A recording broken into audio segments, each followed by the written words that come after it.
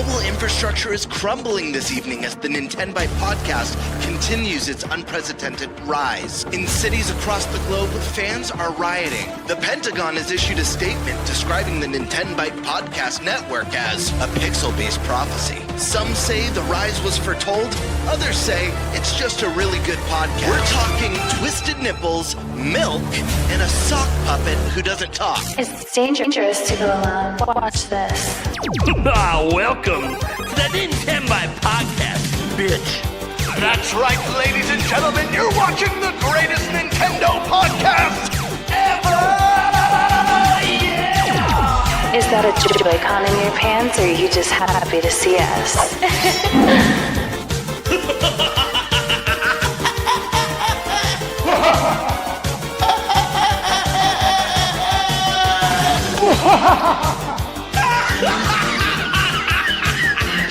Shut up! Now feel the power. Everyone, do you feel that? Oh my god, I feel it! You feel it too, Gamer. What is it? It's the power of our podcast. I feel it! This is rad, NintenByte. So rad. Power.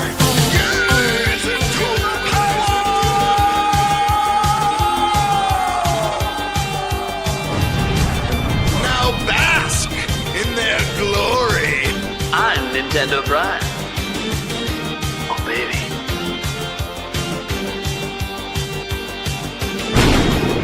I'm Thunderstash.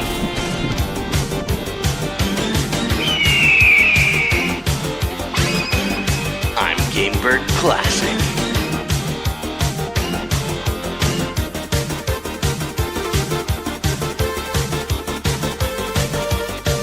NintenByte rules.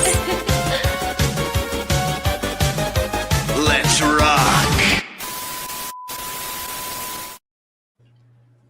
Hey everyone, welcome to the NintenByte Podcast.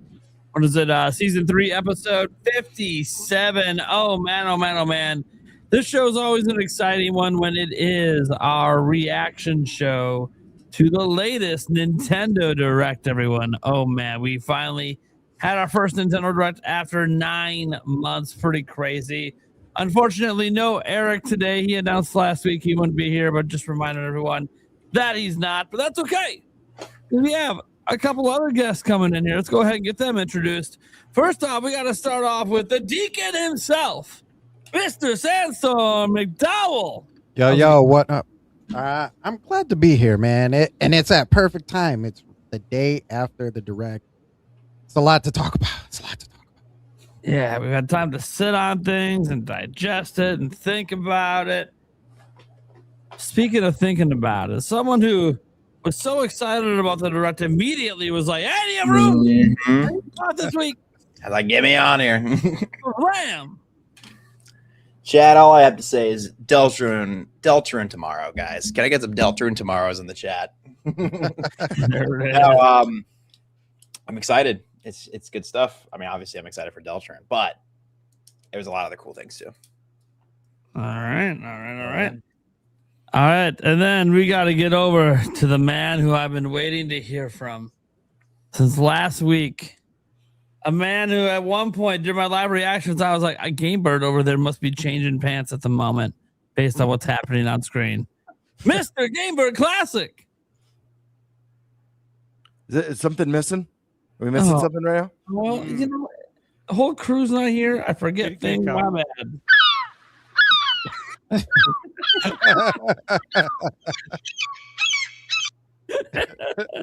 Oh yeah, dude. Oh man, what is back? all right? What is up, guys? Happy Wednesday. What really happy freaking Wednesday. What a week it's been. Was I here last week? I don't even remember. Was I here last week? I don't think so. I don't even know. It's so blurred these days. Yeah, I'm very excited about tonight's show. There's a little light on the news, but still exciting. Right? A little light. What the fuck? All right. Well, definitely didn't expect to hear about a little light news today. Next time we got Thunder Stash. Hey, everybody.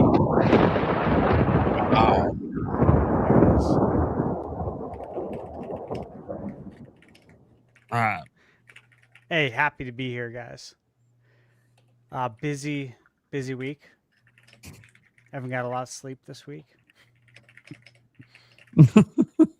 I can't imagine that. Yeah, that was a quick turnaround from Summer Game Fest to the Direct.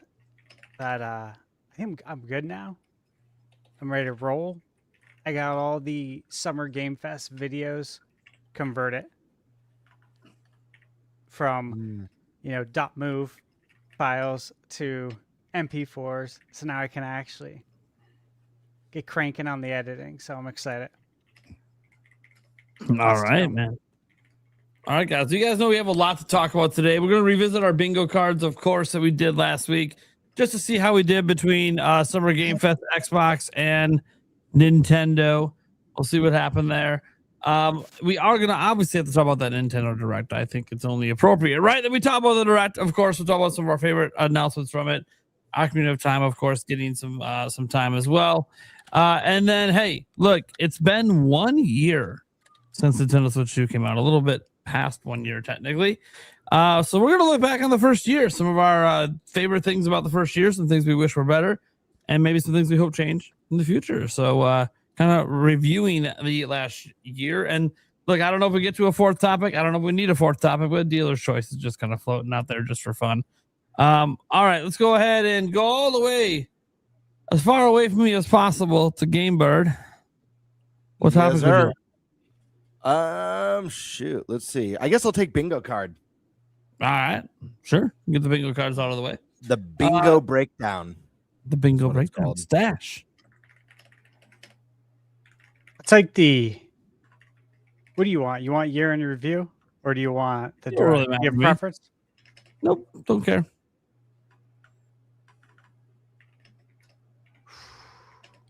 I'll take the year in review. All right, year in review. All right, cool. So I get the Nintendo Direct. Woo! Yes! For once, it's not a rumor topic. I thought you might like that. It's not a rumor topic. Oh my god, I'm allowed to have it when it's not a rumor too, guys. Can you believe it? All right. Let's go ahead then and get to our first topic. Game Bird, what the fuck are we talking about? Yeah, we're gonna do a little bingo breakdown. Last week, I was here last week. The topic helped me remember. Last week we each did some bingo cards. Did Eric by any chance send you his bingo cards so we could go over his as well? Or I mean, it's on the laptop, but I'm a little lazy. Just being honest. all right. I'm Well, literally staring at the laptop. we're gonna do a little bingo card breakdown. We all made some predictions. Now, me and Eric, I think our bingo cards were off. I know last Wednesday was insane for me. I was insanely busy. So I had read, basically kind of read what we were doing for the week right before the show. I did my bingo card within less than like 2 minutes, knocked it out. And I didn't quite follow the rules because Prime had established we're supposed to be picking things that aren't already confirmed for Switch that will appear throughout Summer Games Fest and the other showcases with the Switch 2 logo. I didn't do that. You said it was totally fine. So if my card looks weird compared to Prime's, probably doesn't look quite as weird as Stash's, because I know Stash went full like dream style because he's got that insider sneaky touch going on. Bastard over there. But it's pretty self-explanatory. Bingo card time. Would anyone like to start first? Would you guys like me to go first? Should we have Eric's card pop up first, since he's gone? And we could just shit all over it. I have just a Nintendo Direct one, so I can go after that since mine will be quick. I could. I mean, if no one else is ready to go, I guess I can go. I just gotta find mine. I mean, I can go. I'm ready. Or actually, no, you go first, Primal. Yeah, Favlam. Or Favlam. All right, Favlam, break it down. All right, I'm going to share my screen then. This Sorry, I can't actually see in these glasses. Oh, there we go. I can actually see again. Okay, so yeah, you can see it. So I'll break it down. Can I full page? Oh yeah, I can present it. Wow. So yeah, this is kind of my bingo card. Some of these, if basically my thought process whenever I make a bingo card for any announcement direct type thing, the outer edges and specifically like where GTA 6 is and where Nintendo Land 2 is, that's like where I think the least that's likely things that are going to announce. I put those things there, and then the further in you go on the bingo card, the more likely I think it was going to be announced. That's like kind of my logic. So it's like obviously the free space is free, then most likely, then less likely. So I'll go start from the top. So obviously like Smash, and I didn't think that was gonna happen. Actually, I was like, it might, maybe we'll get a tease. I don't know. I didn't think if we did see Smash, I didn't think we were gonna get any kind of gameplay or anything significant. But I could have thought, okay, the Furukawa would have been like, we got to really show off stuff, make up this price stuff. So we may not have gameplay ready, but let's just get like a animated, like teaser trailer, kind of how they did for Ocarina of Time, right? So I could have seen something like that happen where they just kind of tease it. 'Cause I mean, that's what they did with Smash Ultimate. We saw for a while with Smash Ultimate was like, it was a Splatoon trailer, and then we saw the Smash logo in their eye, and then we didn't get anything until like the next presentation or direct or whatever. So, the one next to that is just a fan favorite, but also a favorite of mine, a port of Pokemon Mystery Dungeon Explorers of Sky, especially it being remade in the style of I think it was Rescue Team that they recently remade. I say recently, but like it was ported to the Switch as a remake, and I thought that would have been amazing. Obviously didn't get that. E33, just a port. I'm surprised it still doesn't have a port, but is what it is. I'm kind of shocked we didn't see any Kirby at all. I specifically put this on here as like a new 3D Kirby, but I'm kind of shocked we didn't see. I mean, we didn't even get like a little side game for Kirby. We get nothing Kirby related. It was crazy. I thought there might be some sort of silly new toy. They've been having a lot of new silly toys, like the talking flower here, our new friend, right? Cool mic drop moment could have been like, hey guys, we're actually not afraid of GTA 6 because it's coming out on our console. But I think that might be a September direct moment. Even I could see that being a thing. Still no GameCube, man. That thing needs games. It needs games bad. But it is what it is. No Mario Kart World DLC, and then of course my biggest ass pull, but thing I want the most, the Nintendo Land 2, the continuation of Nintendo Land, everybody's favorite Wii U game. And then I'll go through really quick kind of the things we did check off. So like Star Fox, I figured we'd get a little bit Starbucks hype, maybe like an extra thing shown. Demo's cool to see. I haven't played the demo yet. I need to, but that was always fantastic to see. Fire Emblem, of course, release date. We got that finally. Dust Bloods. I was kind of let down by the amount of Dust Bloods that we got, but at least it was there. But I'm a little scared at like where it's at in its development process. Like I don't, if they're doing the test thing and basically how little they're showing us, but whatever. The Pokopia DLC, fire. That looked like heat. That looked like it was cool as hell. Rhythm Heaven, that was sick. I really love the RPG mode in that. And then the two big ones for me personally, and these are the biggest announcements for me. Deltarune Chapter 5, as Deltarune tomorrow. Love Deltarune, love Undertale, love all of it. I'm deep in the sauce with that stuff. I was popping off at that. My chat was popping off. And then of course, I mean, Ocarina of Time remake. Come on, man. Ocarina of Time. That's like saying you're gonna remake one of the greatest games of all time. You know what I mean? Other things I was kind of surprised at, but I wish were there. Maybe like no new Paper Mario. I know I saw a rumor about a Wario type game being there, so I was surprised there was no Wario game. No Farming Slop.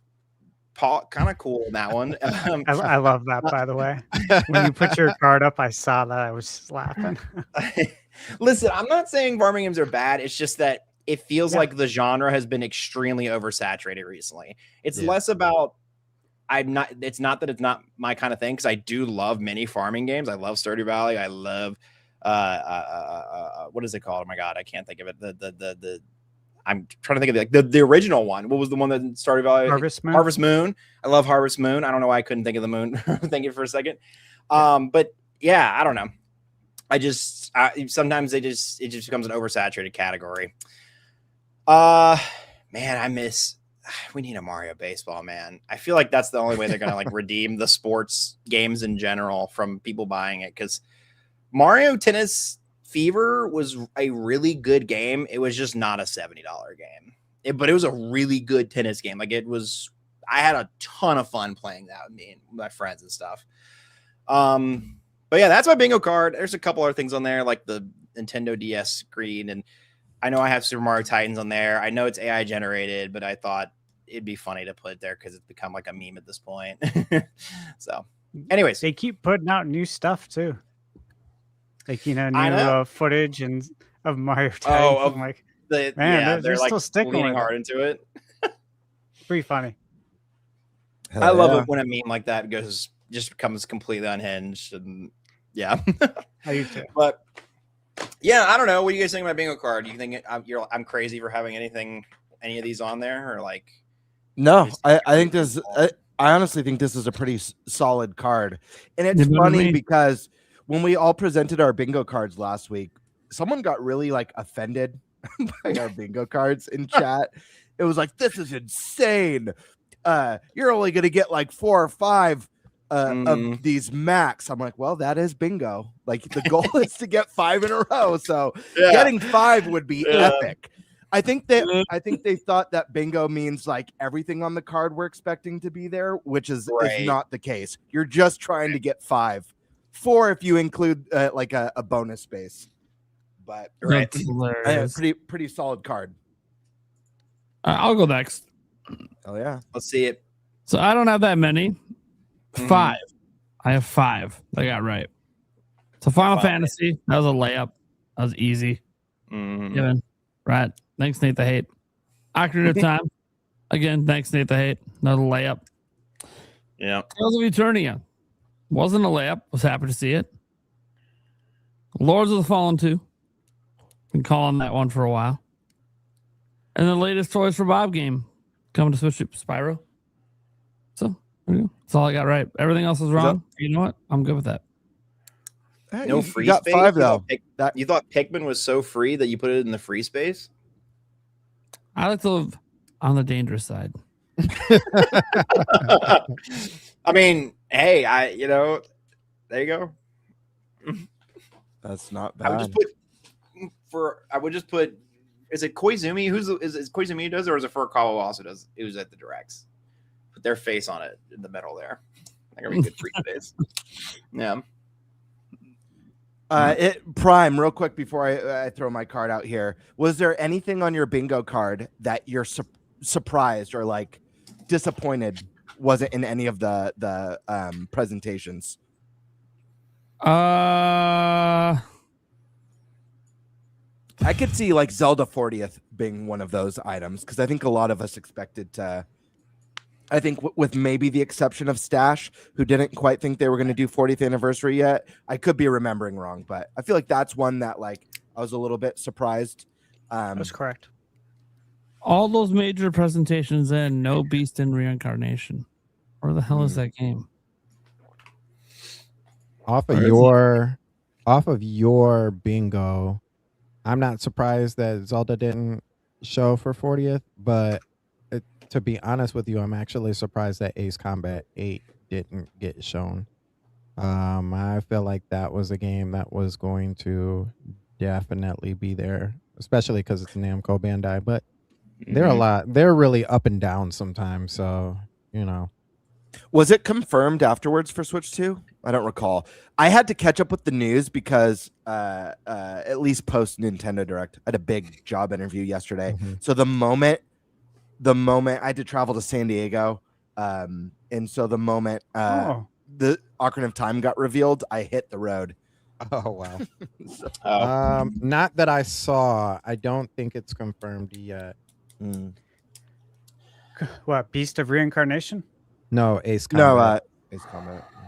Oh, for Switch 2? Yeah. Hmm. I'm low-key surprised we didn't get like a movie update. I mean, again, that could be a good September thing, but like, I thought the way that end of the direct was going to be was like they would start with the movie, like a movie trailer, and then oh god, what's his name? Al Numa would just be like, "Hey guys, what's up? You like the movie? Okay, good night. Okay, thanks. Now look at this one more thing, and then yeah, did I say the wrong person? I said the wrong person, didn't I? I'm not No, you did it right. Okay. I'm not surprised by it, but Mm-hmm. I am a little surprised that they had the new president just kind of show up and be like, "Hey, I'm the new Mhm. president. I'm about games and life, and here's the treehouse." It was kind of like, wait, what? Yeah, I'm not necessarily like I thought it was good to have her there. I just think it was just awkward. I don't know, like it was very energy momentum. Like it just could have been better timed. I was like, Yeah. yeah, this is great to meet Devin Pritchard, but I don't know. They did a whole fun. I mean, obviously, like they did a whole thing with Bowser because his name was Bowser, right? But Mhm. I don't know. I feel like you could have done something. Something. You could have done something fun. You know, I don't know. But anyways, that's just me. This felt like a almost not quite a partner showcase, but pretty damn close to one. Yeah. Pretty damn. I'm I'm not mad at it though. I thought it was great. I'm just, Yeah. but it felt like it. It's all right. Anyways, I'll let the worries. cards continue, and we can dissect the direct a little bit more later. Hell yeah. All right, I'll pull mine up. I actually did surprisingly well. Like I did really well, actually. However, I did not follow the rules. But Prime said it was okay at the start of the show, so I'm just going to pretend that I did follow the rules. Hold on, let me pull it up. The rule is if Prime says it's okay, it's okay. I almost got bingo twice, so I did pretty well. I think I got 9 total things correct from here we go. Here it is. There we go. All right. So the first thing I got on my bingo card is an NSO update. We have that. What was that? I forget what it's called. That Donkey Kong, that limited Challenge. time. Oh yeah, DK challenge. Yeah. DK challenge coming to NSO. Obviously, I thought there was going to be some 40th stuff, so I had Zelda theme controllers.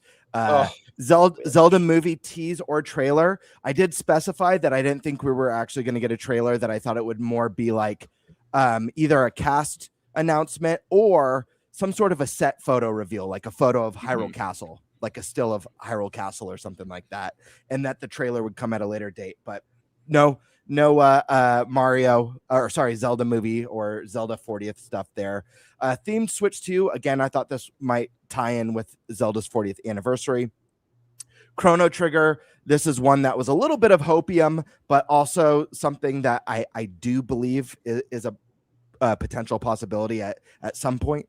NSO Twilight Princess, again, this kind of ties in with Zelda 40th. I think we're going to get the NSO edition other than a Switch 2 version of the Twilight Princess HD, personally. Bradley the Badger, I thought we would see this there. This is one of my favorite announcements from the last Game Awards. Grant Kirkhope's doing the music for it. The game looked pretty quirky and fun. Reminded me of the golden age of Rare. So I'm excited to see more of that, but disappointed that we didn't get it here. Ocarina of Time remake. So happy to talk about this. I've got my copy right next to me that I grew up with. Definitely needed a few changes of pants after that one. I was driving to I was literally had pants in my car, my adult diapers, everything I needed to make it to my interview. Okay. Hi-Fi Rush. This is definitely one I was hoping and expecting to see. Didn't make the cut. Metaphor, though. This is one that I know the panels predicted many, many a times. We finally got it. I knew it was a matter of time. This was the time. It's coming. Splinter Cell. This was another hopium. I think Ubisoft did something amazing. Reimagining Rayman Legends, one of the best 2D platformers I've ever played in my life.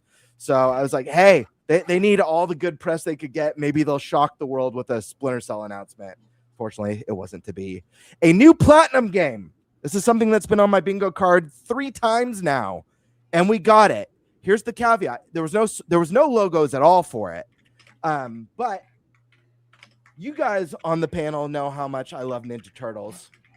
I've got my Last Ronin Funko comic edition. I've got my Last Ronin hardcover. It's one of my favorite Turtle stories. Not only am I so excited to get a brand new Turtle game, it's friggin' Platinum making it. I hope it's better than their last Turtle game, though. I will say that. I love Platinum games. I'm sure they'll crush it. I hope it is just as badass and Neo Tokyo cyber future, dark, gritty noir as the book is, and I just can't wait to see more, and I hope it's coming to Switch too. Dusk Bloods, I put that as my safety. It was announced as a 2026 title originally. I hope that's still the case. We got the playtest announcement.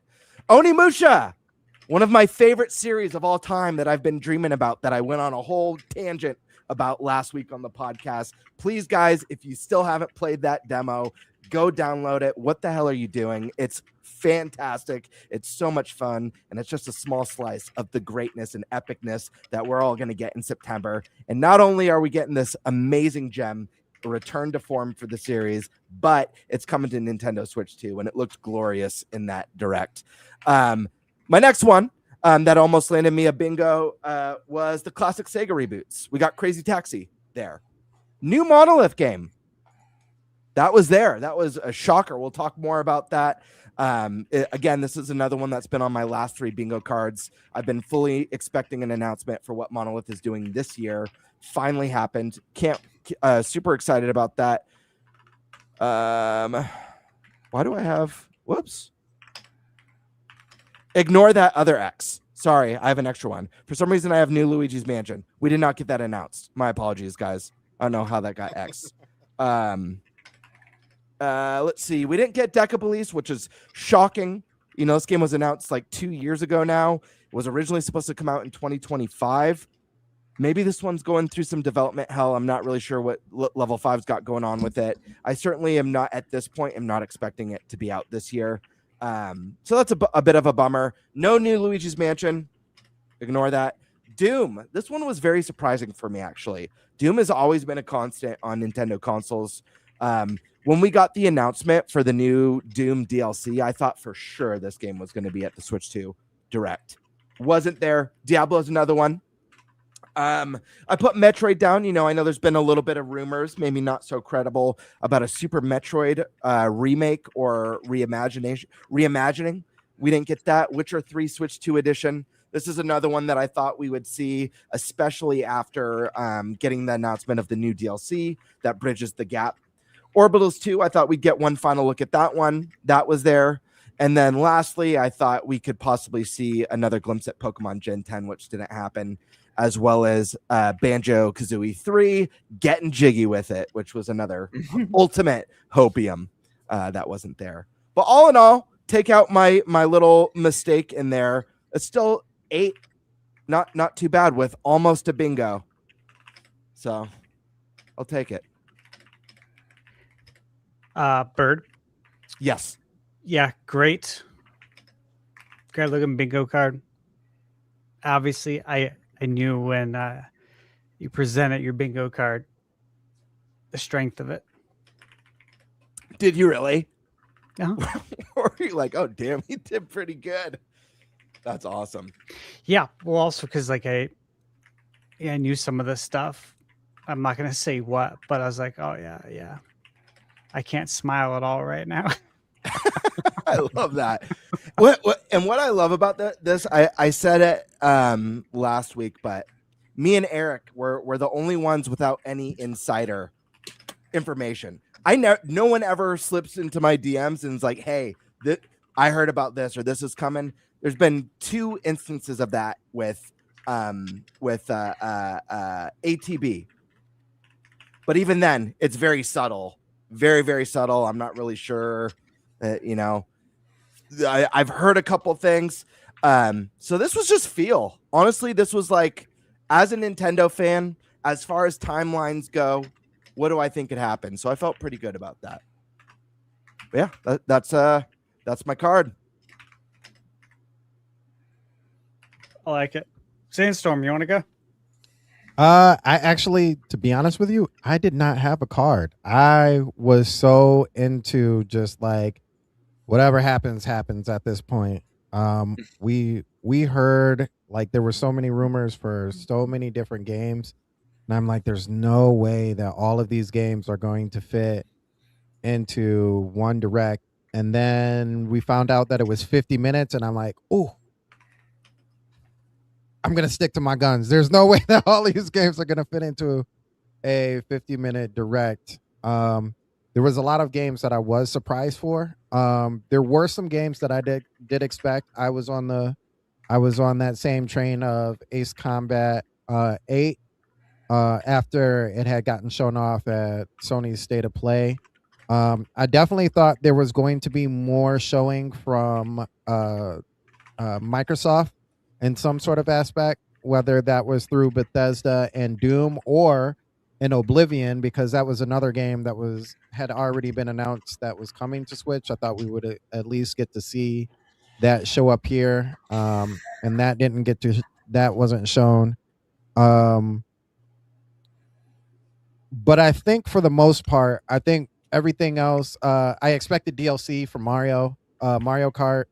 I'm under this whole impression. I'm sure this will come up later with the $80 price tag, and we'll see about that. But we'll save that conversation for later. But yeah, there was a few things that I was expecting. I definitely thought we would get more of Dust Bloods. We did get Dust Bloods, but I figured we would get more of it.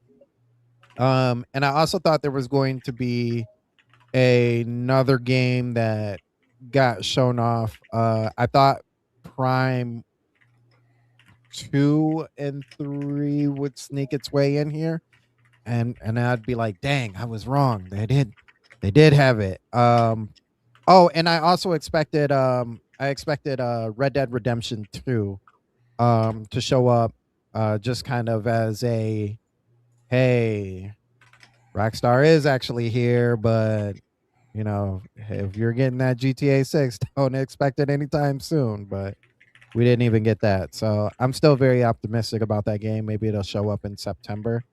One that didn't show up in here, even though it already got an announcement, I thought we would see Elden Ring again, one more time before it actually came out in August, just as like an update, you know, because the last time that we saw it, like the public in a direct has seen it, you know, was a little sluggish. And everybody has talked about how much improved it's been over the time that they've shown it off and people have actually played it. So I thought we as a whole would get to see that actual update, especially when Dust Bloods is kind of their next venture for Nintendo. So yeah. It's unfortunate, but there were so many games that are in that lineup of like what's coming to Nintendo that not everybody, and surprisingly some of them didn't show. Monster Hunter Wilds, I thought that was like that's a big name game. Like it didn't show here, but we already know that it's coming. COD was another one. I definitely thought that was going to be there because it's Call of Duty. You know, it's been 13, 14 years since we've seen that, and that didn't show. So it had told me like first come, first serve, friends. First come, first serve at this point. So, but yeah, I didn't have a lot of expected for a bingo card, but there were some things that I was looking forward to seeing. Yeah. Okay. What do you guys think? Can we go? Yeah. Go for it, man. Let's do it. You're the last one up. Let's see it. Okay, now let me preface this for anyone who wasn't here last week. This was a hopes and dreams bingo card because it didn't make sense for me to do one because there's too much I can't talk about. So this was the best way to do it. And I got some things right, even though I didn't want to. Dragon Quest. We got Dragon Quest Monsters. I'm really excited for that because again, I played part 3, loved it. I think I put like 80 hours in on it. Had zero intentions of doing that. It was just that good. Let's see, Castlevania. Again, this is coming out already on Switch. For anyone who doesn't know that, when it was first revealed, it showed the Switch logo. So, and I also have it pre-ordered physically at Best Buy. But I heard there were some people that were hoping that it would be announced for Nintendo at the Direct. But it was last year.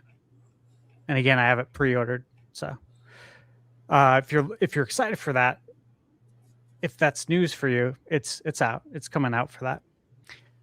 Let's see. Resident Evil. We did get Veronica. Dude. I texted you about this, Dash, because we chatted a little bit.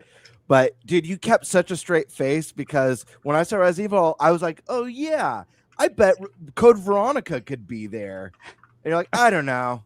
Like with such a straight face. So it's under embargo still, but like I can at least say that I met the producer of Resident Evil Veronica, and I got to do an interview. Yeah, so Cool. There's a lot to be excited about, but I can't say anything. Was it Tales of Eternia? That, of course, happened.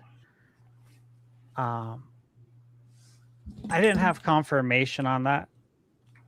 I had a good feeling that was coming, though. Excited for that one. Let's see. Metaphor. Hey, look, I reviewed Metaphor when it released. Within the first week, I said in my review that this is coming to Switch 2. Do you guys remember, what was it, 2 years ago when it came out? Something I forget like the that, release yeah. date. So something like that. But I boldly claimed in the review that I bet you anything this is coming to Switch 2. So I knew this was coming. It was just a matter of when, not if. Fantasy Star Online, I wish that would have happened. Sonic, I used that as the placeholder. The whole thing was about this Sonic 35th. I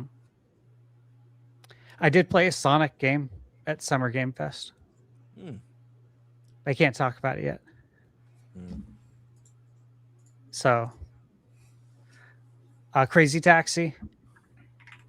I met the creator of Crazy Taxi. Oh, that's And- cool. I got a picture with him. Yeah, I'll post it at some point. He's cool as hell. Michaela got to meet him too. She thought he was really cool. I thanked him for being a part of my childhood. Said I was there on 9/9/99. I was sick from school that whole week. Crazy Taxi was one of the games I picked up. I still have my Dreamcast with Crazy Taxi. He's really cool, man. Really cool dude. That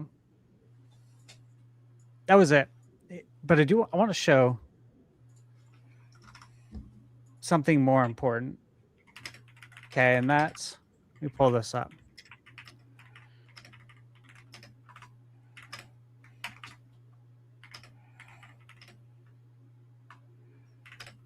Okay, this is the one that I put more stock in. Okay. This is my bingo card. My 2026, the one we did to kick off the year. And I thought maybe it would be gratifying to do this with you guys. So you can see here. We're going to mark this up. And we got what? Metal Gear. That was announced. Kingdom Hearts collection. That was announced. Pokemon that came out, the classics. Professor Layton, Oblivion, Xenoblade, Rebirth, Castlevania, Metaphor, Monster Hunter Wilds, Zelda, Dragon Quest, Blueprints. So we're looking good, I think, for June. Mm-hmm. Because we still have a lot of time. GameCube hasn't got any love. No better time to hit the waves than in the summer. Yeah. Again, that was the whole point. Like, you know, it should be out sometime in the summer. Diablo 4. I guess it's a matter of time. Star Wars Jedi, Doom, Witcher. Yeah. Yeah. Like Red Dead 2. Rockstar's going to do that on their own time. Smash, Paper Mario, Expedition 33. Again, a lot of people were surprised. We'll talk about that more with the direct stuff. But the Resident Evil 2, 3, and 4, expect those to be out, of course, before Veronica. So those are coming out this year. Guaranteed. And I know some stuff about Silent Hill. The new Silent Hill. But I have to be silent about it. Let me just say, it would make a lot of sense to have Silent Hill 2 come to Switch too. For various reasons. All right. So that's my card. What we got? AJ Rax. You want to read that off, Bird? Yeah. AJ says Switch 2 Sports Resort has a jet ski game in it for Stash. I literally thought of you when it showed that mini game in the direct. I'm like, oh, Stash is going to love this. Well, I thought about it and I was like, you know, this is really cool. What would be even better is if when you're on the water, like when you're doing that, you can use the wave race music. Like that's an option. Yep. Yeah, and like when you're flying, let me hear Pilot Wings music because we know that's why you're putting that in Switch Sports and not a standalone. Switch Sports is a catch-all. So since you're doing that, why don't you lean into it a little bit? Maybe even give us some wave race skins. Yeah. You know what I mean? Let me choose was it Dan Mariner? Yeah. The big dude. Yeah. Heavy set guy. Yeah, the heavy set guy. Instead of those generic Miis. Yeah. Listen, can we talk about that though? So the Miis though in this new Switch Sports game, right? They're really pushing those. What are they called? I don't know what they're called. The Miis that aren't Miis. You know what I'm talking about? They're only in the Switch Sports game. These new ones. What do they? They look different. They look different than traditional Miis. Right. They have a name. I know they have a name. Sports Mates. Yeah. I'm like, now you have Tomodachi. Like, I understood it initially because it was like, okay, Miis are kind of this. They're almost a decade old. They were part of the Wii era. We're 2 consoles beyond that. So it's like, all right, yeah, I get why you want to move on from it, but the Sports Mates definitely weren't the best. But now you've like reintroduced Miis into the public zeitgeist. You know what I mean? Like, we have Tomodachi Life here now, and that's like the standard now. People will think they've transcended the Wii era. I feel like with the new Tomodachi Life game, So it's just interesting to me that, and I know they made it an option to play as like this amalgamate. You have the Mii head and then the Sportsmate body, in the new games.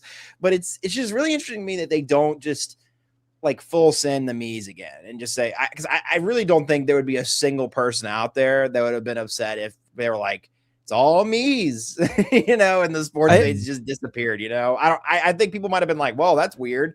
But otherwise it would have been, I think people would have been like, hooray, the Miis are back. I actually agree with you, Favlam. I still think that Mii's are the gold standard for like console avatars. And I forget if it's been a while now, so please correct me if I'm wrong. I believe that Xbox 360 was the gen that introduced the Microsoft avatar characters where you can make yourself right. Yes. And Correct. it just didn't hold a candle because there's something kind of like quirky and odd about Mii's, you know? And Tomodachi Life, I think you make a great point of bringing them back into the world and the popularity and kind of that social media presence, because that game is so whether it's TikTokable or Instagram shortsable or YouTube shortsable. They just come back full force with it. Right. Yeah. Someone described Tomodachi Life as it's Mad Libs for friends and family. And I was like, that's honestly like the best way to describe that game is it's like the best Mad Libs you've ever done ever.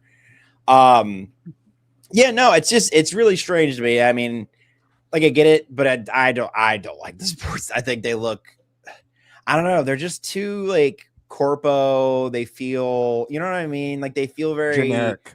Sanitized. Yeah. I don't know. There's something about the Mii that just like it's simple enough, but it's also has this iconic look that no one else, like you said, Gamer, with the X360, like nobody else has been able to replicate it in a way that doesn't feel either special or like a gimmick of a Mii. And I think that's pretty cool that they've had something that stands the test of time this far with the Mii's. But I don't know. I don't know. Anybody else have any comments on the Mii debacle and what we're doing with these Mii's? No, I mean, where the hell is Miiverse? Yeah. It now makes me wonder because, like you said, Mii's are such a staple now that they're even in Smash Bros. As how they are in Smash, you know? Yeah. So, like, looking at them in this game, it's like, is that how they're going to look in Smash? Because I don't want them to look like that in Smash. I know. Are they going to make up? Are they going to put the sports mates in Smash instead of the? Oh, that would be the bad timeline. That would be the bad timeline. Oh my god. Yeah. Or is a Mario Kart racer option? Oh man, I don't want that in that either. We gotta stop bringing these things. We gotta stop saying these things. We're like manifesting it right now. Yeah, there's definitely a power to the simplicity of the Mii's. That's just like you said, iconic's a great word, and just there's like such a insane level of charm and quirkiness to the limitations of what you can. Well, it's hard to say limitations because you can do so much with those limited options. That's what I'm saying. It's simple, but it's also like, and they added more options in Tomodachi Life. That's not even including like the drawing feature, which that alone is completely busted the gates wide open. But even in Tomodachi Life base game, I mean, I've been able to add some pretty insane features and get people like pretty close to IRL and feature. Like, I don't know. They do a great job at being this just like, it can look like anybody, but also be generic at the same time. I don't know. It's just really cool how it has this unique look to it like that. It's very interesting. Yep. I would say we can move on to the direct, but Nate's gone. We could jump into Stash. What's your topic? Oh, there he's he back. is. Hey. Well, my topic was last, so I don't know what we're about. Oh, I didn't know which order it was. I apologize. Oh, okay. He's welcome like, back. I'm gone. Bro's just eating dinner. He ain't even gone. He's just eating. He's over there munching. What you eating on, Nate? Come on, tell us about it.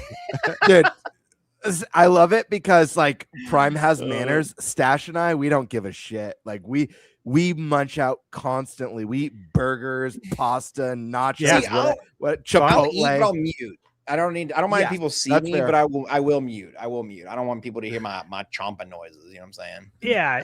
I always turn the mic off. But if I'm on someone else's podcast, I'm not going to eat. You know, like Sandstorm, I've been on yours. I'm not sitting there. I don't do that on anyone's. I can't. Really? That's when I really go to town. That's when I'm like breathing heavily into the mic and stuff. See, I look at it like, hey, I'm going over to your house. No, I'm kidding. You know, so I'm going to be respectful. Right. But, hey, if you're coming over to my house, like, hey, man, I'm doing my thing right now. I got to eat. It's chill at my house. All day. Yeah. So what's the next topic? Let's hit it. Let's run it. All right. I'm going to go then. Go. Hey, I'm next. Am I next? think Yep. so. Yeah. I think that's what Nate said. That's That's why right. he chimed All right. in. So, yeah, Nintendo Switch 2's 1 year review, right? And a lot of Mm. folks have been, I guess, putting out videos, right? That's the thing to do, Mhm. is to talk about what your first year was like with the Nintendo Switch. And yeah, I want to hear from you guys. I'll go last on this, Should, but from top to Stash, bottom. do you want to Eric's got some notes. If you want to start with Eric and just go through his notes, maybe. Oh Yeah. yes, please. I think the blue is from Eric. Is this in the? Yeah, right in the document, right under topic 3. I think that's Eric's When note. you're done with Eric's notes, I have a pretty definitive way for us to review this next year. Or this past year, excuse me. All right, I'm pulling it up. I like to, once the notes are done, I download them to a Word doc, and then I add my own notes. Okay, so I got to pull it up. All right, so guys, we're going to do Eric's thoughts to kick us off, okay? And let's see, this is on, there it is. All right, Eric said the good is the amount of games that were released and or announced. And another thing that was good, he said, is this last Nintendo Direct. The bad, the seeming lack of direction, to me, as he says, on how, when they were going to release or announce their games, having so many games that we didn't know anything about. And on the future, Eric says, I am not sure how they are going to beat this last Direct because it was a banger, but hopefully they figure out some way to do it. Just keep bringing the games. And when we do have the Direct topic, Eric's got notes on that, so you'll understand why he thinks the last Direct was a banger. He's got some detailed notes on that. All right. So that's Eric. Now, Flavlam, you said you've got a definitive way. Share my break this screen, down, baby. right? Share my screen. I'm ready. We're gonna do Nice. Let's see a this. definitive podcast. We're gonna rank all of these games, and I think that'll give us a pretty good average of this year's score. I love it. I think so. I'll break it down. We can start. We got to start with we got to start with Mario Kart World. That's just like that's our system. Basically, it's Wii Sports. I want to hear what you guys think about it first before I give my opinions on any of these. But I'm gonna just tee them up, and you guys knock them down, or what you think where they belong. And I'll break the tiers down real quick before I go any further. I have S tier. I think is like a system seller. It's like a must-have game. A would be like it's a solid entry. Maybe not every single person gets it, but it's like most people often not have it. B is like not for everybody, but it's not a bad game, you know. C would be like it's might be overpriced. It's really not. It's kind of And then F tier is obviously just it is yikes. It is just in the toilet. So and then it's not out yet because some of these are not out yet. Favlam, for this tier list, are we supposed to be as objective and unbiased as possible, or are we supposed to I think let you our should, feelings motivate it? I would say I say bring your feelings to light to say, so you could be like, I personally will put it here, but objectively it probably goes here. I think that's I think that's what you should say. Sorry, I'm cool. I thought this would be fun. This would be a fun way to do this. This is easy. All right, Nate, where are you putting it? You're back. You came back strong swinging. Where are you putting it, Mr. Prime? What, Mario Kart World? World. Yeah. System seller. If it's not a system seller, then system sellers don't exist. Wait, are we voting on this, or are we each going through each game? I think we'll I think we all say what we want about Mario Kart World, and then like if the consensus seems to be like, okay, yeah, it's S tier. I'll put it up there. And then like, but if we Got start to have like some debate, then it's like, okay, maybe we debate a little bit and then we can like vote. Cool. Best out of Yeah. 5, let's say. Yeah, but like we just say your piece about it. You know what I'm saying? What about you, Stash? Where would you put this at? Mario Kart World system seller. Absolutely. Mhm. Oh yeah. Game Bird. System seller. Listen, I'll say my piece really quick. It's Say it. Mario Kart. Everyone loves Mario Kart, Mhm. regardless of what you think about the price. This is a fantastic game to launch a system or bundle a system with. Everyone loves Mario Kart. On top of that, this is a game that's going to be expanded throughout the generation through DLC.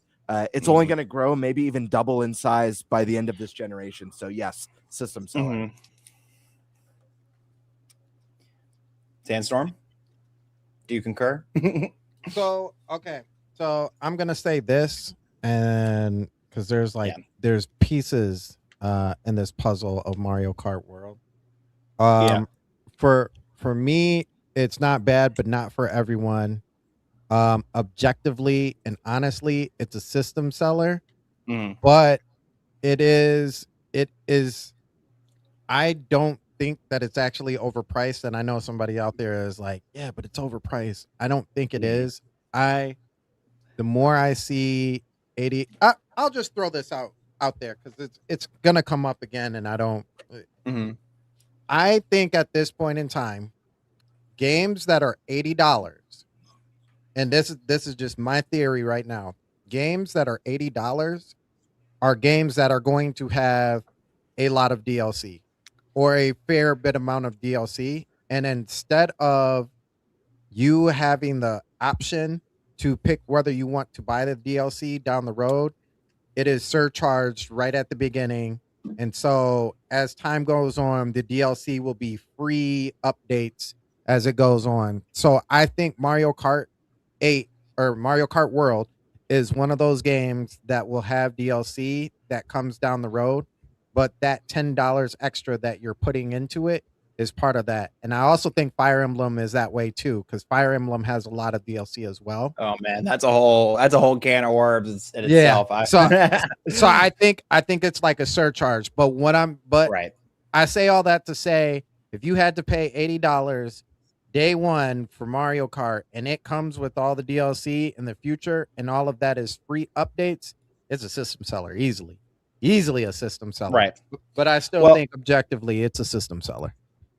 Yeah, and I kind of agree with the premise that I don't think it is S tier in terms of like for me personally. I think it's very close, and I think, but then I have to ask myself, I am comparing it to 8 Deluxe in its current form, which was like an S plus tier, a generational Mario Kart game, objectively one of the best, if not the best Mario Kart, but it is a system seller also just in concept because of the way it was packaged in with the Switch 2 as well, with the $30 discount and everything else. But I also think it's just it is a great game. It's a very, very solid game. I think there's just a little bit more they could have done with it as a package in itself, but I think that it is still S tier system seller for Switch 2. Welcome Tour. I'll go reverse order. I think it should have been free, but I don't think it's bad. Like I think this like belongs in C tier because of the overpricedness, because it should have been free. It shouldn't. I think it was a great little tech demo. It had fun little quirks about it, but I think the fact that they charge money for it is pretty rough. I don't know. That's just me though. And if we don't all have to give like a super big piece, I would just say if you have something you feel like you're compelled to say about it, give it there. I'm compelled. Oh, hit me with it. Well, I reviewed the game. Right. I don't think many people actually reviewed the game. I think a lot of people probably didn't even want to touch the review aspect of it because of how people were feeling. But hey, I think where you put it, what you suggested, C, is right. That's what I said in my review. It's not gonna be for everyone. For someone like me who is a total tech nerd, loved it to have Nintendo openly, pull the curtain back on their operations and how they think was pretty fascinating for me. I was like, this is really cool. Like you're learning a lot. And this is all stuff that I'm passionate about.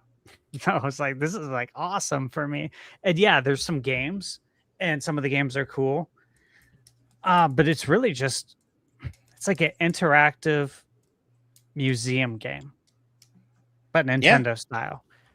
Yeah. And so for $10, the price was fine. I think making it free would have been a good call? Absolutely. I said that in the review too, but it's not. The reality is it's not. It's $10. But at the same time, the reality is you're going to spend more than $10 when you drive through Taco Bell. Okay. So. That's true. You know what? You got me there. And going to regret it afterwards. You totally are. You totally are. Yeah. You're going to pass out. You're not going to play any video games after you eat that. So that's where I'm at with it. Yeah, I can see all sides of the opinions that it should be free. And that and I've heard the case that if Reggie was still there, it would have been free. Right. I don't argue that. Reggie would have pushed. He's said that in interviews too, that he would have made it free as a pack-in.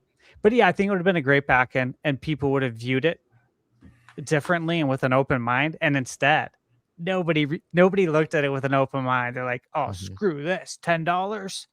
It's like it's $10, man. Again, all right. I saw someone say in the chat it should have been free for NSO members, and I think that would have been a fantastic compromise to still get money for it. But that's what I was gonna say in my piece, that it should have either been a pack in or switch to NSO members get welcome tour free. I'm like you. I'm stuck between yikes and someone might like it overpriced. And the reason why part of me feels yikes is, one, because it feels like a missed opportunity, but also I don't think Nintendo marketed the Welcome Tour very well. In fact, all of the exciting stuff I heard about Welcome Tour, or like interesting information I heard about Welcome Tour, came from Thunder Stash, not from any Nintendo presentation. So I think it should have been bundled or part of Switch 2 NSO, or they should have marketed it better, because Stash talked about in his review and showed off some of the neat games that you're able to, in achievements that you could chase down. That was like, I was like, where was this when they were talking about the game? Maybe I missed it. Maybe they did dive into that stuff, but I don't recall them building any excitement around Welcome Tour personally. But I do think some of the mini games, and Stash, it has got one of the best review channels in this space, and so when he gives something a seal of Thunder Stash approval, there's something good in there. So I'm gonna stick with the C. Some may like it, but overpriced. Thanks, man. Do we have any other compelling arguments? I'm gonna say that it's I do say that it's C. I lean on the opposite side of Gamebird. I think it's CB actually, because it gives off this historical piece of like not only the system but like where they've kind of been and up to, and like Stash said, you kind of get to pick Nintendo's brain without directly asking them questions. To me, this game was really close to 1, 2, 3 Switch, but like on a more ask Nintendo Q&A type of level without actually asking them. This was like, for me, this was, so the one thing with 1, 2 Switch, there was a particular game, and I did the same thing with Switch 2. I would go around at like my job. I would go around to like my kids' friends, mother-in-law, just different places with my Switch. And I would be like, hey, play this ball in the box game. And they'd be like, ball in the box. And I'm like, yeah, you got to figure out how many balls are in this box, like metaphorically. And they're like, but you have to hold the controller. and you can slide it around, and just like visually watching other people do that, and they're like it like blows them away. They're like, wait a minute, like what is in here? And you're like, nothing, it's just a rumble. Like, and you're like, nah, that's not possible. This was that for me for the Switch too, because it was like, hey, shake this controller, hey, mouse controls, like they're all the little pieces, and it like really, until you like really have like a one-on-one intentionally with those things, you're like, whoa, wait a minute, what is going on here? And then they explain it to you and like, oh, and I'm getting a history lesson too. Like, Right. so it was for like the nerdy side of gaming.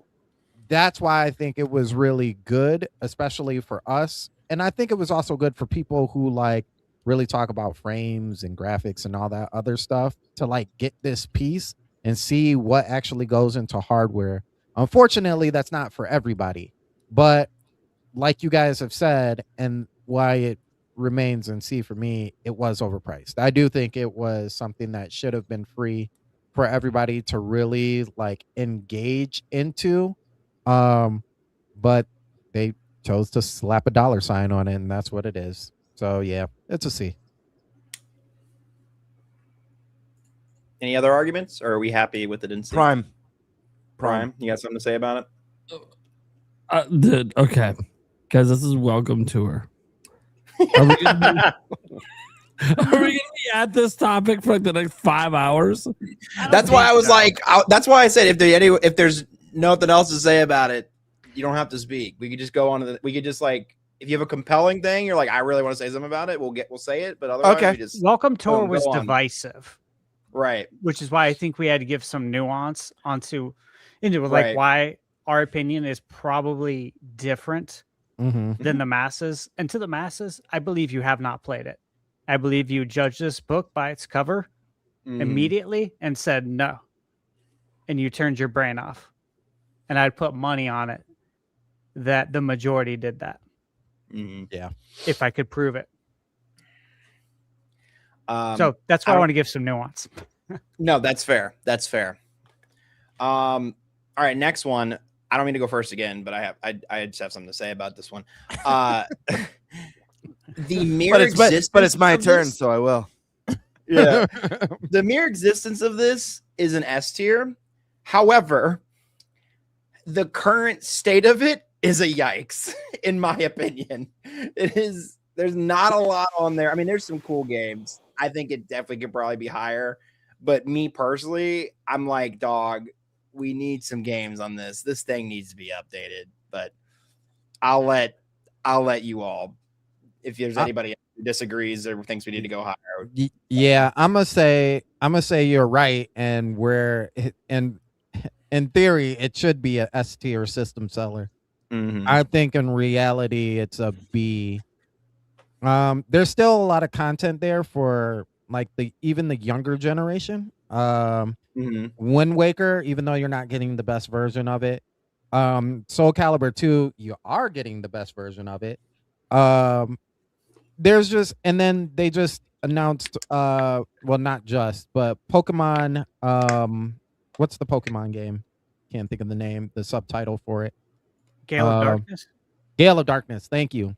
It's on there right now. Yeah, a game that we haven't seen since Yeah. GameCube. So like it's I think it has a lot of potential there, and there's a lot of stuff for people who are not us, who grew up with it. Mhm. So I do think it's not bad as of right now, but it's just not for everybody yet. I think I could agree with the B. I don't know. Does anybody else disagree with the B?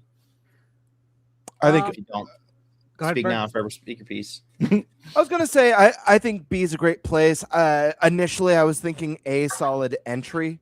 More specific, obviously, GameCube is a cherished console. More importantly than that, without GameCube on, actually, no, I'm gonna bump it to A. To be honest with you, and Really? the Really want reason A? why, Yeah, one, because despite having a limited library right now, I think it's going to grow throughout the generation. I think it's going to be evergreen. Secondly, Right, but this tier list is about grading it on its past year. Right. The fact of the matter is, this did not up the cost of NSO, so this was a free add-on to the expansion pass. And without this, if you want to play a lot of those iconic games, it'll cost you, depending on what ends up coming to this. Some GameCube games are very expensive now, more than retail at that, if you can hunt them down. So I'm gonna say A, and I am gonna factor in potential. I understand it's a limited library. It's got my favorite game of all time on it, Wind Waker already. So I think there's room for improvement, but I think the sky's the limit. So I'm gonna say A. Yeah, I'll give my thoughts on this as well. For me, it's an A. And again, I know we're talking about the last year. 2v2. And having Wind Waker, it's legendary. Okay. Yeah. You got Luigi's Mansion. That's true. Which Luigi's Mansion 1 isn't available. And it's not on Switch 1. Yeah. Only way to play it is on GameCube NSO. Dreamcast. I bought Dreamcast on day one. I bought Soul Calibur. It's an amazing game. That ended up being like my favorite game of all the launch titles I picked up. And I think I got 6, which was a lot. But again, I had my own job. So I had my own job as a kid with no rent. Right. You're buying video games, bro. We're gonna be here forever. Wow, Chad, we're gonna speed it up. Don't worry. So Soul Calibur 2 with Link, all over that. F-Zero GX again, amazing game. Mario Strikers, you got the online play. You got Chibi Robo, which is a deep cut. Wario World, Pokemon XD. Looked it up. Gale of Darkness goes for like $250 to $300. Yeah. GameCube Wind Waker right now is $100 on eBay. That's true. That's like that is 2 years of NSO right there. And then, hey, how much is Path of Radiance? Fire Emblem? Oh, that's got to be way up there too. A mortgage. Yeah. So I look at it that way, knowing that that's fair. Nintendo's going to drip feed us. Did they give us solid games in the first year? That's how I'm framing it in my mind. I'm going to say yes, because if you look at the prices on all these games and the fact that you got the CRT filters as well, and you can put it in widescreen mode. You, dude. Yeah, you're right. I agree. It's A. It's A. Nate, you're the tie-breaking vote. A or B? Where is it going? As the resident person who doesn't give two flying fucks about I'm gonna summon my inner puppet master, the Spice Lord Eric, and give it an A. There it is. Wow. A is where it shall live. Then A is where it shall live. I don't mean to rush everybody, but like, yeah, we just hurry. If you don't disagree, if you don't disagree with the rating, then we can just move on. That's all I'll say. I'll start with Gamebird. Where do you think Donkey Bonanza should go? DK Bonanza, I'm putting S tier. Return to 3D Donkey Kong. New design, amazing music, great game. Keep it nice. Does anybody here disagree with S tier? All I can say, compelled to talk. All I can say is ditto S tier. 100% agree. I think I'm on that too. Pretty easy one. It's just a generational kind of game, but Drag X Drive. Let's start with Sandstorm. You give me, where do you think it deserves to live? I was really hoping that none of these hit this, but it's definitely on the F for yikes. Yikes. Yeah, I fear I have to agree with that. Anybody disagree? Yes. Ooh, it was prime. It was prime. I want someone to fight. Will someone fight during this segment, please? That would make me so happy. I really want. That. We'll get there. I'm sure. Yeah. If they start fighting, Favlam, don't don't rush it. Let let play it out happen. Yeah, naturally. Go ahead, So Nate. I put it in C tier because it actually is enjoyable. Just most people are never going to try it. That's reality. And I see that's like a similar argument as Welcome Tour. You know what? You convinced me just on that one. I'll I'm let not you. gonna lie. I'll let you have it. I'll let you have it. You flipped my vote. Yeah, I'll let you have it. So I reviewed this game, Yeah. and again, in my review, it's not for everyone. That's what I said. Very honest. I personally enjoyed it because I love basketball. I like exercising. But again, people are going to judge it, and they let the internet decide if this game was good or not for them. Right. They did. They were a bunch of followers. So it's facts. Yeah. All right. So now we're into a interesting area, which is the Switch 2 editions. So I think these will be interesting to talk about, but I mean, we can be really quick with these as well. We have the Zelda. I'll kind of lump them into one package because I feel like they were kind of one package. Zelda, Breath of the Wild, Tears of the Kingdom, Switch 2 editions. I think they live in A tier. I think they're solid upgrades. Did they cost anything? I think they only cost something if you didn't have NSO, right? $10. And then free with NSO. Yeah, and I think out of the Nintendo Switch 2 editions of all of these things on this list, I think it might be the best one. But that's just me. I don't know. What do you Nate gives thumbs down? I'd actually say it was S tier, but go ahead, Nate. I think I have to disagree with you on that one. I'm sorry. I don't think it goes that far. I think A is too generous. But Nate, if you want to go first, go for it. Yeah. I think it's F tier. And you guys are crazy. You guys are absolutely crazy. Okay. These are Switch 1 games. Yeah. All right. Let's just start there. They're Switch 1 games, right? What's one of the number one complaints on Switch 2? Oh, $80 games. When you go to the store, what's the only other $80 games you're going to see on the shelf? All these fucking Switch 2 editions. Yup. That's true.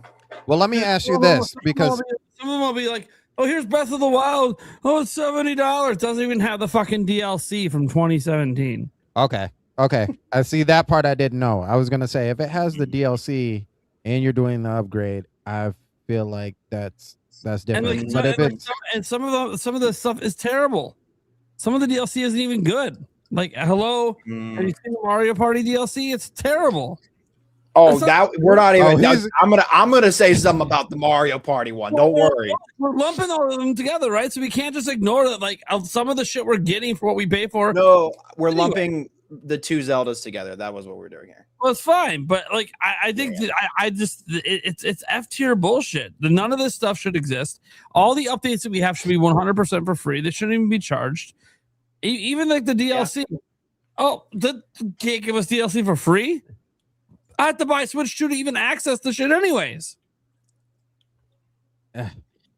Yeah. I think if I was to put the individually, I think the Mario Party Jamboree one definitely goes in the Yikes. I guess we're talking about them all now. Yeah. I think the Kirby and the Zelda ones I could put into C just because there are some quality things there.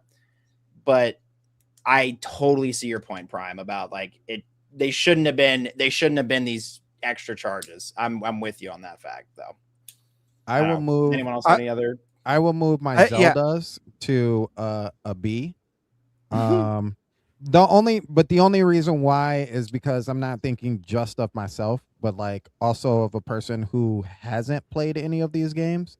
And if I had a choice, if there was a choice for you to play those games, I would much rather you play them in the factor of the Switch 2 with the upgrades versus not having those upgrades, because those games get really choppy and they're pretty, but Switch 2 does something to them.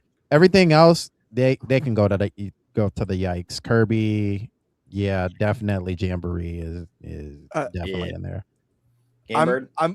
I'm gonna put Zelda. Got another new tier, so we're gonna have to vote this one out. I'm putting both Zelda games in the C tier. Some may like it / overpriced. I love Breath of the Wild. I love Tears of the Kingdom. It's my favorite franchise of all time. the fact of the matter is this: Breath of the Wild sold over 30 million copies on the Switch One. Tears of the Kingdom sold over 20 million copies on Switch One. If you didn't like Breath of the Wild, you didn't buy Tears of the Kingdom, and that's one of the big reasons why there's a little bit of a drop off. People who didn't like the story direction or the breakable weapons, many reasons. But the fact of the matter is, most people, I mean, Switch One's the best selling Nintendo console of all time. Insane that a Zelda sold over 30 million units, and then the sequel sold over 20 million units. This is something for very core fans who absolutely loved those games and wants to revisit them. It's not really for the person who missed out on Zelda in the Switch era. It could be, like, I'm not saying those people don't exist. They definitely do, but most people did. And when we're looking at like the first year of Switch 2, I don't know that that's a compelling reason to own the console, because if you're already a Nintendo fan, you probably already played the shit out of these games. If you love Zelda or if you love them. So yeah. I don't think either of them are a strong argument for Switch 2 having a strong first year. That's why I put it in C. And I say that as someone who absolutely adores these games. And I do agree with Nate. I think the slightly overpriced, especially when there's companies doing their Switch 2 editions for $5 or under. But yeah. That's just my thoughts. I agree with that. I think I can concede to a C. I think a C is like for at least the Zelda ones. Given my thoughts yet. I'm sorry. Go ahead. No, I was just saying I changed my vote from where it was. Keep going. Okay, so 2 of the highest rated games of all time. Right. On Switch 2, you can play them in the best way possible, of course. As Sandstorm said, there's a lot of very choppy parts on Switch 1. Load times are like instant on Switch 2. You have HDR wide color gamut support, which if you have a TV that has HDR and it's calibrated correctly, it's a big if. It's going to look absolutely stunning. 60 FPS resolution. You got the Zelda Notes app that acts as an achievement system. That again, nobody uses it, but it's there and it's badass.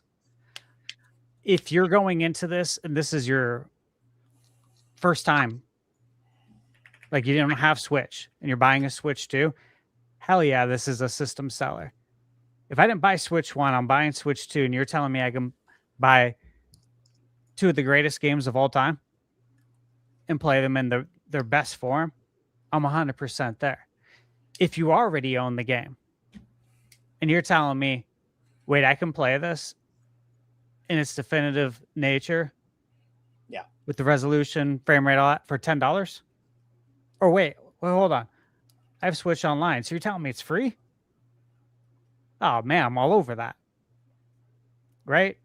So that's how I'm looking at it.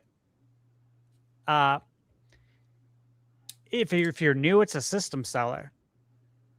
If you own it already, it's an A. And again, I beat Breath of the Wild right when it came out. That was 9 years ago. Mm-hmm. So for me to revisit it right now would feel like a new experience again. It's been like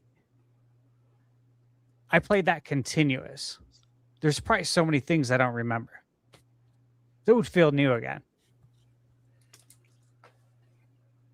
Yeah. So where would you put it? I would give it. If it was you, I'd give it an S. Damn. Hey. Look, if I'm telling someone, hey, they say, hey, I'm buying Switch 2 for the first time, what should I buy? You know, I didn't have Switch 1. I'd be like, get Mario Kart World, DK Bonanza, both Zeldas. You'll be set for a long time. Well, I will say, I think Nate's F and your S cancel each other out. And then we have 2 C's and a B. So it's probably, I think these are going to live in C tier. Yeah, they live in C tier. I think that's a fair assessment. If that am I wrong on that one? Out of everybody's opinions here. I think everyone made valid points. Right. I'm I think happy the average wherever it would lands. be C. And do we feel the same way about Jamboree? Dude, the Jamboree DLC. You sucks so put much them dick. all in the right place. Yeah, I feel like I'm these not three even- are in the right spot. Yeah. Well, I don't know. I didn't play the. Unless Kirby somebody has something to say, DLC, go but ahead. Where were you at? what the Kirby DLC? Granted, I didn't play it, but I do feel like that one could be the one that maybe pops into C. Maybe I don't know if anyone has any. We'll put it top. thoughts on We'll it. put it at the top of F then. Yeah, Yeah, I I'm- personally like the Kirby DLC a lot. Nate, still same. Again, I F? think most people haven't played it. I haven't played it. Oh. Yeah. I'll bump it. We'll bump it up then for the people that have played it. Then we'll bump it up. Put it bottom of C. Now, so the ZA. Okay, so Pokemon Legends ZA. This is such a weird one because it wasn't like it's a $10 upcharge, and I don't like that it existed on Switch One, but I understand why it did. But there's no besides like you just get a more functional game with this edition. You know what I'm saying? Like it's like it just feels like the definitive way to play. It's not even like an upgrade. It's just you just get a more functional game. You know what I mean? I don't know if that makes any sense. I think it goes in yikes because of that, just because of it in pure concept is that I think it's a solid, great game, but I think as a Switch 2 edition, it's like, I don't know. I could put it in C tier just because the game is solid and it's there, but I could put it like top of C tier, but I don't know. I want to hear what you guys think about Pokemon because I feel like this one's a really big. I personally Post think I put it between B and A, to be honest with you. As an entry in itself, it's the first of its kind, if I'm not mistaken, to be like a live battle, not wholly turn-based Pokemon game. Like all the other stuff, like the performance and all that stuff. Me personally, I don't really care about any of those things in particular. It's mostly about the game in itself. And I think they did a really good job of adding new mega evolutions to the game. Yeah, some people hated that it was in just one city, but man, even in that one city, there's places to go. There's actually things to do as far as like catching Pokemon and stuff like that. I had a terrific time with it. I got to see my boy Total Dio again and move him into the mega evolution space. So I would say it's definitely a solid B. It wasn't bad to me. It's not for everybody. But the battling system that they put in place, on top of not allowing you to just get every Mega Stone, you actually had to work for some of those. I think it was a good entry. Yeah, I think it's different. You know, you've convinced me. I'm only saying something because you've convinced me to flip my vote because I think because it came out during the Switch 2 era and it wasn't like Breath of the Wild where it was like, oh, it's an addition that makes it better. Yeah, I think B. I think I could agree with the B. I am a very solid B on this one. I think the proof is in the pudding. Like, just look at the discourse. This game wasn't for everyone. And I think that's reflected in the sales. You don't need a Switch 2 to play it. You can play this on Switch 1, regardless of the fact that it looks and runs better. I think a lot of people aren't going to enjoy the fact that it's isolated to one city. I didn't personally have a problem with that. I think the lack of voice acting was a little bit jarring in this one compared to previous entries with how animated the characters were. I think the combat system was phenomenal in this and a lot of fun. But I think the city left a lot to be desired. I don't think being stuck in a city was a problem because I actually think that's a really cool theme and setting to do. I just think that the city in and of itself didn't feel alive. It wasn't very interesting. All the catch zones just looked like the city. Like, it would have been cool if there was like stark differences between the catch zones thematically, you know, like an icy catch zone and a fiery catch zone and They could It have done was really later cool in the stuff. game, but I'm with Sure, you. but you know what I Yeah, mean. yeah. Throughout your Yeah. journey, it was like, oh, they just added a barrier to this part of the city that used to just be Right. a park. Yeah. You know what I mean?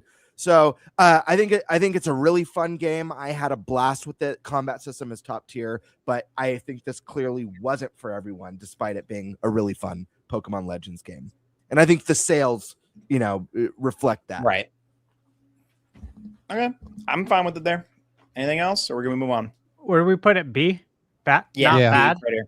Not bad. Not for everybody. I think it's better than not bad. I think it's a solid entry. I think it's a solid entry. Yeah, it sold 4 Yeah, I think in million terms on of- Switch too. I think if you look at it in the lens of just Pokemon, I think it is A. But I think in terms of the compendium of Switch games, I think it's. I think I have to agree with that. Not bad. Or not for everybody category. Yeah. That's just me. I don't know, Nate. I mean, other? it was for 4 or- million people, but yeah, That's Yeah. true. it Yeah, depends you know on how what? you That's want to fair. look at it. No, that's fair. That's fair. B. You say, what did you say? B. B. Okay. I think that's a deciding vote there. I have to factor in, and it is hard because I actually really love this game, but I Right. have to Same, factor yeah. in with everyone that if, like, when I think of like when I'm rating system seller, if I can play it on the previous gen, like Mhm. that stands out. Even though I personally want to play the best version of all these titles, I'm just Right. trying to think of like the necessity. Like I've gotta have a Switch 2 for this, and I don't know.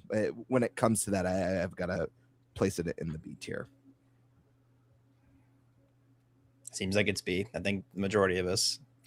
But you're valid, Stash. You're still valid. Yeah, I thanks, see man. your- No, I see your I'm cool with POV. that. I get everyone's Yeah. point too. Yeah. Hyrule Warriors. I'll let somebody else speak on this one. I didn't play this one, so. A. It's a I'm not A. going to say anything else. A. It's F, a A. baby. You say F? S. Oh, I thought he said, I was thought he like, said what? F too. I thought I I he said said F. I too. was like, what the hell? Ennis? Where are we between S and A? Do you think it's a system seller?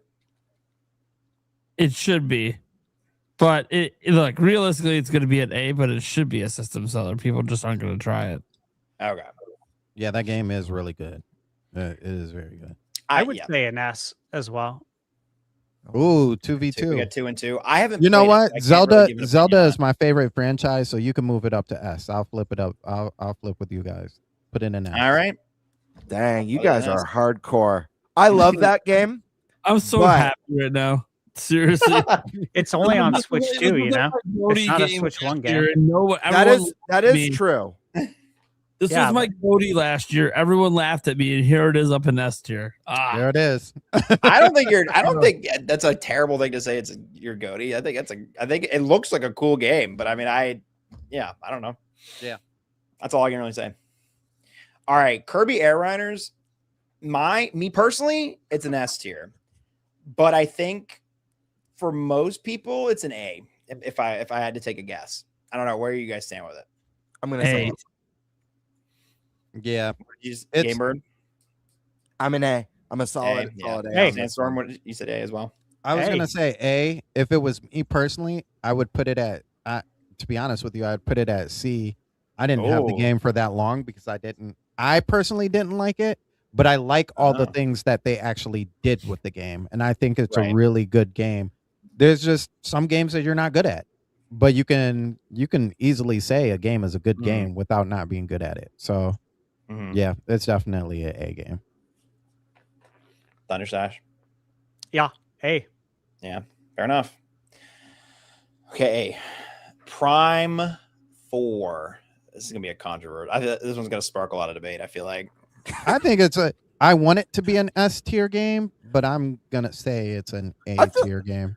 I I feel like Hyrule Warriors should have sparked some debate.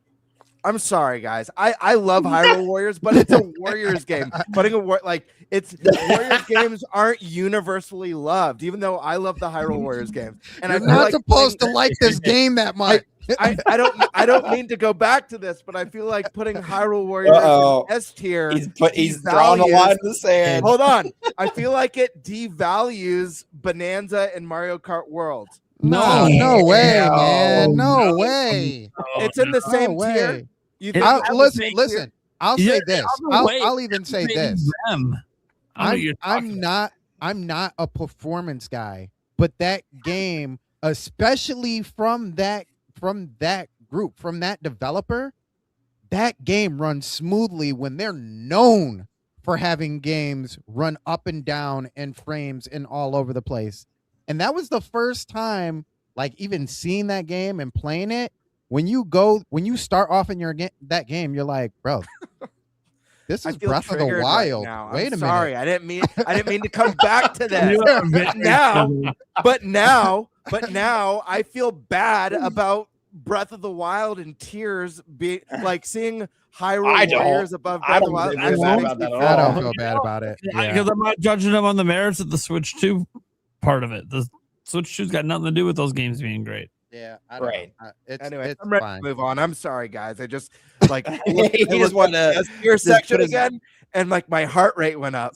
What did you say for your I rating? said that I said A, An A. solid entry for Hyrule Warriors, but I just like He's struggling with the S tier. He's Yeah, really he's struggling. Yeah. Yeah, even though I haven't played this game, It's I because I'm- understand the sentiment of like it's definitely Warriors not games a aren't for system everyone. seller. It's definitely not going to be that. But I will, since I haven't played it, I feel like my vote is null and void. So I won't. Sure. I'm not gonna. Yeah, I get that. Try to It pick does one way or something another. different than all of the Dynasty Warriors games anyway. Like, there's so much But added who to is it. asking themselves? Yeah, I'm getting a Switch 2 for Hyrule Warriors. That's There's a all lot I'm of gonna people say. actually. There's a lot of people. There's a lot Well, of I people. think all the Zelda fans are saying, "Hey, this is a new Zelda game that's only available on Switch 2. Right. It's the only way to play it." So in that sense, Right. it can sell the it's- system. It's very much a Zelda game as it is a Dynasty Warriors game. I think that's what people don't catch is like there's actual puzzle like element. You just can't go and press Y on everybody. Like, you actually have to do something more than just that. Like, Right. it's a I feel Zelda like the game. Venn diagram of people who bought a Wii U and the people who said that to themselves about or says I bought a Switch 2 for Hyrule Warriors is a circle. Am I crazy for saying that? What is happening right now? Okay. I'm being a dick. It's okay. I didn't play it, so I'm not gonna move it. It's staying. On the Metroid. On the Metroid again is, I think, an A, and I wish it was an S, but I do think it was a very solid entry for what it was. Looking at itself, I'm not comparing it to Metroid Prime, to Metroid Prime 2 or 3 by itself. I think as a first person shooter that we've gotten from Nintendo in quite a while, I think it was a solid entry. I'm gonna go with B. Yeah, that's. I'm with Nate on that one. I think it's fun at points, but man, it's tough to get through at some points, and it's not for everybody. Anybody else? Yeah, I Two reviewed Bs and this an game. A. So I've spent intimate time with it. Mm-hmm. I've been with Metroid since the 80s. Yep. Love it. Absolutely love it. For all the things that the media outlets did to try and steer gamers' opinions on this, because that's what they did. They did a steering campaign. They all said the same thing. Mm-hmm. All of them. Every single outlet complained about something that real gamers knew was inconsequential, which was an NPC that had very few lines. Oh, for so long. And that literally changed so many gamers' opinions. So they steered everyone. I'm not sure why they did it. Not sure if they had some beef with Nintendo. I have no idea. But there's something there. I think that's unfortunate. Additionally, I think the it was things just a that they clippable said, moment, if that makes sense. You know what I mean? Like, I think it was just a very clippable get yeah, clicks. I mean, off it's a of. shitty Anyways. thing to do. It's a Right. trashy That- thing to do. Yeah. I would say it's not classy. Right. What can you do? But some of the things that they said about the game that like made it antiquated, I loved. Like they compared it to Ocarina of Time. I'm like, yeah. So you're comparing it to the greatest game of all time.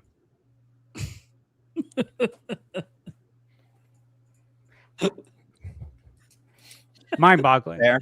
My experience, absolutely loved it. I The- don't think it's a system seller because Metroid never has been. Okay, but is it a solid entry? That definition, yeah, solid entry, totally. My issues with it weren't even with the NPC people. I think it's just a fundamentally like I don't know. I think the open world desert thing was so unnecessary, and there's just aspects of the game that are just really unnecessary. I think that's just the biggest. I mean, it's Hyrule Field.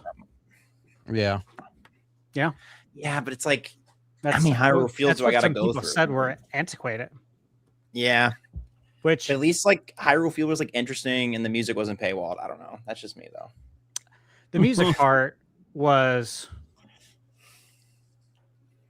I don't think, a good move. You know what I'm saying? Like I heard the music. I was able to spin this one. There's no fucking way. Yeah. I was waiting for it too. I think that one got. I think I got him on that one, guys. No, dude, you're right. I said it in my review though. No, yeah, I know, it was I'm just- unfortunate that this was like you should never paywall music. Now look, guys, if I walk outside right now, I'm in the desert, I'm in the mountains. You won't hear anything. It's like going into a quiet room. Okay, so that's what the desert was like. I literally said that in my review. So at least it was realistic. But Right. I don't think many people know what it's like to go walk in a desert in the middle of nowhere. So they don't even know that this is legit. It was in a a. sense. I don't think it was a the fact that it was. I don't think it was the fact that there was no music. I think it was the fact that there was music and that was accessible, but it was blocked. Yeah, I think that's that more what the stinks, problem dude. is. Yeah, I think that's more what the issue is than the fact that there's none in general. But Gamer, go Listen, ahead. I think You're both the those things are. tiebreaker. Yeah. I think both those things are a problem. Don't paywall the music, and I think it is realistic. I totally get what Stash is saying. Listen, Wind Waker is my favorite video game of all time. I could never imagine playing that game and sailing the sea, and it's just silent, and you just hear waves. That overworld, I'll call it the overworld theme, but that ocean theme when you're sailing is so iconic. It's one of my favorite Zelda tunes of all time. And just because something's realistic doesn't make it fun or interesting. And oftentimes video games are a phenomenal way, especially Nintendo games, to escape the real world, to escape realism. So for a game that has such fantastic music too, to silence an entire zone felt very jarring. That being said, that's probably my biggest gripe with the game is that music choice.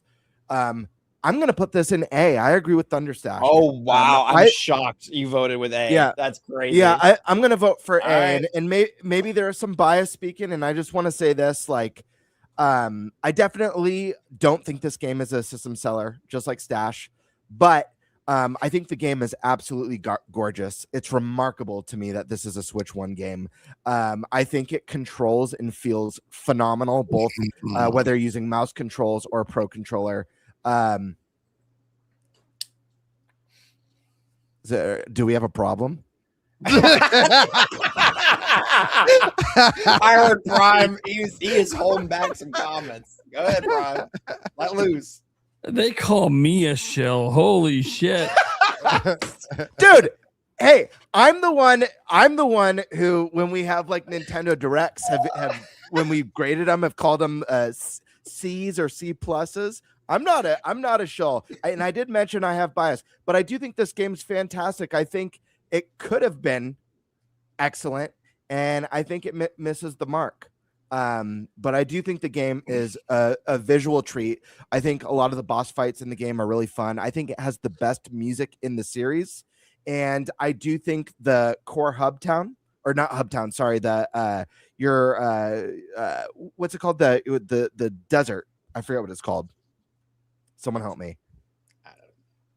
Anyways, It's been so long. I Those are so amazing. That's such an A tier. You remember the name of it. Yeah. It's Yeah, okay. I don't remember a lot of things either. The point that I'm making is that was the worst part of the game. I think the game Right. would have been better off without it personally.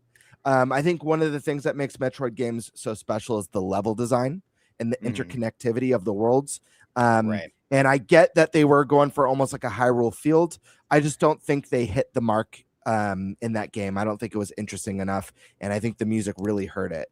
But I think this is a solid entry, and I think it's a game that should have achieved excellence, but it's one of the most good. It's one of the most good games, but it's just such a strong good to me. Right. Does that make sense? Am I making sense? Yeah, I can making sense. concede that this game has very high highs but it also has very low lows. I think that's I can agree with that. There are very really cool moments in this game that I got to, like when you first go get the bike and you're in what I forget, it was like the Thunder area or whatever. I thought that was like cool as fuck, and I think it's the coolest of any Switch game has ever looked. Yeah. But that being said, that's where it's at. But anyways, I think the votes are in. It seems like the A's have it. So That's right. I would not be disappointed if this landed in B. That's just my opinion. The only thing I'm disturbed in is Hyrule Warriors being S tier. he's still Hyrule Warriors. All Well, right. I have to. Sorry, one more time because Nintendo Prime called me a shill and then put Hyrule Warriors in S tier. Guys, I didn't know this tier list was going to break up the podcast. My bad. I was just trying to do something fun, something quirky. Prime turned his camera off. He said, "Nah, we're not doing." All right. I feel like a couple of these can be pretty fast. I don't even remember the Animal Crossing. That's going in yikes. I think it was like a slight graphical upgrade. Maybe and you got some of the DLC for free now, which is like not bad. But I just I don't know. Yeah, I think it was just kind of unnecessary. I think that could have been a free just upgrade, not calling it a Switch 2 edition. Any disagreements? No. Are we good with that, or can we move on? Yeah. Next one. Yep. Mario Tennis Fever. I think it is like, other than Welcome to It, is the tried and true example of an overpriced game for the system. Yeah. I think it's a great game, but I think it is entirely overpriced. It needed to be $50. Agreed. Anyone else? Any disagreements? I'm happy with C on that one. Yeah. Lots of fun. I think they got us overly excited about the single player adventure mode. And maybe that's the thing that could have, maybe that was the thing that could have pumped it up in the rating, but I think C's solid. Yeah. It was a lot of fun. Anything else? Nope. I don't mean to push more, but yeah. Nope. I haven't played the Xenoblade games. I mean, I'm sure they're like the rest of the upgrades, and it's just like they're nice, but I don't see I don't know. I will let you guys, if anybody has played them. I have not played the regular Xenoblade, but Xenoblade Chronicles X, I'm sorry. And this is total bias, but that's an S tier game for me. Like, not only are you getting upgrades for it, and yeah, the upgrades are smaller. It's not even $10. I think it's a $5. That's a $5 one. Okay. But there's more content at the end of that game than there already was in a game that's already well over 100 hours. That is a boss game. That is actually, if I can even be even more honest, Xenoblade Chronicles X out of all the Xenoblades is my favorite. Like, and that's including like Xenogears and Xenosaga. Like Xenoblade Chronicles X is up there, and Xenogears, and then Xenoblade 3. Like, that game that's a fire game, but that's my bias once again. I think it's definitely a system seller. Okay. I think I would put that then. I think we can leave the regular Xenoblade, and yikes, I could concede a B tier since it's like not for everybody, because I know that's kind of just like Xenoblade's entire personality is the people that love it, and the people who haven't played it or don't like it, don't. I don't know. Maybe is that a fair statement, or Prime, you have something else to say? I'm fine with X going to B. Obviously, the other Xenoblade Chronicles needs to stay in F. For those who don't know, the original release looks better than the version. In some that's respects. funny. So And then, I cannot makes give sense. that version of the game kudos for looking worse. yeah, that makes sense then to put that. That shouldn't even be Yeah. allowed. Yeah. I'm okay with Right. Xenoblade Definitive Edition and Yikes, strictly based on I'm not aware of this one looking worse than the other versions. However, I'm okay with it being in Yikes only because we're rating Switch 2's first year. This game's available on the Wii. It's available on the 3DS. Oh, It's available yeah, it on the is. Switch 1 and now on the Switch 2. So this is the fourth version of this game. Yeah. There's so many places to play this. Obviously, this will have the definitive stuff. It'll have like the extra story content. But still, when I think about what makes the first year of a new console awesome, you know, we've gotten so much Xenoblade 1 that wherever the other ones land, I feel like this one has to be at the bottom. So I'm good. I'm good with that. Xenoblade Chronicles Switch 2 edition that just came out. We're saying that's a F. Well, I don't think it's an F. I'm just saying I'm okay with that being on the lowest out of all the Xenoblade games, wherever they land, just because we've gotten it so many times. Yeah, because this is still out. It's not necessarily just the game independently, but it's also like how it contributed to the Nintendo Switch 2's first year. It's kind of I'd like probably put it in C, to be honest with you. Well, it just came out. Gonna give it one. Yeah. this one. Oh yeah, it came out yesterday. It didn't even come out like in its first year.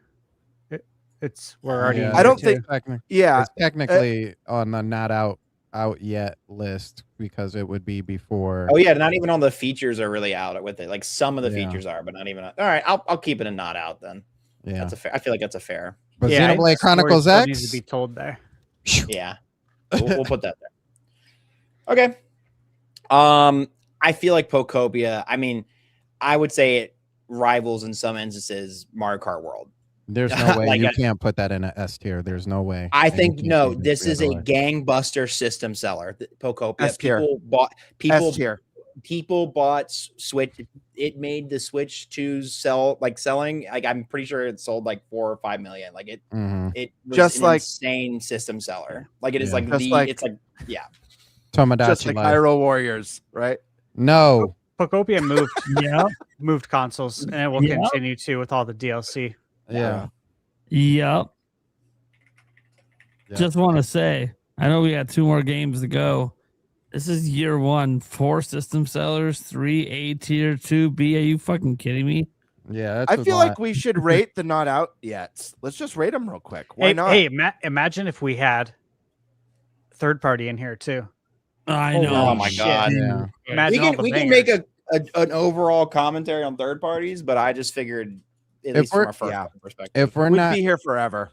if Yeah, we're doing exactly. the not out yet, I see at least as like anticipated, five like, I see at least 5 or 6 of these being on system sellers. I mean, I feel like so we'll do it Easily. left to right. Left is most anticipated. I mean, Zelda, Ocarina of Time. I think Star Fox is Pokemon. a system seller. I think I'm- yeah, I mean, I think it's there too. Fire Emblem, I think that's a system seller. Xenoblade Genesis, I think is Yeah, can we add these in? Like, Just, like, see what fully our put 'em list in? looks like. Yeah, Yeah, let's literally just slot yeah. them. Alright. We don't have to go into detail. Let's just come to an agreement. Ocarina of Time system seller. Just put Yeah. your hand up if you When- think so. Yeah. No, oh yeah, yeah, absolutely. yeah. Absolutely. Come on.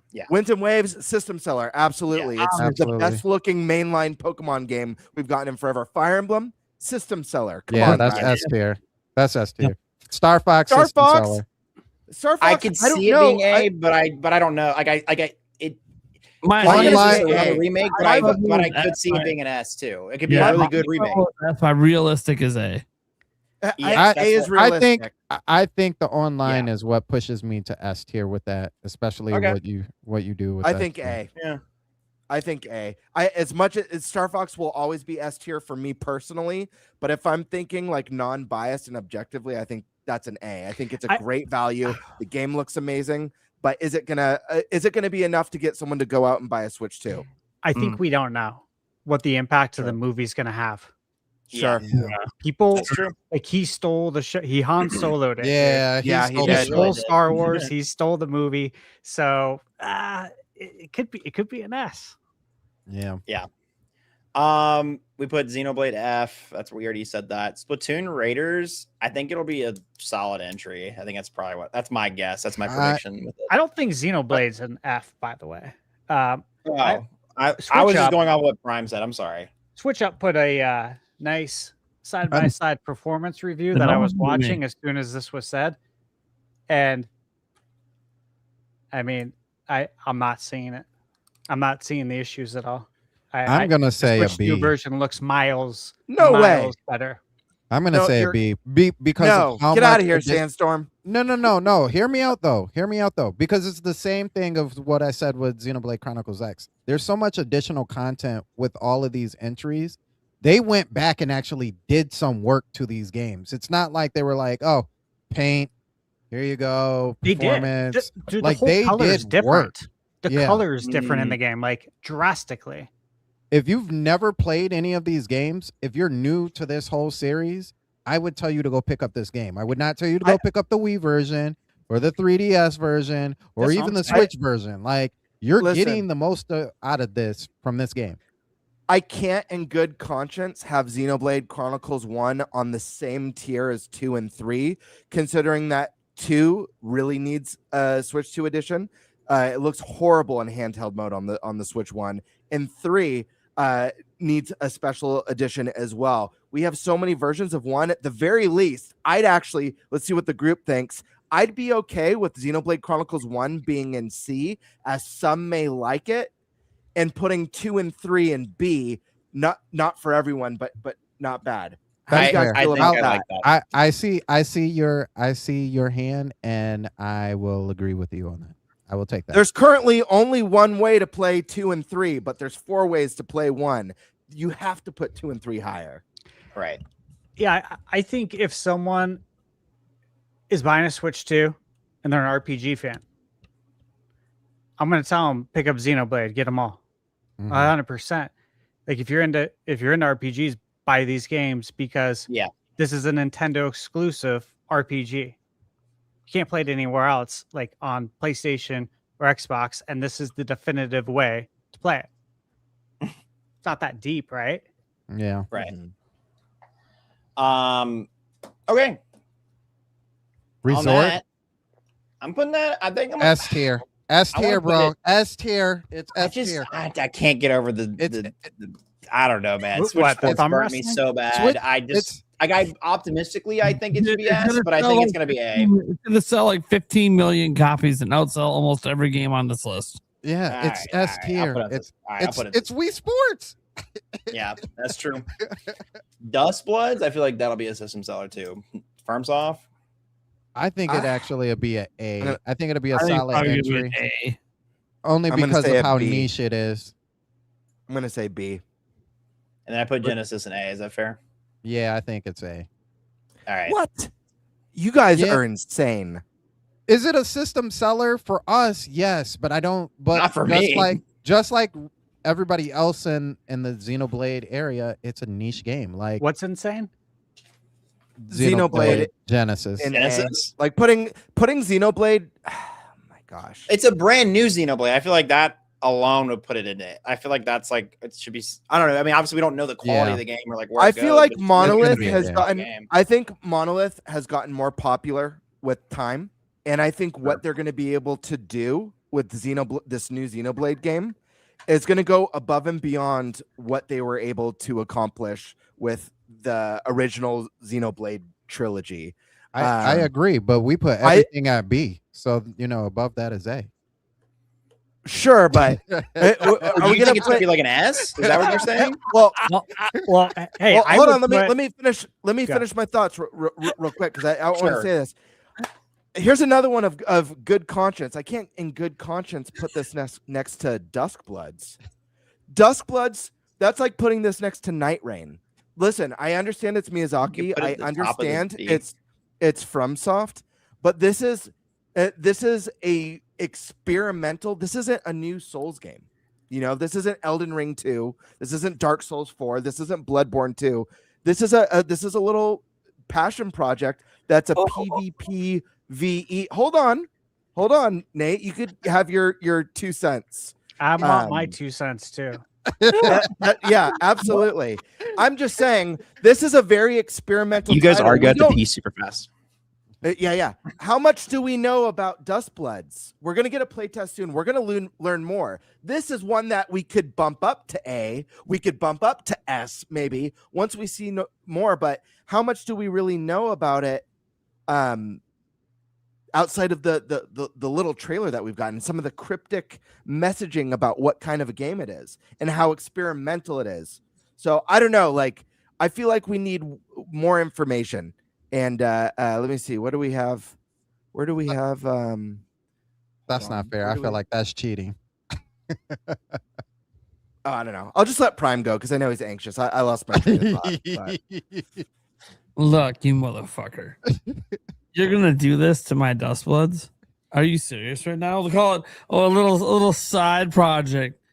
Dude, not only does it have Miyazaki on it, all right. What the fuck was Dark Souls before Dark Souls existed? What was Elden Ring before Elden Ring existed? The fuck you talking about? What look at the Bloodborne. What the fuck was Bloodborne before it existed? That's why people are excited. Because it's from software and because it's Miyazaki.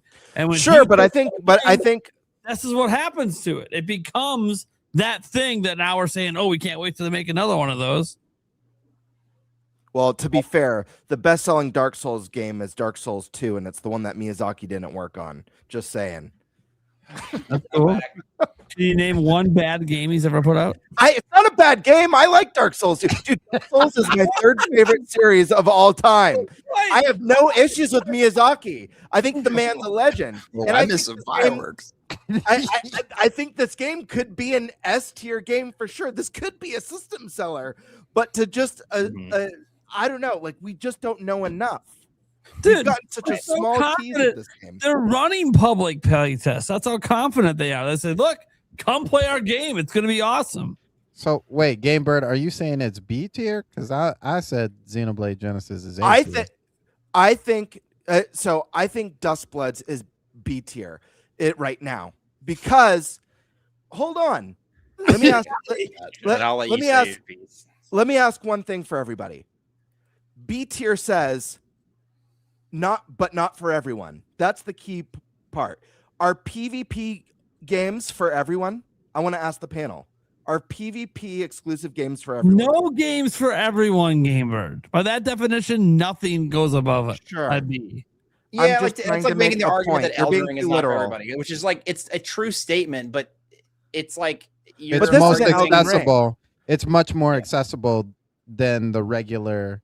Yeah, and we don't know how like accessible and like where that is going to be with Dustblood. But yeah.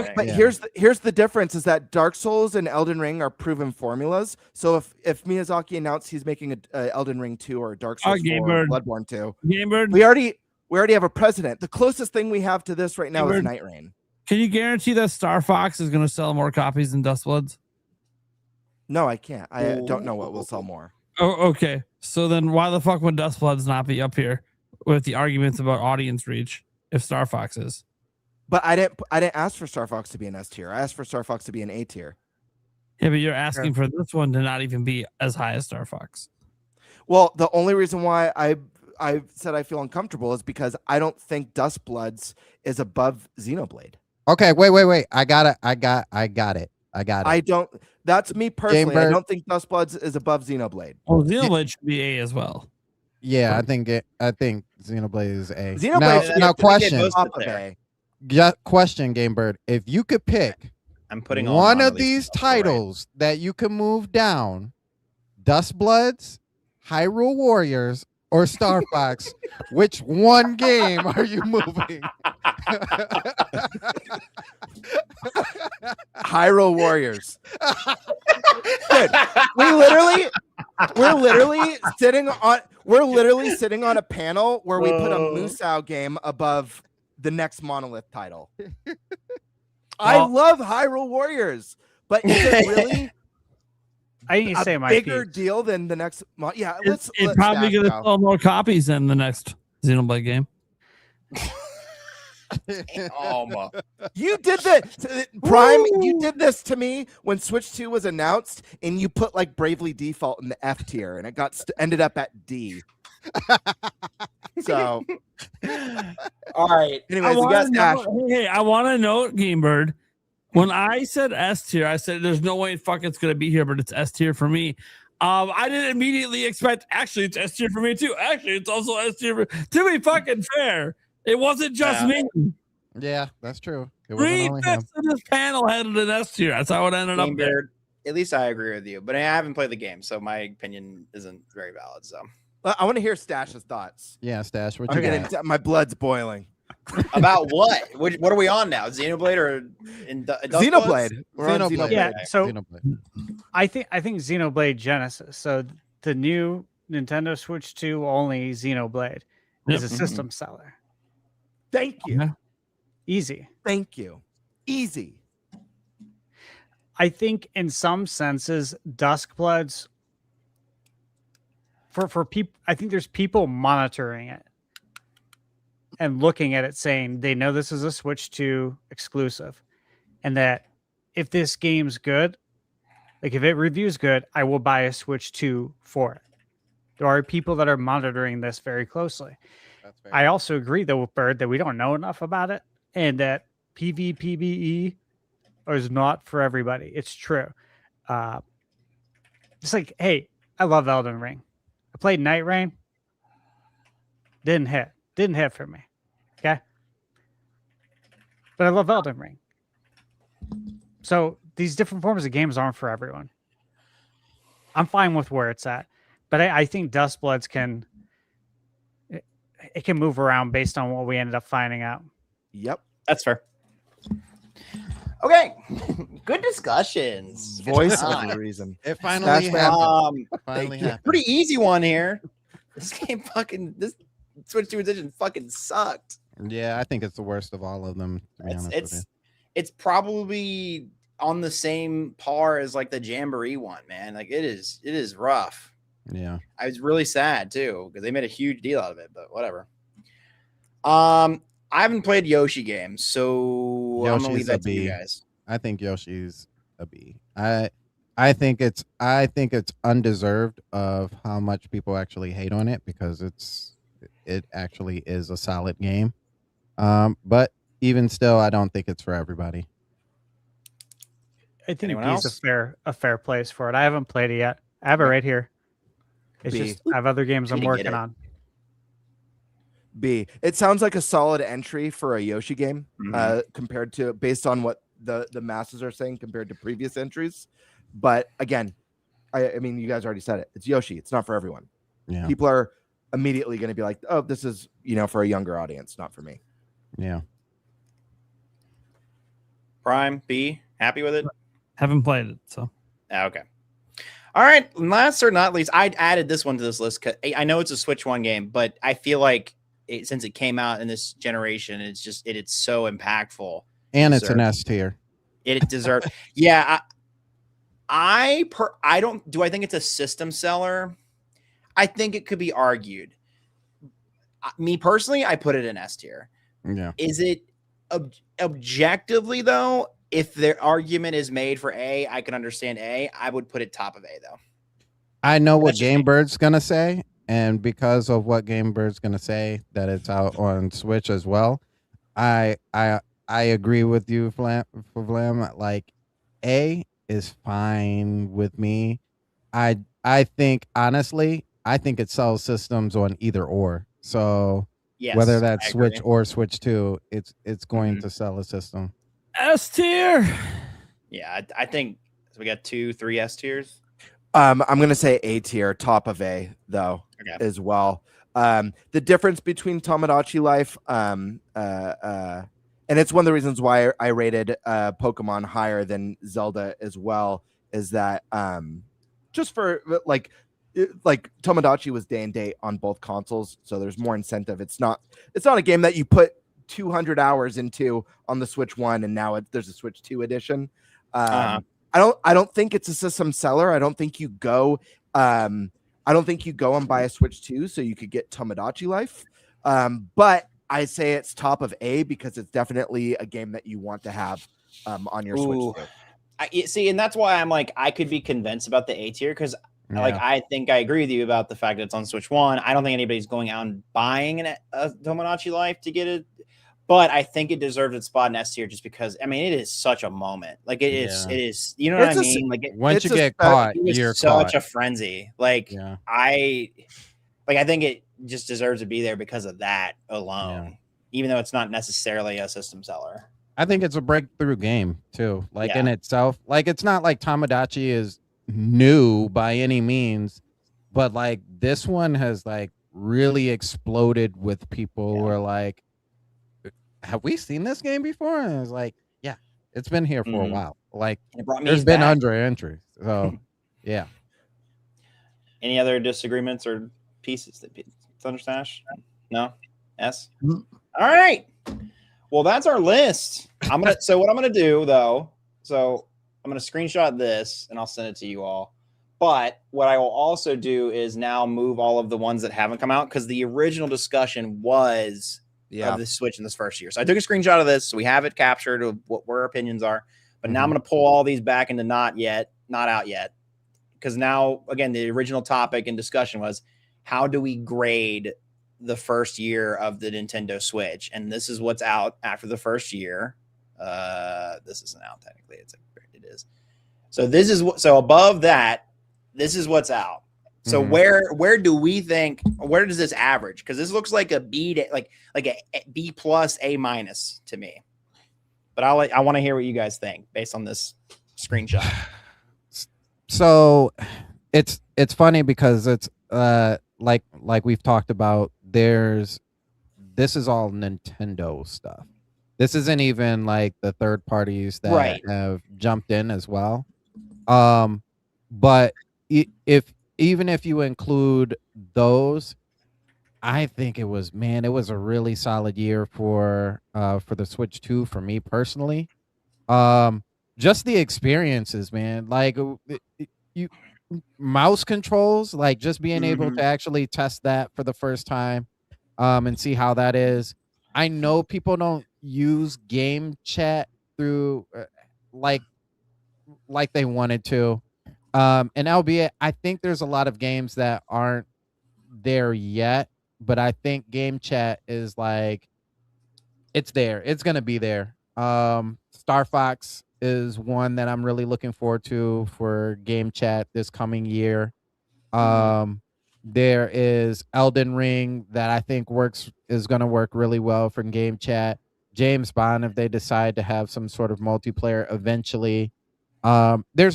There's a whole bunch of opportunity for game chat in itself. GameCube could have used a little bit of work. What's crazy is, and what actually wasn't on here, it would have been on the C, not yikes. But we forgot to even throw Virtual Boy in there. That was something else that showed up. Yeah, that is in there. Yeah. So I think as far as what we got and what Nintendo gave us, I'm happy with that first year. I think it was an excellent choice. For anybody who is looking to get a Switch 2, definitely look through some of these games, especially those S tier games. Like now you really have to decide, right? Mario Kart, Tomodachi, Mario Kart, Pocopia, Bonanza. What was the fourth one?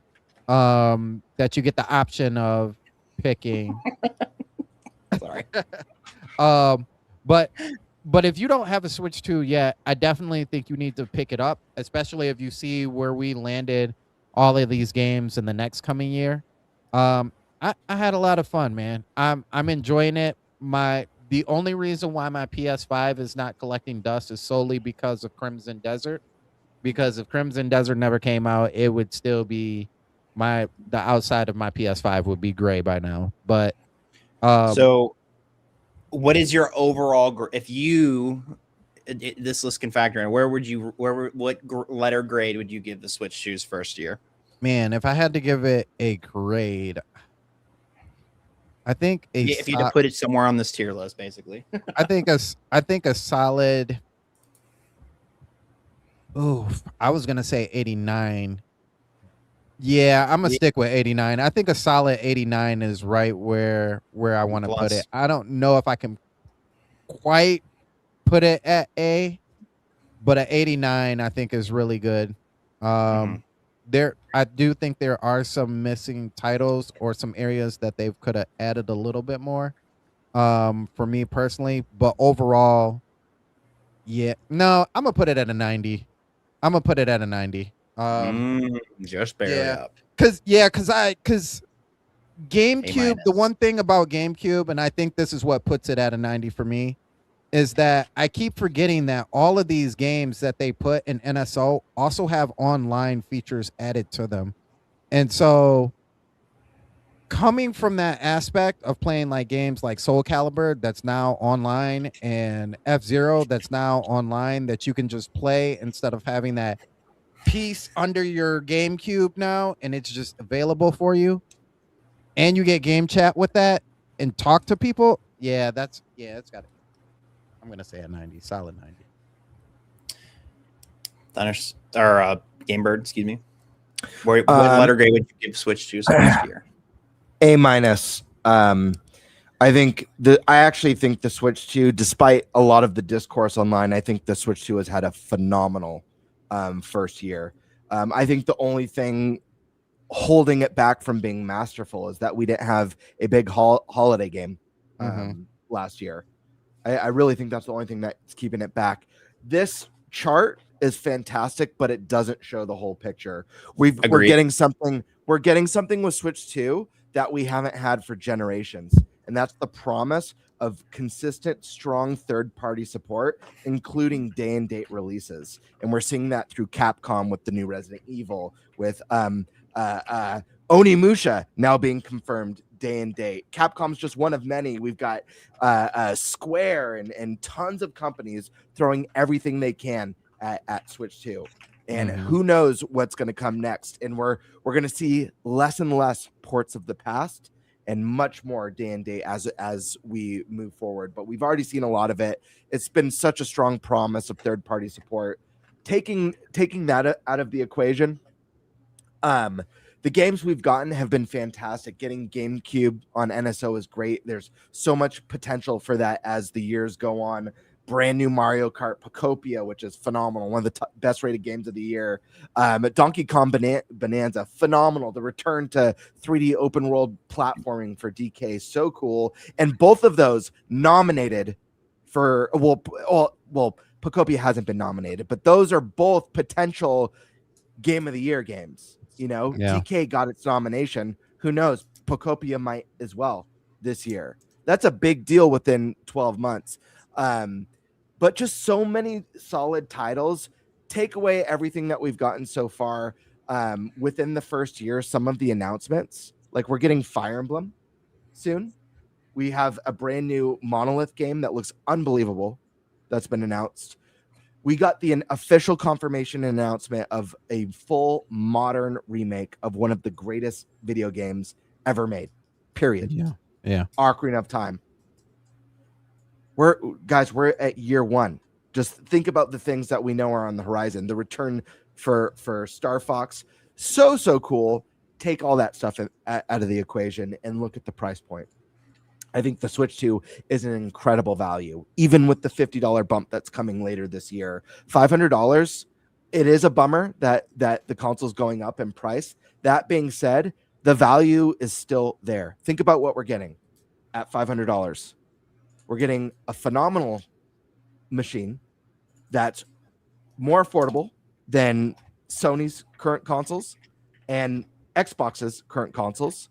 It's putting out games that look and perform close to the Xbox Series S, and it's a hybrid console. On top of that, it's the only one of the big three that comes with 2 controllers out of the box. A lot of people forget that part.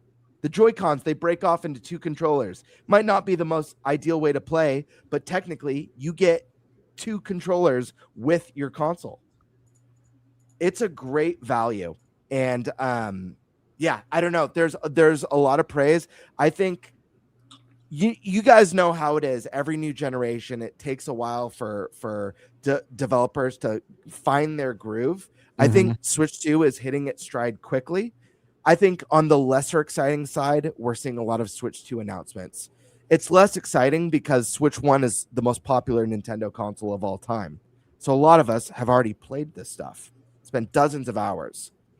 But we'll be out of that phase soon, and we'll be full steam ahead very soon into Switch 2. I think this is very strong, especially looking back at, I mean, a lot of people love to praise Switch 1's first year, but the most praised game from that first year is a port of a Wii U game. That's true.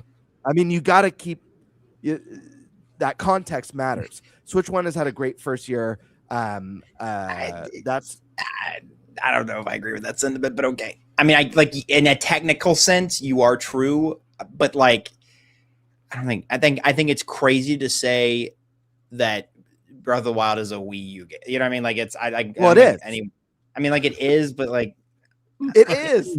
Mario Kart 8's a Wii U game as well, right? Like, yeah, I don't know.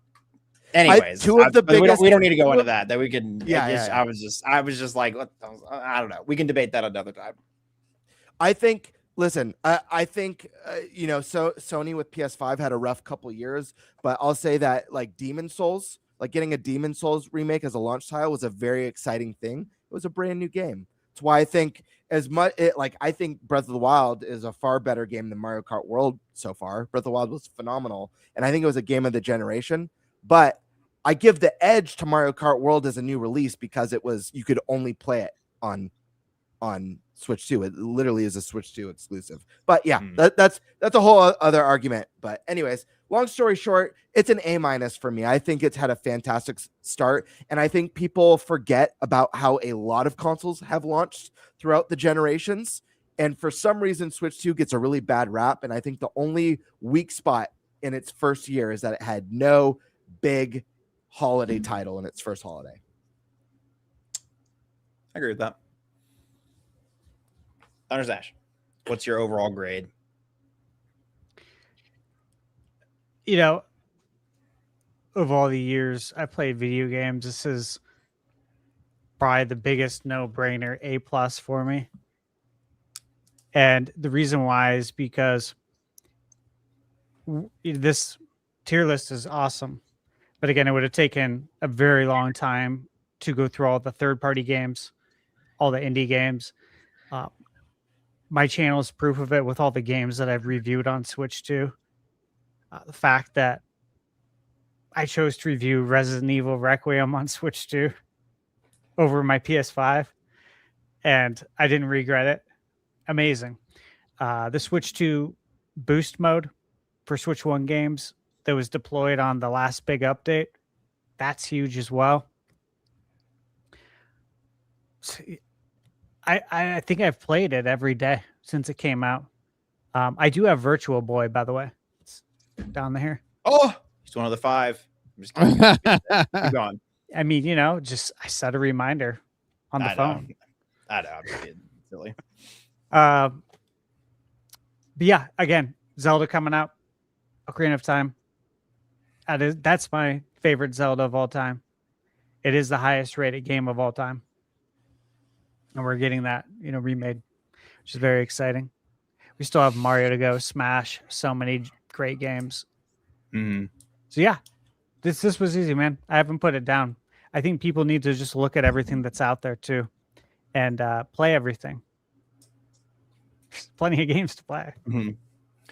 I'm gonna go before Prime because I want Prime to be the showstopper. I give it a B+, and that's.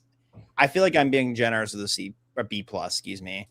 I think the third parties carry it a lot this generation, but I think that's also for me at least, a reason it brings it to a B+. I think I just would have liked to have seen more of both, if that makes sense. I think the games we have are very solid. I just don't think we have, like Gamebird said, we don't have that just knock down, drag out. This is the reason I buy a Switch 2. I think everybody has their own kind of individual reasons, but it's not like I don't know. There's no like universal one on this list where it's like, yeah, that game rocks, even if it isn't mine. That game, you know what I mean? Like, I think a lot of them you can make the argument for that. Don't get me wrong. And I think they're all fantastic in their own right. I just maybe I'm just because I'm comparing it to like Breath of the Wild, right? And that was such lightning in a bottle. But The Wii U port. okay. I'm giving you a hard time, dude. No, I know. It's okay. I don't know. I think it's fantastic what's there, and I think a B+ is very fair. Not to rhyme or anything, but I think that's where I'm at, because I think there was also a lot of stinkers and a lot of things I was looking forward to. I was really looking forward to that Jamboree DLC, and it fucking sucked. It Yeah, was you awful. were hyped for that. I remember. And the Mario Tennis is overpriced, and I wanted to play with more people. I want more people to like play it with. And it was a very limited time that I was able to play because nobody else bought it because it was really expensive. Like there are just some misses and things that I'm questioning about Nintendo on the system that bring it so low for me, excuse me. But otherwise, it has really, really high highs and really solid entries and really great games. And I think at this point, if I had to say, like, ultimately, is the system worth buying now? Yes, 100%. Also, especially with the prices increasing coming. But taking that out of the picture, out of what we have here, I think, yeah, there's something for everybody. And especially now with the deal where you can pick between Mario Kart, Pokopia, and Bonanza. Like, that's literally 3 different distinct experiences that would satisfy anybody. So B+. That's where that's my final verdict. And again, that's me being generous. I think it should be a B. All right. Prime, close us out. All right. I'm going to give it an A. Flat A. Not going to go with A+, although very tempting to do so. And that's only because of communication fumbles. I'm gonna hold that against Nintendo a bit. Yeah, okay. I don't $80 Mario Kart and all this other stuff that I don't like. Yeah, I don't like every decision they made. But Shell. But the way that they communicated some of that stuff made it even worse and bigger than it needed to be. So I didn't like any of that. That said, what really matters is the games, right, guys? Like, we're talking about a platform, and the whole reason we buy it is the games. And the biggest compliment I have for the Switch 2 since the day I got it is my gaming habits haven't changed. I'm just now suddenly playing even more games in my bed than I was before. And you might go, well, why? What changed? Oh, Nintendo has a platform that third parties actually want to put their games on. That's what's changed. And now I'm playing a hell of a lot more games in my bedroom than I am having to sit in my living room on the TV or having to come out of my office and play on the monitor. No, it's right there. Resident Evil 9, right there on my Switch 2. I beat it laying in bed one night, like 1 a.m. in the morning. Hey, look, roll credits. Sick. It is such a cool thing to basically play full-on console experiences anywhere. And in a house full of kids and a fiance who wants to use the big screen, man, it's sure great that I can still get my gaming time in too, because all the games I want to play, I can play right on Switch 2. And of course, guys, I know Switch 2 doesn't have everything. I game on all the platforms. I know this. But I'm gaming a hell of a lot more. I'm playing a hell of a lot more third-party games than I would be right now because of this. So I am very, very pleased with the Switch 2's first year. I think that, I agree with some of the critiques. GameBird saying, hey, didn't have that big holiday exclusive. No, we didn't. We had some good holiday games. Great ones. One I argued was a system seller, but in the end, look, it wasn't that big hype game that everyone wants. It's not. Look at how people are reacting to Ocarina of Time over the last 24 hours. We don't have anything like that happen last year. Yep. We have that this year. Next year, I don't know what it's going to be. Maybe 3D Mario. Maybe it's Wind and Waves. It's already announced, right? Yeah. It's going to be Xenoblade for some people. So we'll see.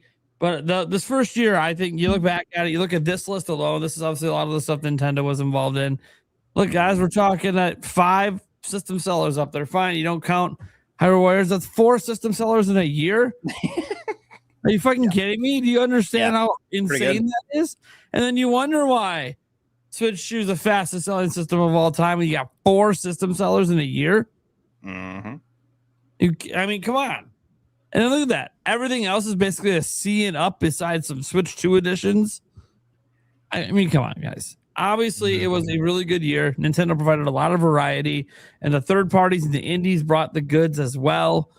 I think the first year was great, and I think the second year is just shaping up to be even better. You know, and you can see it in that not out yet thing. We'll get to a lot of this stuff. Obviously, we talk about the direct. So is that it?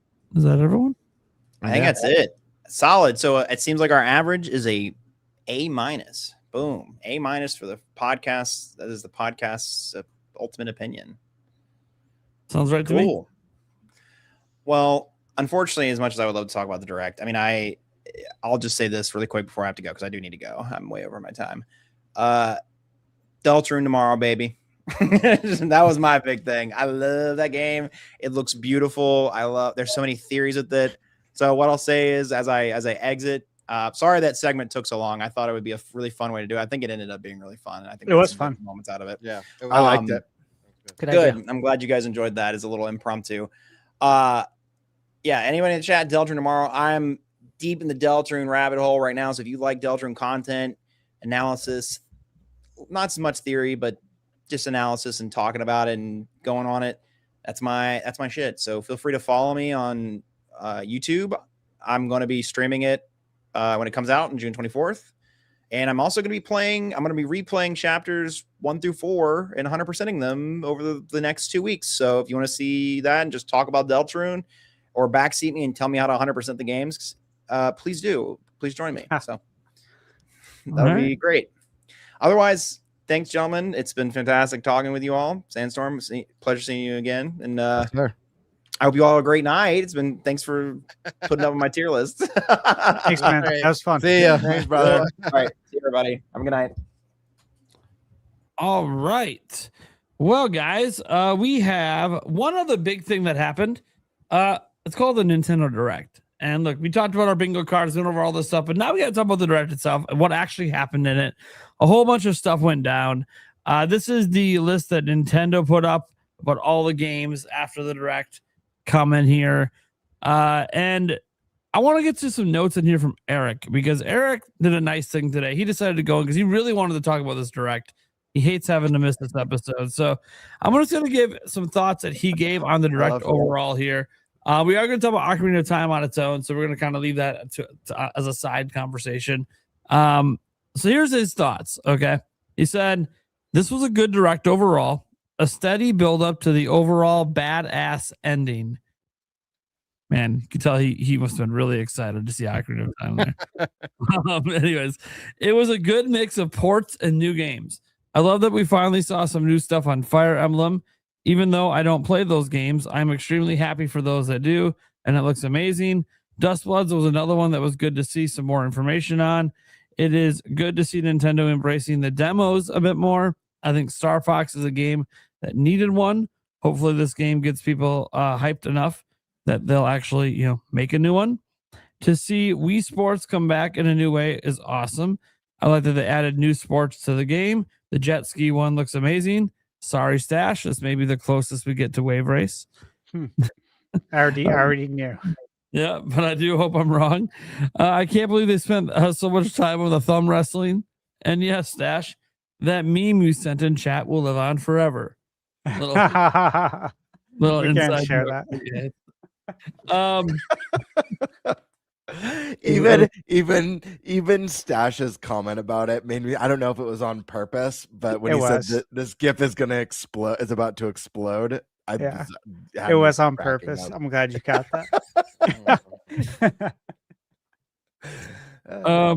Eric ends his thoughts saying, this Direct wrapped up a bunch of things that were hanging out there that we're looking for answers to. Overall, I give it a 10 out of 10, mainly because of the ending, which he does have some words on that ending, which, again, we'll get to the Ocarina of Time stuff in a little bit later. So, setting aside the Ocarina of Time stuff, what did you guys think about the Direct? Eric gave his thoughts. Who wants to give their thoughts on the Direct? Don't everyone jump at once. My gosh. Okay. I guess I'm the guest. I'll go. The main topic of the whole show. Everyone acts like you don't give a shit. What the fuck? I guess I'll go. So before this direct, I didn't catch everything, but I tried to take as many notes as I possibly could.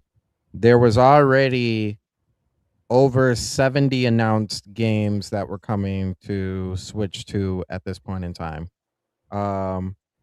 A lot of them didn't have the Switch 2 logo until afterwards, but so I was already excited because I'm like, dang, we've got a lot of games coming. And then the Switch 2 Direct happened.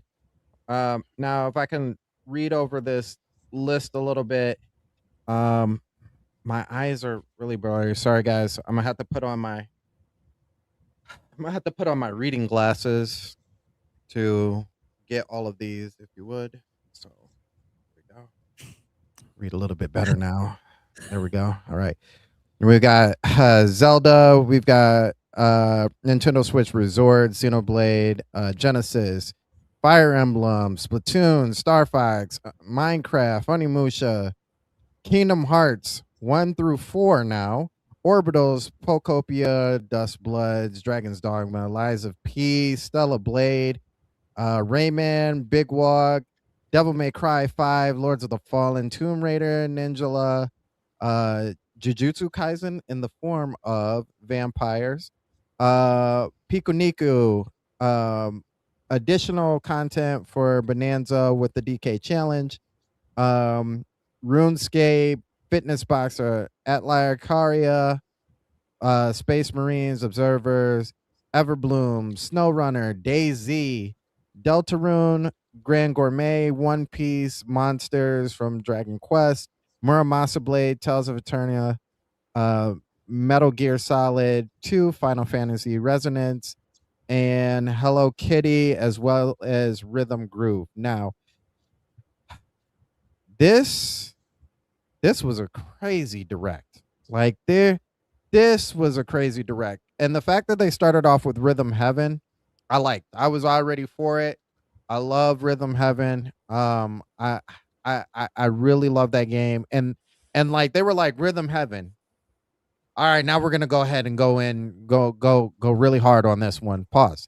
They started off with Muramasa Blade as the next game, and I'm like, whoa, like you're gonna start up here? You're not gonna like ease us through this? And they're like, nah, we're not gonna do that. Dragon's Dogma is coming up next, and it was like, whoa, whoa, can I have some time to breathe?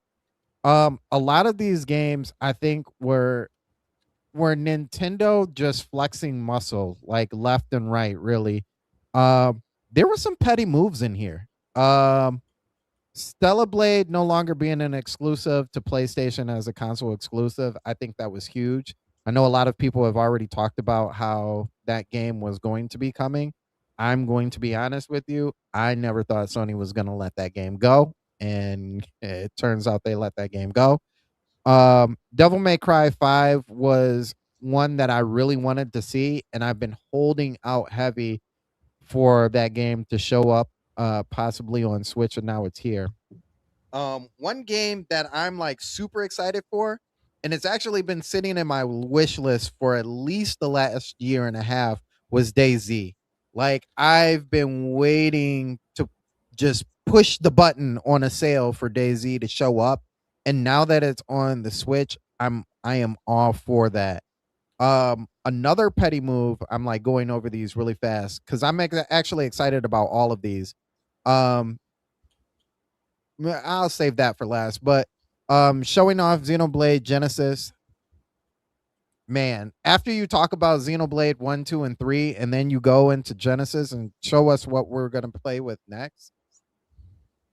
That was crazy. That was crazy. I just, even looking at the world and looking at the inverted world, it was like my mind, even watching it, I'm like, how do you do that? Like how I don't it just couldn't compute with how crazy that game's going to be. So I'm really excited for that game. Now, one game that we talked about the last time that I was on here which I was saying was like Nintendo's ace in the hole. Like this is the game that will sell easily was Wii Sports. And then they show off Resort. And I'm like, that's it. That's the one. That's the one that's going to get people back into buying. Updated graphics. It's not your Wii that you're playing with anymore.